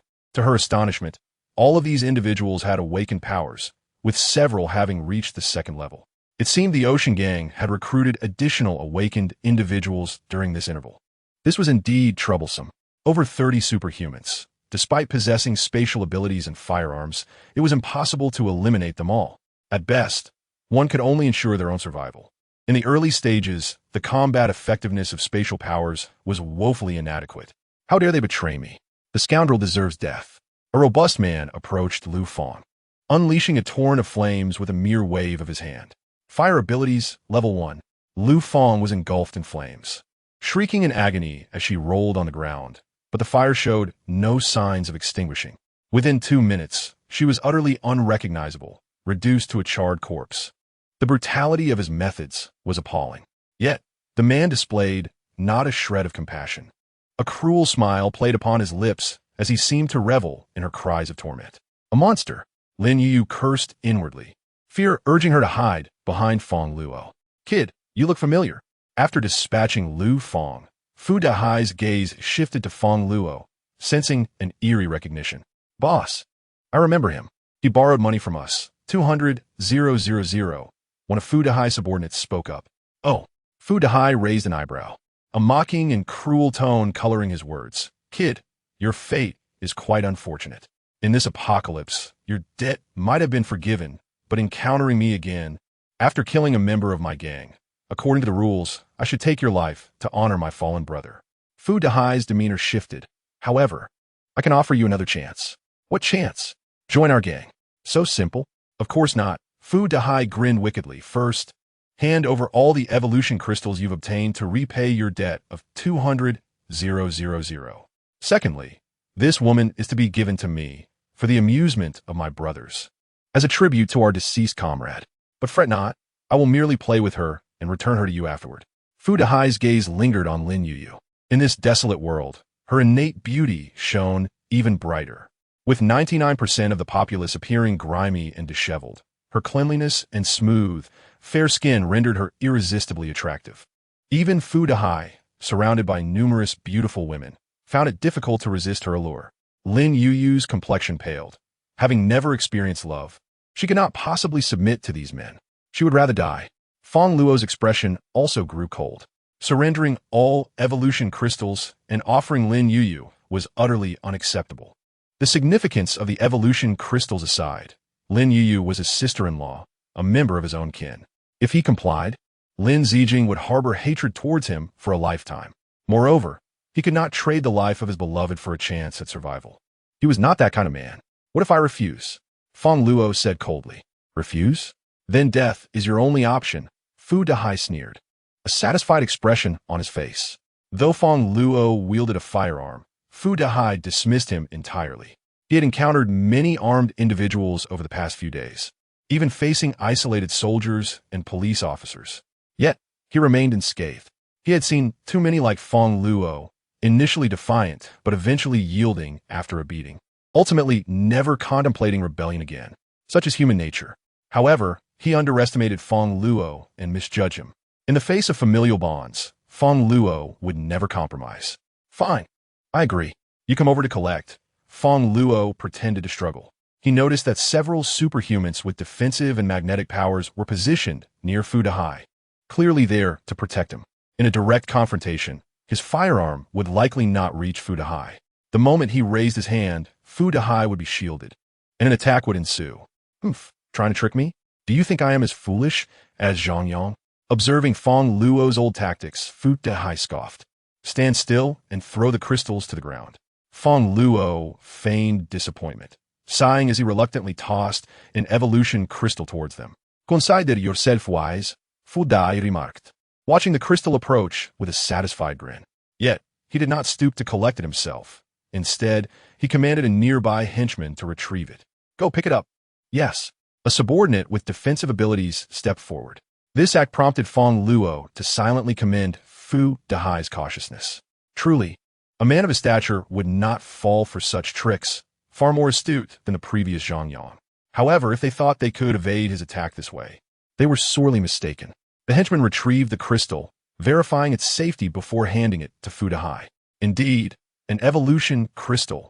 Fu Dahai examined it closely, confirming its authenticity before erupting in laughter and pocketing it without hesitation. Witnessing this, Fang Luo could not help but smirk inwardly. This is your own doing, kid. Now all you need to do is deliver this woman to us, and all our grievances will be forgiven. Furthermore, you can join our gang, receiving a bottle of mineral water and a bowl of rice daily. You may indulge in the women of the gang as you please. Rest assured, you will not suffer. Fu Dahai beamed with arrogance, his gaze unabashedly roaming Lin Yuyu, as if she were already his possession. Sure thing. Fang Luo smiled, moving closer to Lin Yuyu, seizing her delicate hand, pretending to pull her toward Fu Dahai. Lin Yuyu looked at Fang Luo, her heart unwavering. She would never believe he would truly offer her to another. As anticipated, Fang Luo seized Lin Yuyu and began to flee. Damn it, he is trying to escape. After him, Fu Dahai shouted, immediately pursuing Fang Luo. Yet, just as he took a step forward, an explosion erupted, and Fu Dahai let out a heart-wrenching scream. Lin Yuyu turned in confusion, only to see Fu Dahai, who had been so lively moments ago, now lying in a pitiful state on the ground. His lower limbs a bloody mess, likely forever rendered inhuman. She could not help but admire Fang Luo. She knew he was responsible, though the method eluded her understanding. Her brother-in-law was indeed an extraordinary man. In truth, it was Fang Luo's doing, and the method was remarkably simple: spatial marking. Spatial marking allows for surveillance and can act as a bomb, detonating at will to inflict immense damage. The crystal Fang Luo had tossed to Fu Dahai had been marked with a spatial imprint. Initially, he intended to trigger it while it was in Fu Dahai's possession, but the latter had carelessly placed it in his pocket instead. Ah, that cunning bastard! Fu Dahai lay on the ground, bloodied and mangled. His expression twisted in a mix of agony and rage as he glared at Fang Luo's fleeing figure, vowing to himself that he would not let Fang Luo escape unscathed. Do not concern yourself with me. Capture him. I demand to flay his skin, commanded Fu Dahai as he pushed aside his subordinate. Yes. Over 20 henchmen immediately pursued Fang Luo, who was fleeing. They're chasing us. What should we do? Lin Yuyu exclaimed, her face filled with concern as she spotted the approaching ability users, among them Speedster. We must hide and look for opportunities to eliminate them one by one. If we confront them head-on, Fang Luo cannot possibly handle so many ability users simultaneously. Although he possesses firearms, they're not invincible, and some among them do not fear guns, especially as they too are armed. Should they attack from all directions, I might find a chance to escape. But Lin Yuyu would not be so fortunate. However, Fang Luo is unafraid of guerrilla warfare. He wields spatial abilities, allowing him to traverse walls and launch surprise attacks on his adversaries, leaving them defenseless. Electric Mother, draw 2 of them here. Fang Luo instructed Lin Yuyu as they took refuge in an alley. Electric Mother, taking the task seriously this time, left without any defiance. Fang Luo felt no concern for her. Her speed was already exceptional, and with her awakened electrical abilities, no one could capture her. Brother-in-law, why bring them here? Lin Yuyu questioned, puzzled by Electric Mother's departure, believing they should be finding a way to escape. Naturally, to eliminate them. Do they not desire evolution crystals? Each of their heads contains one. Fang Luo replied with a cold smirk. Brother-in-law, what are you planning? Lin Yu observed as Fang Luo suddenly crouched down, pressing his palm against the ground. Fang Luo smiled mysteriously. You'll find out soon enough. Let's wait for Electric Mother next door. They maneuvered to the adjacent house, separated by a wall. After a while, Electric Mother successfully attracted 3 ability users. Damn it, where's that cat? She just urinated on my head. I will flay her skin. The 3 ability users snarled as they lunged at Electric Mother. However, halfway through, an explosion erupted beneath their feet, leaving them all incapacitated, bloodied on the ground. Fang Luo grinned, leading Lin Yu outside. Lin Yu was left dumbfounded by the scene. How could Fang Luo know the enemies had arrived and trigger the explosion without any windows or line of sight? Could it be that his ability is X-ray vision? Chapter 41. Injured Ah. The thought of Fang Luo possibly possessing X-ray vision made Lin Yu exclaim, wrapping her arms tightly around her chest. What are you doing? Fang Luo was perplexed by her sudden gesture. Brother-in-law, do you have X-ray vision? Lin Yu probed. X-ray vision? Fang Luo paused, then realized what she meant. She was curious about how he could see through the wall to detect the incoming foes. In truth, his spatial mark was somewhat akin to X-ray vision. If he implanted the mark within others, he could observe their internal state. Something like that, he nodded. Ah, brother-in-law, do not look at me. Lin Yu cried out in panic, tightening her embrace and turning her back to him. Fang Luo suppressed a laugh, realizing she thought he was using X-ray vision to spy on her. You are so young. I have no interest in looking, so do not worry. Young? Lin Yu retorted, turning around with her hands on her hips. I'm older than my sister, you know. Older than Lin Ziqin? Fang Luo recalled Lin Ziqin and glanced at Lin Yu. Though she wore a loose shirt, it could not conceal her remarkable figure, which still had ample room for further development. It seems you indeed have a better figure than Lin Ziqin. What has this girl been eating? However, Fang Luo had no intention of discussing physique with his sister-in-law, so he feigned ignorance. You refer to her as sister. How could you be older? I'm in age, not anything else. Lin Yu froze, her face turning slightly awkward. She could not admit to what she meant. I was referring to her voice. My sister's voice is more gentle. She hastily provided an excuse. Voice. Fang Luo's expression grew more perplexed. Last night, Lin Ziqin's voice was certainly not soft. Enough of this chatter. The explosion will likely attract others. We must leave. He quickly changed the subject, extracting the crystals from the heads of the 3 ability users before taking Lin Yu and Electric Mother toward the next alley. Continuing with the same tactic, Fang Luo instructed Electric Mother to lure more adversaries while he set traps, systematically eliminating nearly 10 of Dahai Gang's ability users. This old 6 is too cunning. He always sets traps, waiting for our people to fall into them, and we cannot detect his schemes. The members of Dahai Gang lamented as they gazed upon their fallen companions, each with their heads cleaved open, filled with dread at the cunning and brutality of their foe. What should we do? Should we continue the chase? Chase. What a joke. Can we catch old 6? Pursuing him is a death sentence. What about avenging the boss? The gang members, having suffered significant losses, were reluctant to sacrifice their lives. The thought of pursuing Fang Luo dissipated. Fang Luo sighed in relief. Setting spatial marks was exceedingly exhausting. After deploying 5 marks, he was utterly fatigued. If they pursued him now, it would be challenging to eliminate them. Today's haul was commendable, yielding over 30 ability crystals. Besides those he had slain, he also discovered a dozen more while traversing the alleys. The area was nearly stripped of its crystals. Today's objectives had been successfully met. They have left. Let us return for the vehicle, Fang Luo said to Lin Yu. The 2 made their way slowly toward the armored vehicle, though Fang Luo was still apprehensive that they might be lying in wait nearby. However, upon nearing the vehicle, he heard the sounds of a skirmish.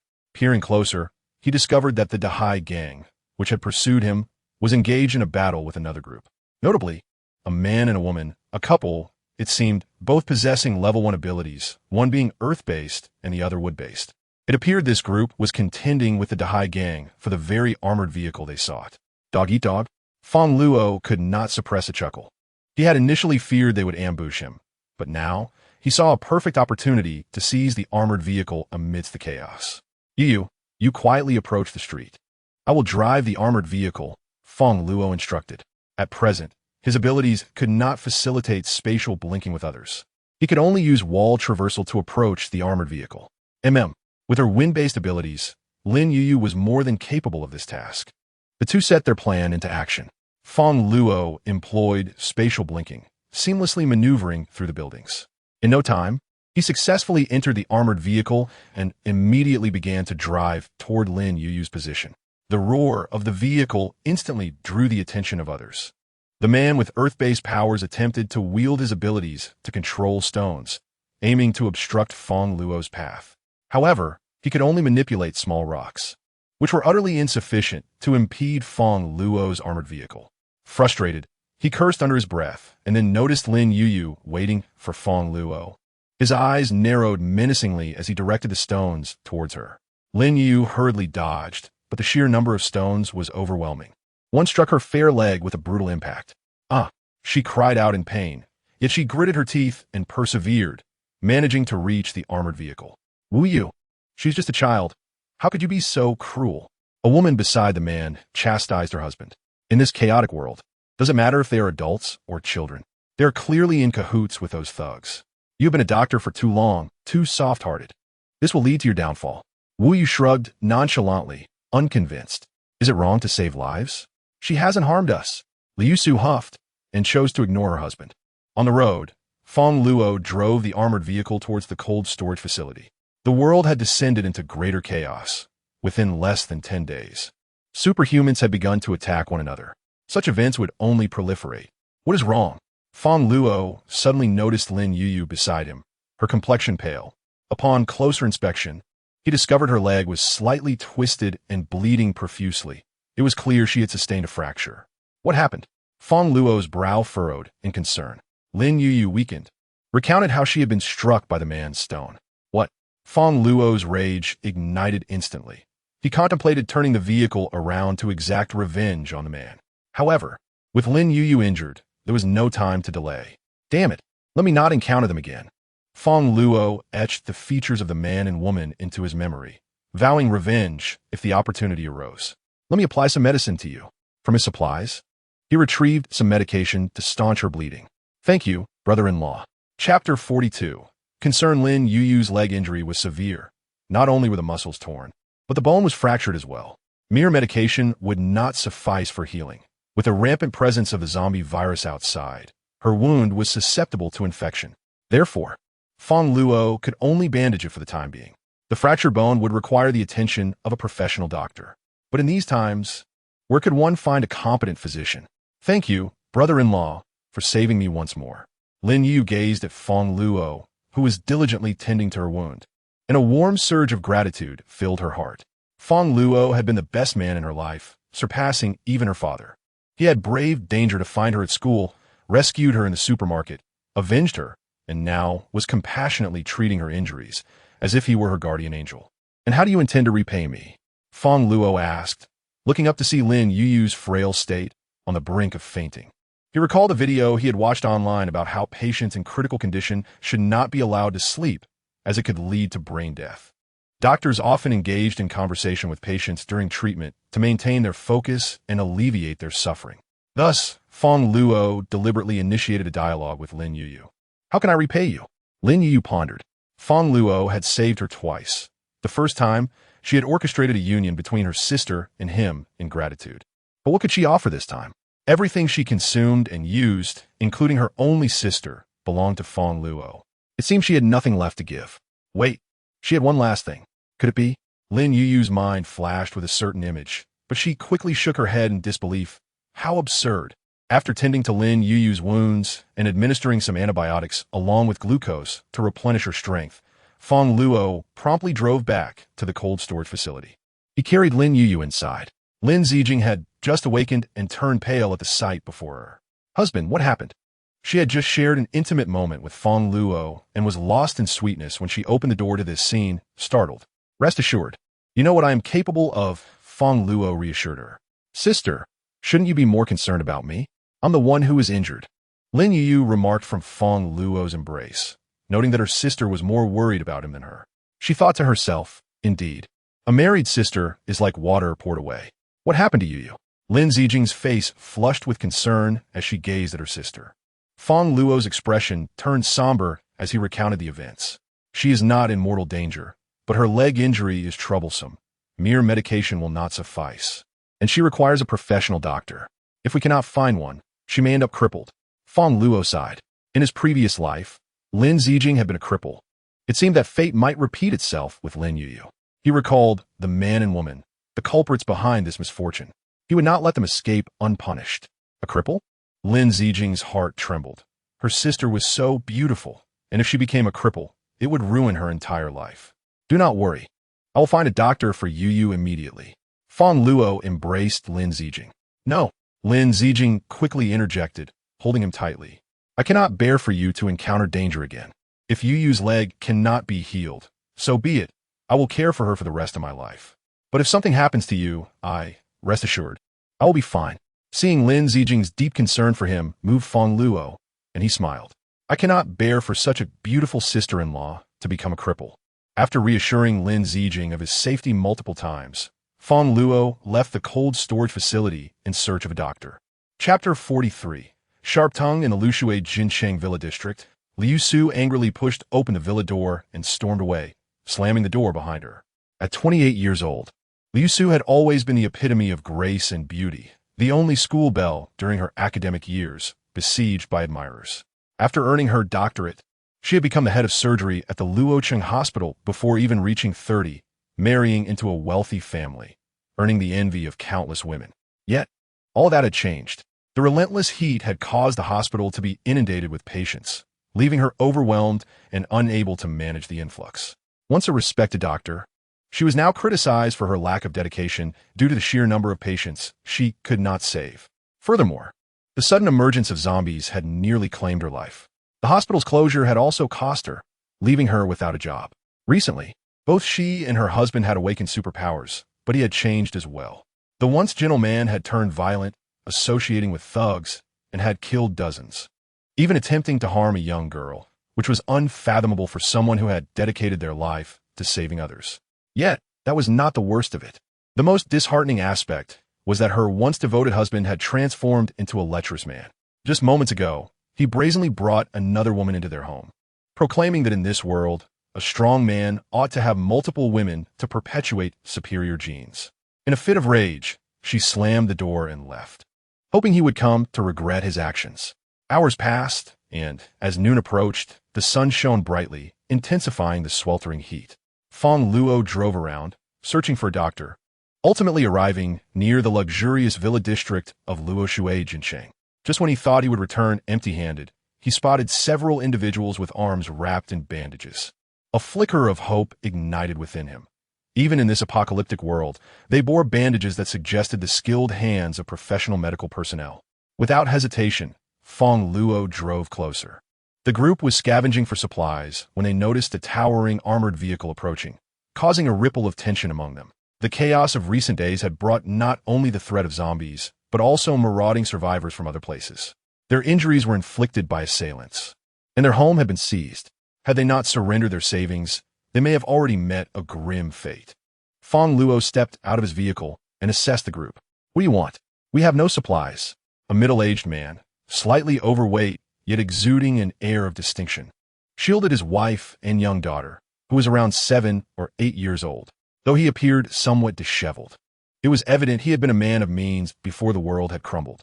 I bear no ill will, Fang Luo said with a warm smile. I merely wish to inquire about the bandages on your arms. Who attended to your wounds? It was Sister Lu who bandaged us. The little girl with wide eyes chimed in before the man could respond. Xiao Lu.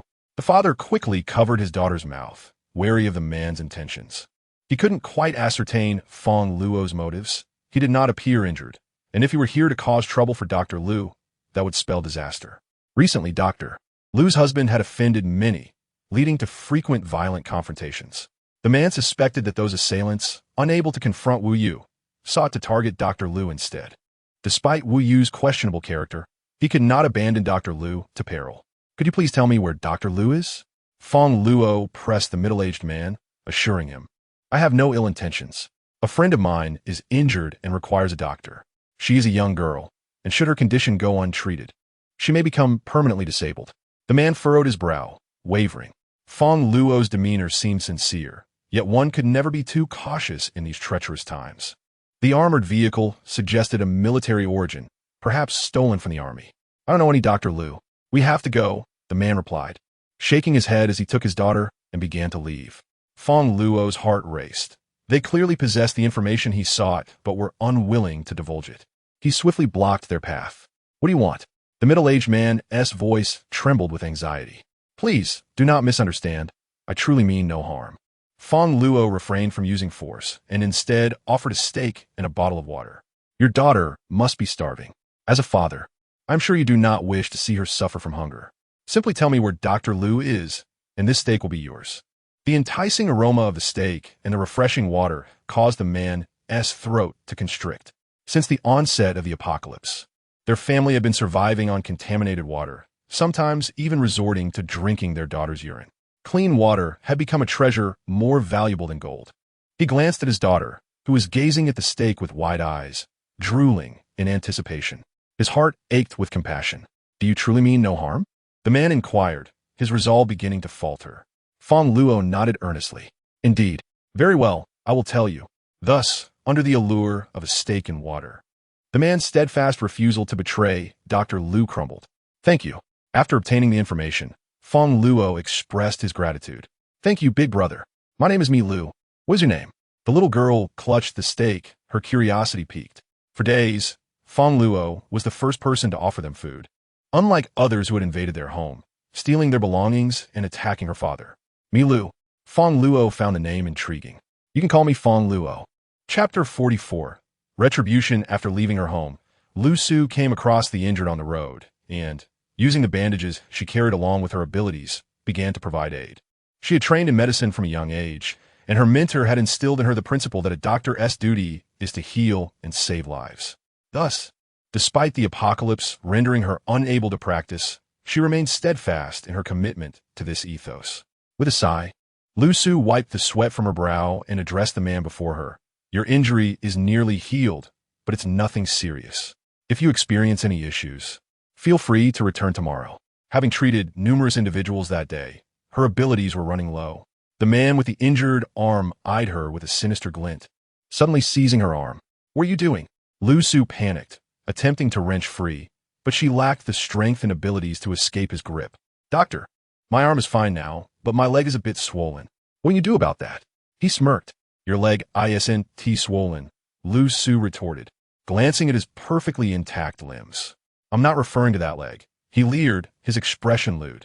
Doctor, as the saying goes, if you escort a Buddha, see him to the west. Why not tend to my other leg as well? Realizing his intentions were vile, Lu Su's anger flared. How dare you? I just treated you, and you repay my kindness with such disgraceful behavior. She never anticipated that her act of compassion would be met with such ingratitude. Even in peaceful times, there existed animosity between patients and doctors. In this chaotic world, such treachery was all the more prevalent. Indeed, I am shameless, but I find myself in need of the doctor's services. He leered as he lunged toward her. No, Lu Su cried out, despair flooding her heart. Yet, after a moment, the putrid weight she expected to feel never descended upon her. Confused, she opened her eyes to find the man who had threatened her now lying motionless on the ground, a tall, handsome young man standing protectively before her. Thank you. Lu Su exhaled in relief, feeling as though she had narrowly escaped a dire fate. However, her relief was short-lived as she noticed something amiss. Glancing down, she realized the neckline of her clothing had become slightly disheveled, and from his elevated position, the young man had an unobstructed view of her fair skin. Instantly, her cheeks flushed crimson. She swiftly tidied her clothes and stood up, mortified to find herself exposed before a man much smaller in stature. How utterly humiliating. No need for pleasantries. As long as you repay me, that will suffice. Fang Luo had actually recognized Lu Su the moment she laid eyes on her, recalling her as the woman associated with the man who had injured Lin Yuyu the previous night, a woman endowed with wood-based abilities. To her astonishment, the doctor she had sought turned out to be her adversary. The world is indeed small. Just last night, she had contemplated avenging Lin Yuyu upon locating these two. Little did she expect to encounter them so soon. Fang Luo scrutinized Lu Su once more. Dressed in a pristine white gown, Lu Su's features were strikingly graceful, and her long, fair legs accentuated her allure. At the age of 28, She was in the prime of her femininity and charm. How could that man have harmed her sister-in-law's leg? Surely, seeking a bit of retribution from his wife, isn't too much to ask? Repayment? Su's heart raced, fearing Fang Luo might impose an unreasonable demand akin to that of the man from earlier. She quickly replied, "No problem. My home is nearby. I can have my husband provide you with supplies." "I have no need for supplies," Fang Luo retorted, her space brimming with ample resources. What would Su possibly offer? As Su swallowed hard, a sense of dread washed over her. Having narrowly escaped one peril, she now found herself ensnared in another. "Do you recall the girl your husband injured last night?" "Girl?" Su's memory sparked. She hadn't anticipated Fang Luo would seek revenge so swiftly. "I'm truly sorry about what happened last night. I will ensure your girlfriend receives proper treatment," Su hastily assured her. "Treatment? That is your obligation." But what a pain she endured. Fang Luo's voice dripped with disdain. Su was rendered speechless. "What do you intend to do? Your husband caused her pain. Should I not inflict a measure of discomfort upon you in return?" "It seems only fair," Fang Luo sneered as she leaned closer. "Please no," Su gasped. "The pain you refer to cannot possibly compare to what that girl suffered. I will heal your girlfriend, I promise. Spare me, please. I am already married." Su was on the verge of tears, cursing her husband for inflicting harm on that girl and bringing about her own misfortune. "Married?" Fang Luo chuckled. "Isn't that a bonus?" She ceased her advance. While she intended to teach Su a lesson, she had no desire to escalate matters in public. She could address it later at home. "Where is your husband?" Fang Luo inquired. "What do you intend to do?" "Why, I plan to kill him. I'm not one to let grievances go unpunished," Fang Luo replied coolly. Su thought to herself, "This isn't mere vengeance. It's a vendetta. It's futile. My home is heavily guarded, and my husband is an ability wielder. You would only be walking to your demise," Su cautioned. "I do not fear death," Fang Luo scoffed. "Speak up, or I will act now." Fearful, Su reluctantly divulged her address, not wishing to be subjected to Fang Luo's whims in public. "What are you doing?" Suddenly, Su noticed Fang Luo producing a rope from seemingly nowhere. "What does it look like? Haven't you ever seen a little film?" Fang Luo shot her a glance, then swiftly bound Su in a turtle-like position, tossing her into her vehicle before making her way towards Su's residence. Hours passed, and Fang Luo's abilities had nearly fully restored. She was now capable of utilizing spatial flickering, allowing her to traverse approximately 10 meters, undetected by walls or guards. In no time, she had stealthily infiltrated Su's expansive villa, which was no less than 1,000 square meters, equipped with several generators and guarded by numerous ability users. Yet none had noticed her presence. Fang Luo proceeded with caution, meticulously observing her surroundings. The villa, along with the adjacent one, housed at least 50 individuals, half of whom were ability wielders armed with firearms. Should they discover her, even if she managed to flee, she risked injury, a perilous situation in a post-apocalyptic world where a single misstep could lead to becoming a zombie. Thus, she prioritized her safety. Navigating through the villa's corners, she sought the whereabouts of Wu Yu. Quite the stockpile, Fang Luo mused, utilizing her spatial flickering to materialize in a room overflowing with supplies, hundreds of bags of rice and thousands of bottles of water, likely acquired through dubious means. Just yesterday, he had attempted to seize her armored vehicle. The room was securely locked, accessible only to Wu Yu, ensuring Fang Luo remained unnoticed. "Consider this your contribution to my sister-in-law's medical expenses," she sneered, employing her spatial abilities to abscond with the supplies. As she collected materials from a hidden corner, she stumbled upon a metal box, secured with multiple locks. Yet, a faint glow emanated from within. Intrigued, she examined it closely. Breaking it open would surely attract unwanted attention. Instead, she imprinted it with a spatial mark to monitor its contents. Upon glimpsing what lay inside, Fang Luo was taken aback. An array of evolution crystals, at least a dozen. Having previously understood their significance, she had begun her search on the first day, managing to find nearly 100, while this man had amassed a substantial quantity. After all, he had a team of dozens, while she had only herself and a cat. Fang Luo had contemplated recruiting a few subordinates, but she was cautious. Her strength was not yet formidable, and she had high standards for any potential allies, unwilling to suffer betrayal as she had in her past life. Consequently, she had refrained from taking action. Currently, Her only companions were the Lin's sisters. All mine, Fang Luo declared, determined to leave nothing behind. After completely depleting the room, she moved on in search of Wu Yu. Upon reaching the villa's upper level, she faintly heard gasping sounds. Following the noise, she discovered a room where several men and women were entangled in a passionate embrace. Wu Yu, your wife is out. Aren't you worried she might leave you? A woman panted inquiringly. Why worry? Wu Yu scoffed. In the past, her family was influential. I feared she might divorce me, so I played it safe. But now, with the apocalypse upon us and her family's supermarket robbed of billions in resources, they've fallen from grace. If she leaves me, she'll starve within days. Just watch. She'll return on her own. Women are fickle creatures. Wu Yu, you're quite impressive, managing to keep the esteemed Dr. L so compliant. Cooed two other women beside him, showering him with flattery. Indeed, Wu Yu smiled smugly and addressed the two women, promising a bottle of mineral water each once they finished. A single bottle? The women's eyes gleamed with excitement, prompting them to exert even more effort. Chapter 46. The female lead out in the world, the male lead indoors? What a twisted game. Upon witnessing the distasteful scene in the room, Fang Luo couldn't help but scoff. Here was a man whose wife was out tending to others while he engaged in a game of mahjong with 3 women. Truly an animal. Humph. Fang Luo snorted quietly, recalling how this man had injured his sister-in-law the previous day, and a murderous glint filled his eyes. He retrieved a gun from his space and concealed himself, aiming at the man's head. Seizing a moment of distraction, he pulled the trigger. Bang! The bullet fired, and simultaneous screams erupted from both men and women within the room. Fang Luo frowned. Just as he had shot, Wu Yu had coincidentally switched positions with the woman beneath him. The bullet struck her, but also penetrated her body and hit Wu Yu, who let out a wail and collapsed. Yet, Fang Luo could not ascertain whether he was dead. Gunfire. It's coming from the 3rd floor. The boss is in trouble. The sound alarmed the supernatural beings in the courtyard, and a group rushed upstairs. Realizing the gravity of the situation, Fang Luo utilized a spatial flicker to appear at the villa's lower level, narrowly avoiding a collision with the incoming supernatural beings. He lamented silently. He was not a professional marksman and had only begun to familiarize himself with firearms since the apocalypse.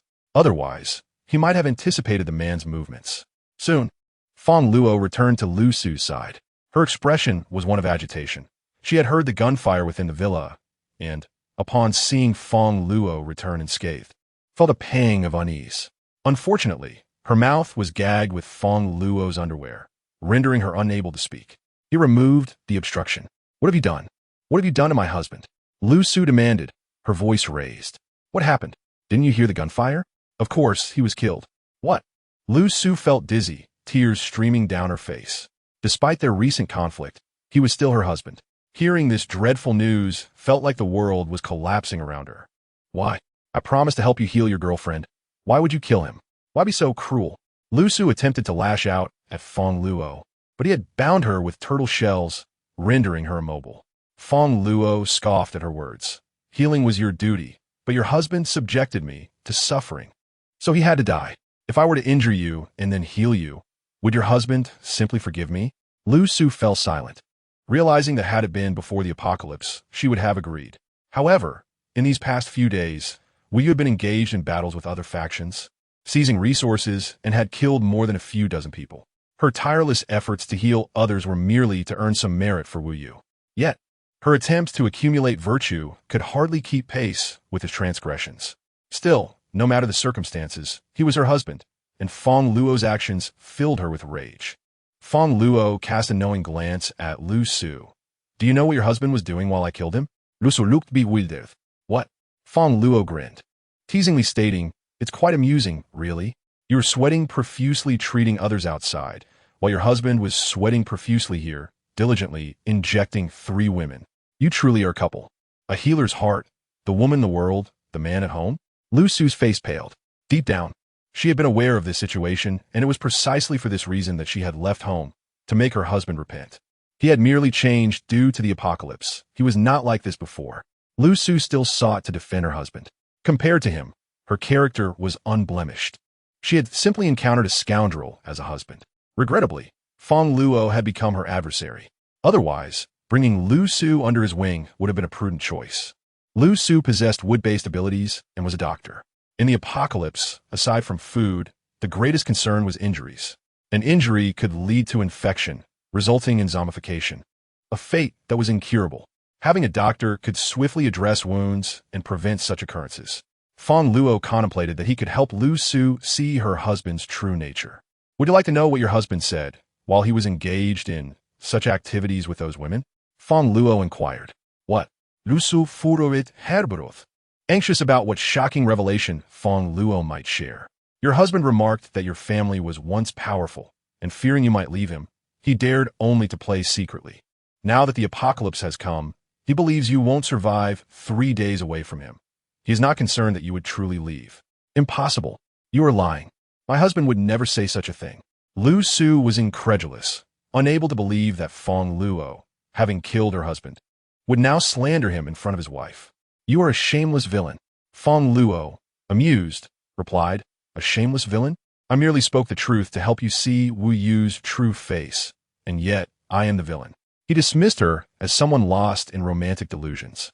He retrieved his underwear once more, stuffing it back into her mouth. Feeling unsatisfied, he removed his socks and stuffed those in as well. Chapter 47. Wu Yu Luo Shui Jin City. Damn it, which bastard ambushed me? Where are they? Why haven't they been caught yet? Wu Yu's chest was drenched in blood, his face contorted in agony. Fortunately, the woman had slightly mitigated the bullet's impact, and with his earth-based abilities, his defense was superior to that of an ordinary person. Otherwise, that shot might have sent him to his grave. Boss, we've searched the entire villa area and found no suspicious individuals. One subordinate reported. No one? How is that possible? Could it be that some sniper from 800 meters away is targeting me? Wu Yu's anger surged. Boss, could it be someone from a faction we've recently offended? Wu Yu's heart sank. That was indeed a possibility. If they could not confront him directly, they resorted to ambush. Wu Yu's family had originally been a third-rate clan, boasting control over underground enforcers. After the apocalypse, he swiftly expanded by leveraging these enforcers, seizing vast amounts of resources, swiftly becoming a second-rate faction in Luo City. However, his resource acquisition had inevitably garnered enemies. The question remained, which faction had attempted to assassinate him? Numerous factions existed in Jiang City. Luo City was home to 3 prominent families: Li, Lu, and Shun. His wife was the legitimate daughter of the Lu family. Ordinary people assumed Lu Su had climbed the social ladder to marry a wealthy second-generation heir. In reality, only a few were aware that he had utilized cunning to win Lu Su's affection. He had been the one to elevate himself through her. Regrettably, before the apocalypse, her family's assets had been plundered, and the devastation of the apocalypse left her family members scattered, their whereabouts unknown. The most formidable power in Los Angeles now lies with the Li and Chen families, both of which command numerous enterprises. After the apocalypse, they leveraged their resources to amass a considerable number of henchmen, ensuring that they remained untouchable. The remnants of the second and third-rate families have coalesced into groups, such as the Sanjiang Gang and the Evil Tiger Gang. Last night, a skirmish erupted with a smaller gang, resulting in the acquisition of a substantial cache of supplies. Regrettably, 2 individuals managed to escape in an armored vehicle, leaving Wu Yu to only injure 1 woman among them. Could it be that they sought refuge with another gang, plotting revenge against him? Cursing under his breath, Wu Yu inquired about his sister-in-law's whereabouts. We haven't located her yet. The pain is unbearable. Following his injury, he had promptly dispatched someone to find El Su, hoping she would attend to his wounds, but nearly half an hour had passed with no success. Could she have genuinely left? Boss, we found a few individuals carrying stakes. After interrogation, we learned that not long ago, someone had inquired about the location of your sister-in-law. She is highly likely to have been abducted. What? Wu Yu sprang to his feet. His wife had been taken? El Su was unlike any other woman. Aside from her stunning beauty, she was his wife. What might others do to such a beautiful woman? He need not ponder the question for long. Wu Yu immediately felt an overwhelming sense of betrayal. Bring those people to me. In a fit of rage, he smashed the table before him, a rare occasion where he found himself on the receiving end of betrayal. Soon, a middle-aged man, a young woman, and a little girl were brought before him. Damn it, Mi Hong, it's you. Wu Yu recognized the middle-aged man and immediately demanded answers regarding who had inquired about his wife and what they looked like. Hush, Daddy, don't say anything. The little girl, Mi Lu, rushed forward to cover her father's mouth, her voice innocent and pleading. Get away. Wu Yu, in a fit of rage, kick Mi Lu away. You dare kick my daughter? She is only 7. I won't tell you anything. Just wait for Dr. L to be defiled. The sight of his daughter being kicked ignited Mi Heng's fury. He had initially intended to reveal the truth out of respect for Dr. L, but now, that was out of the question. Oh, quite defiant, are we? Upon hearing the threat against his wife, Wu Yu's anger surged, and he cast a sinister smile toward the young woman beside him. My wife is to be defiled? Then let me see whose wife gets defiled first. With that, Wu Yu seized the young woman and tore at her clothing in front of everyone, revealing her form. The woman screamed in terror, calling for help from her husband. Stop. I'll tell you. His name is Fang Luo. He is very handsome and drives an armored vehicle. Upon learning that his wife was in danger, Mi Heng hastily divulged information about Fang Luo. After all, he was only acquainted with Fang Luo through a business transaction and would not allow his wife to be harmed for the sake of someone he barely knew. So it's those two from last night. Wu Yu's anger escalated further. Fang Luo, send people out to locate the armored vehicle. Upon hearing about the armored vehicle, Wu Yu realized that the two who had abducted his wife were indeed the ones who had fled the previous night, and he was consumed by rage. He even suspected that the one who had shot him was also this Fang Luo. Wu Yu winced as the pain in his chest flared up anew, intensifying his hatred for Fang Luo. I hope you don't do anything to my wife. Otherwise, once I catch you, I'll make your woman suffer. He cursed inwardly, recalling that there had been a woman with Fang Luo. He then glanced at Mi Heng and commanded his subordinate, take him outside and kill him. Not only did he cause my wife to be abducted, but he also cursed me with betrayal. As for this woman, I'll keep her for my own enjoyment. What about the girl? Wu Yu looked at Mi Lu, who had been knocked unconscious by his kick. Throw her out. I'm only interested in mature women. Chapter 48. Where are all my supplies? Quickly, Mi Lu and Mi Heng were thrown out, leaving the young woman to struggle and cry in despair. In this chaotic, post-apocalyptic world, no one showed her any pity. Wu Yu surveyed his wound. Given the current state of affairs, he had no desire to engage in any further endeavors. He needed to tend to his injuries first. However, upon arriving at the storage room, he was left dumbfounded. The once vast storage space was now completely empty, devoid of the rice, bottled water, and other supplies that had previously been hoarded. In disbelief, he rubbed his eyes. No, it must be that I'm opening the door incorrectly. Wu Yu exited the storage room and re-entered, but it was still barren. Damn it, where are my supplies? I had so many. Wu Yu's anguished roar echoed through the air. He was more furious about the missing supplies than he had been about his wife's abduction. In today's market, those supplies were worth at least hundreds of millions. Moreover, they were essential for survival. Without them, how could he continue to live? Would his subordinates still heed him? Damn it, which bastard stole my supplies? With his wife captured, betrayed, and his resources stolen, Wu Yu was overwhelmed by a torrent of bad news, causing him to spit out a mouthful of blood in frustration. Meanwhile, Fang Luo returned to the cold storage, fully loaded with spoils, having not only found the doctor, but also avenged himself, gaining several evolution crystals in the process. Honey, are you all right?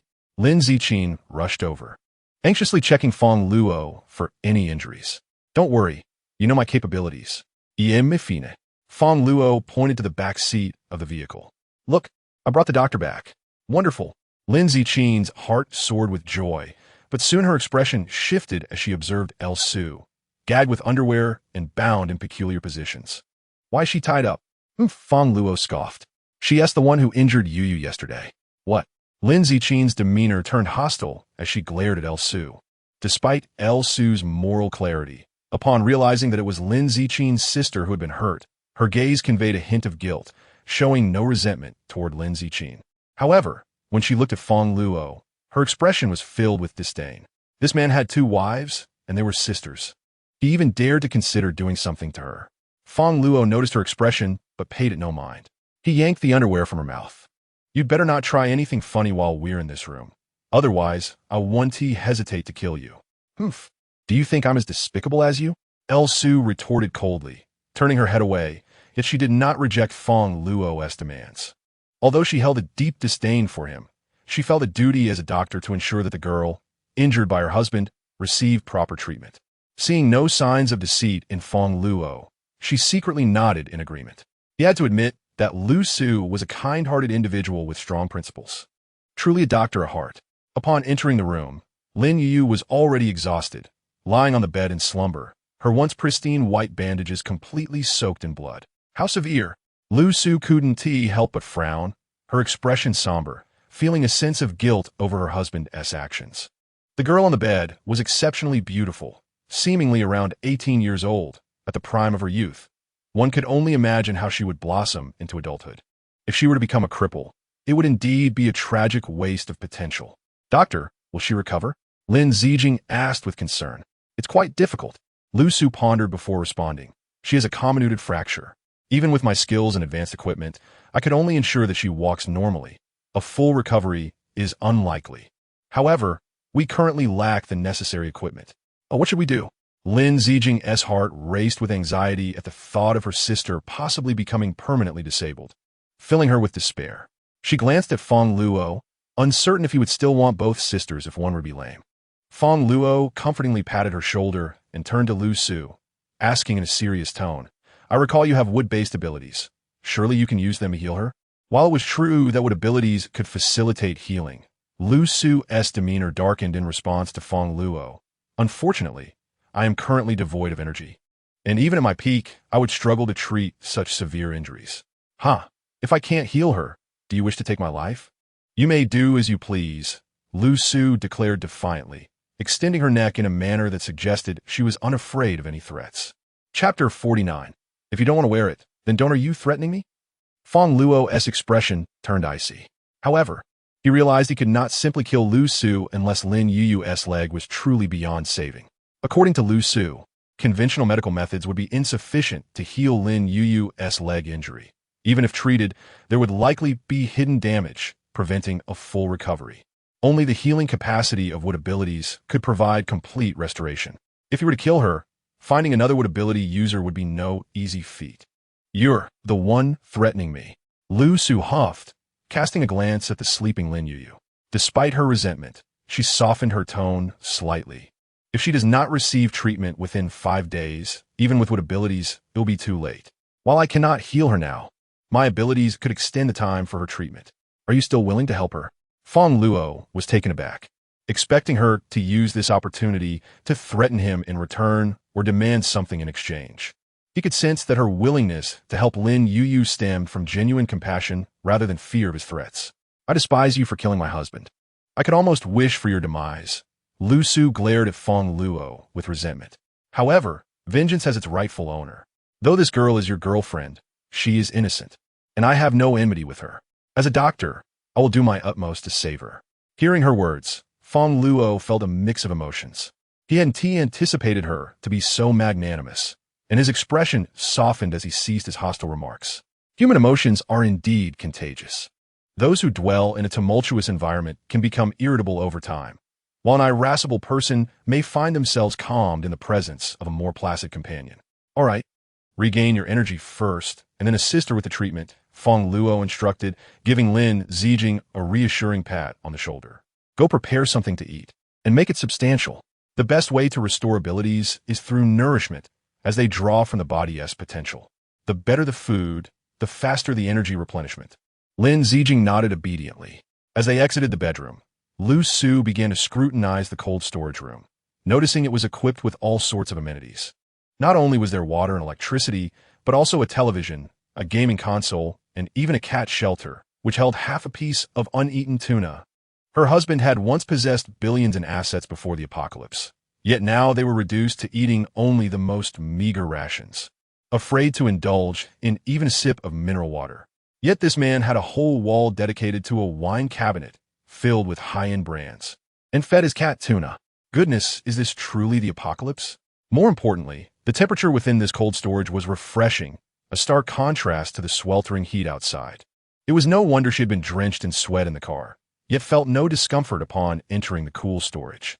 How had this man managed to create such a comfortable sanctuary amidst the chaos of the apocalypse? Did he foresee its arrival and prepare this cold storage in advance? Lu Su regarded Fang Luo with curiosity. He was indeed handsome and possessed formidable strength, yet he was excessively lecherous and violent. Furthermore, he had killed her husband, making him her sworn enemy.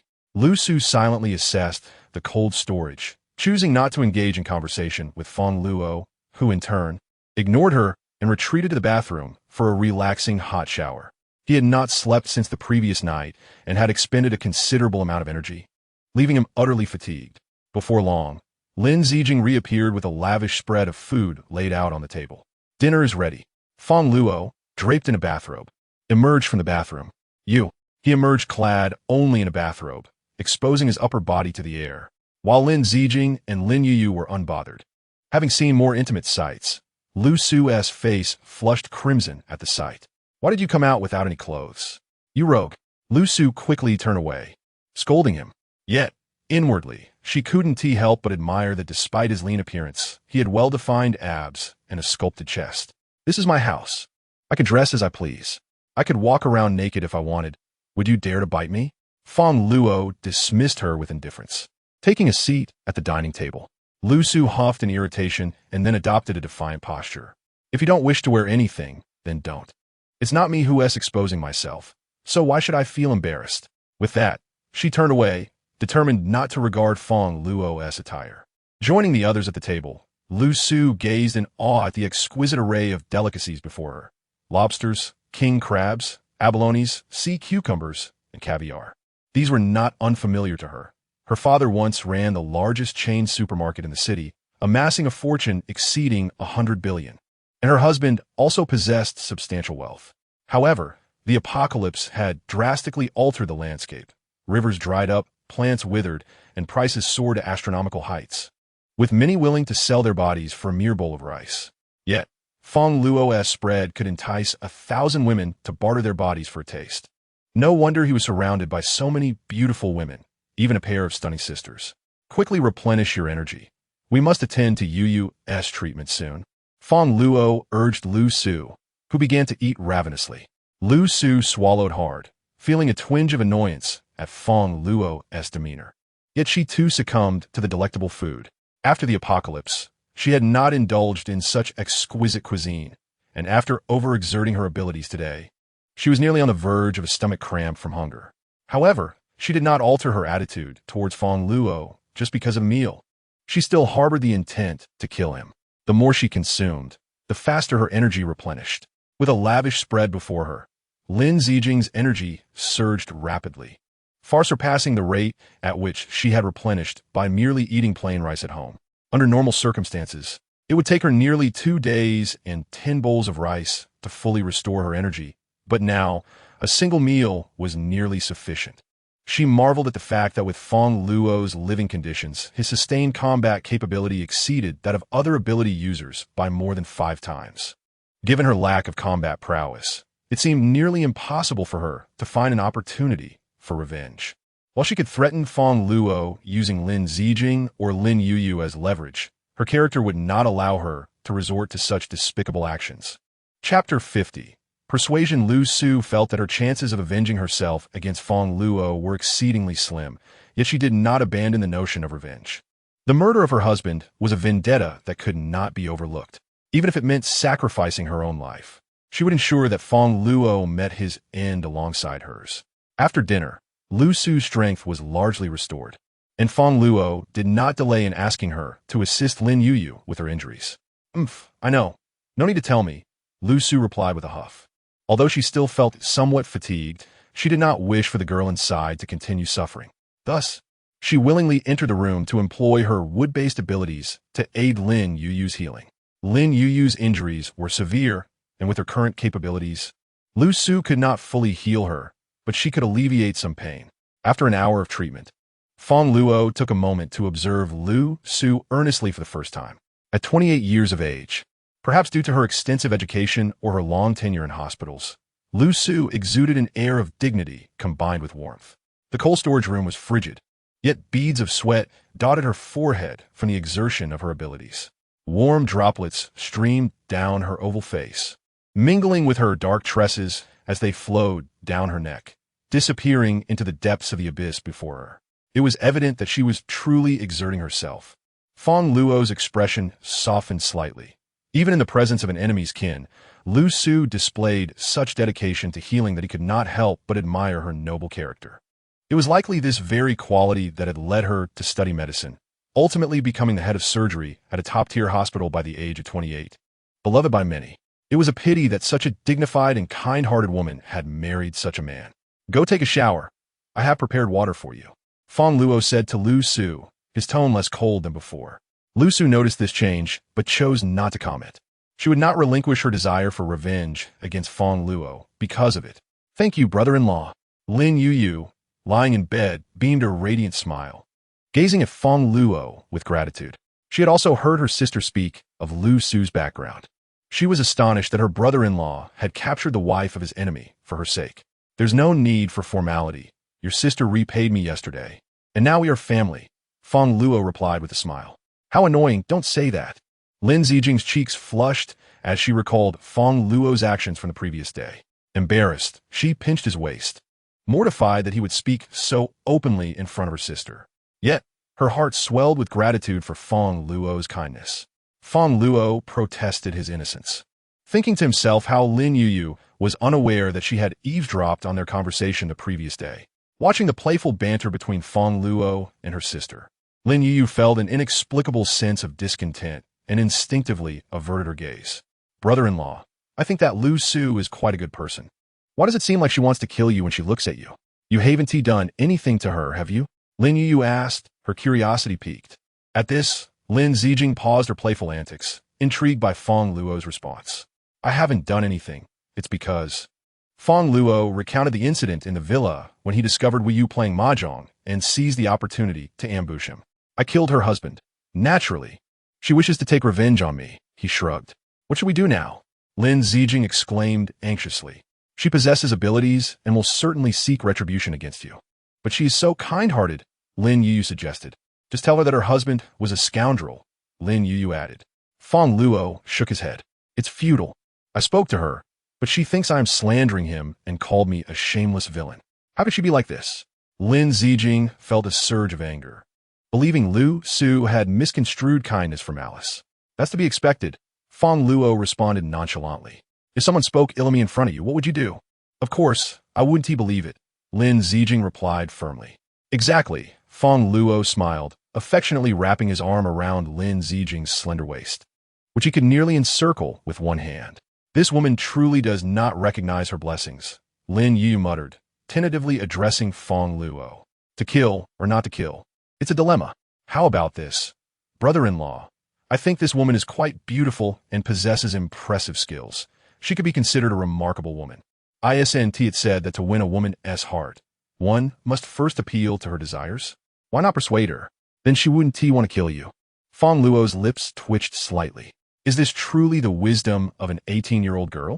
Such audacity. Don't speak nonsense, Yu. Lin Zijing scolded her younger sister with a glare. Are you trying to embarrass me in front of others? I never knew my sister could be so mischievous. Are you jealous, sister? Lin Yu teased, looking at Lin Zijing with a playful glint. Me? Not at all. Lin Zijing's face flushed. Although she claimed otherwise, deep down, she certainly did not wish for Fang Luo to be involved with another woman. Sister, brother-in-law is so capable and handsome. Many women will surely pursue him in the future. You might have plenty to be jealous about, Lin Yi remarked, a hint of melancholy creeping into Lin Zijing's heart. She, too, felt that Fang Luo was exceptionally outstanding. Would she have to be jealous of every woman? All right, enough of this nonsense. Fang Luo lightly tapped Lin Yu's forehead. I don't just look at anyone. Your sister is so beautiful that my standards have been raised. Anyone below her will not catch my eye. How many could possibly be more beautiful than your sister? After a moment, Fang Luo recalled Lu Su's appearance. It must be said that her beauty was not inferior to Lin Zijing's. In fact, Lu Su possessed a mature and alluring charm that, in certain respects, was even more captivating than Lin Zijing's youthful allure. Upon hearing Fang Luo's compliment, Lin Zijing felt a sweet sensation in her heart. That's true. Lin Yu nodded before turning to ask brother-in-law, who is more beautiful, me or sister? Fang Luo hesitated, realizing this was a perilous question. To be honest, the two sisters bore a striking resemblance. In the dark, one might struggle to distinguish between them. He could only respond evasively. Both are beautiful. Each has their own unique charm. After a while, they continued their conversation. Su had just finished her bath and emerged from the bathroom. Fang Luo instructed Lin Zijing to take her turn, while Lin Yu having recently undergone treatment, was utterly fatigued and succumbed to a deep slumber. He settled himself on the bed, intent on enhancing his own strength. Over the past few days, he had been diligently searching for evolution crystals, yet his progress had been rather sluggish, only marginally surpassing that of Wu Yu. Nevertheless, Fang Luo had successfully amassed over 120 evolution crystals, sufficient to significantly bolster his prowess without the need for further excursions. With the existence of supernatural abilities now widely recognized, the evolution crystals had nearly been exhausted, making it increasingly difficult to find more in the outside world, a pursuit deemed a waste of time. Therefore, Fang Luo resolved to devote the forthcoming days to the enhancement of his abilities. Once the zombies outside underwent their own evolution, he would venture out to bolster his strength by vanquishing them. As time progressed, the strength of the zombies would escalate at a terrifying pace, with some even evolving to possess supernatural abilities of their own. At that juncture, the energy of the zombies' enhancement crystals would rival, if not surpass, the current evolution crystals. Thus, Fang Luo deemed it unnecessary to squander further time in search of evolution crystals.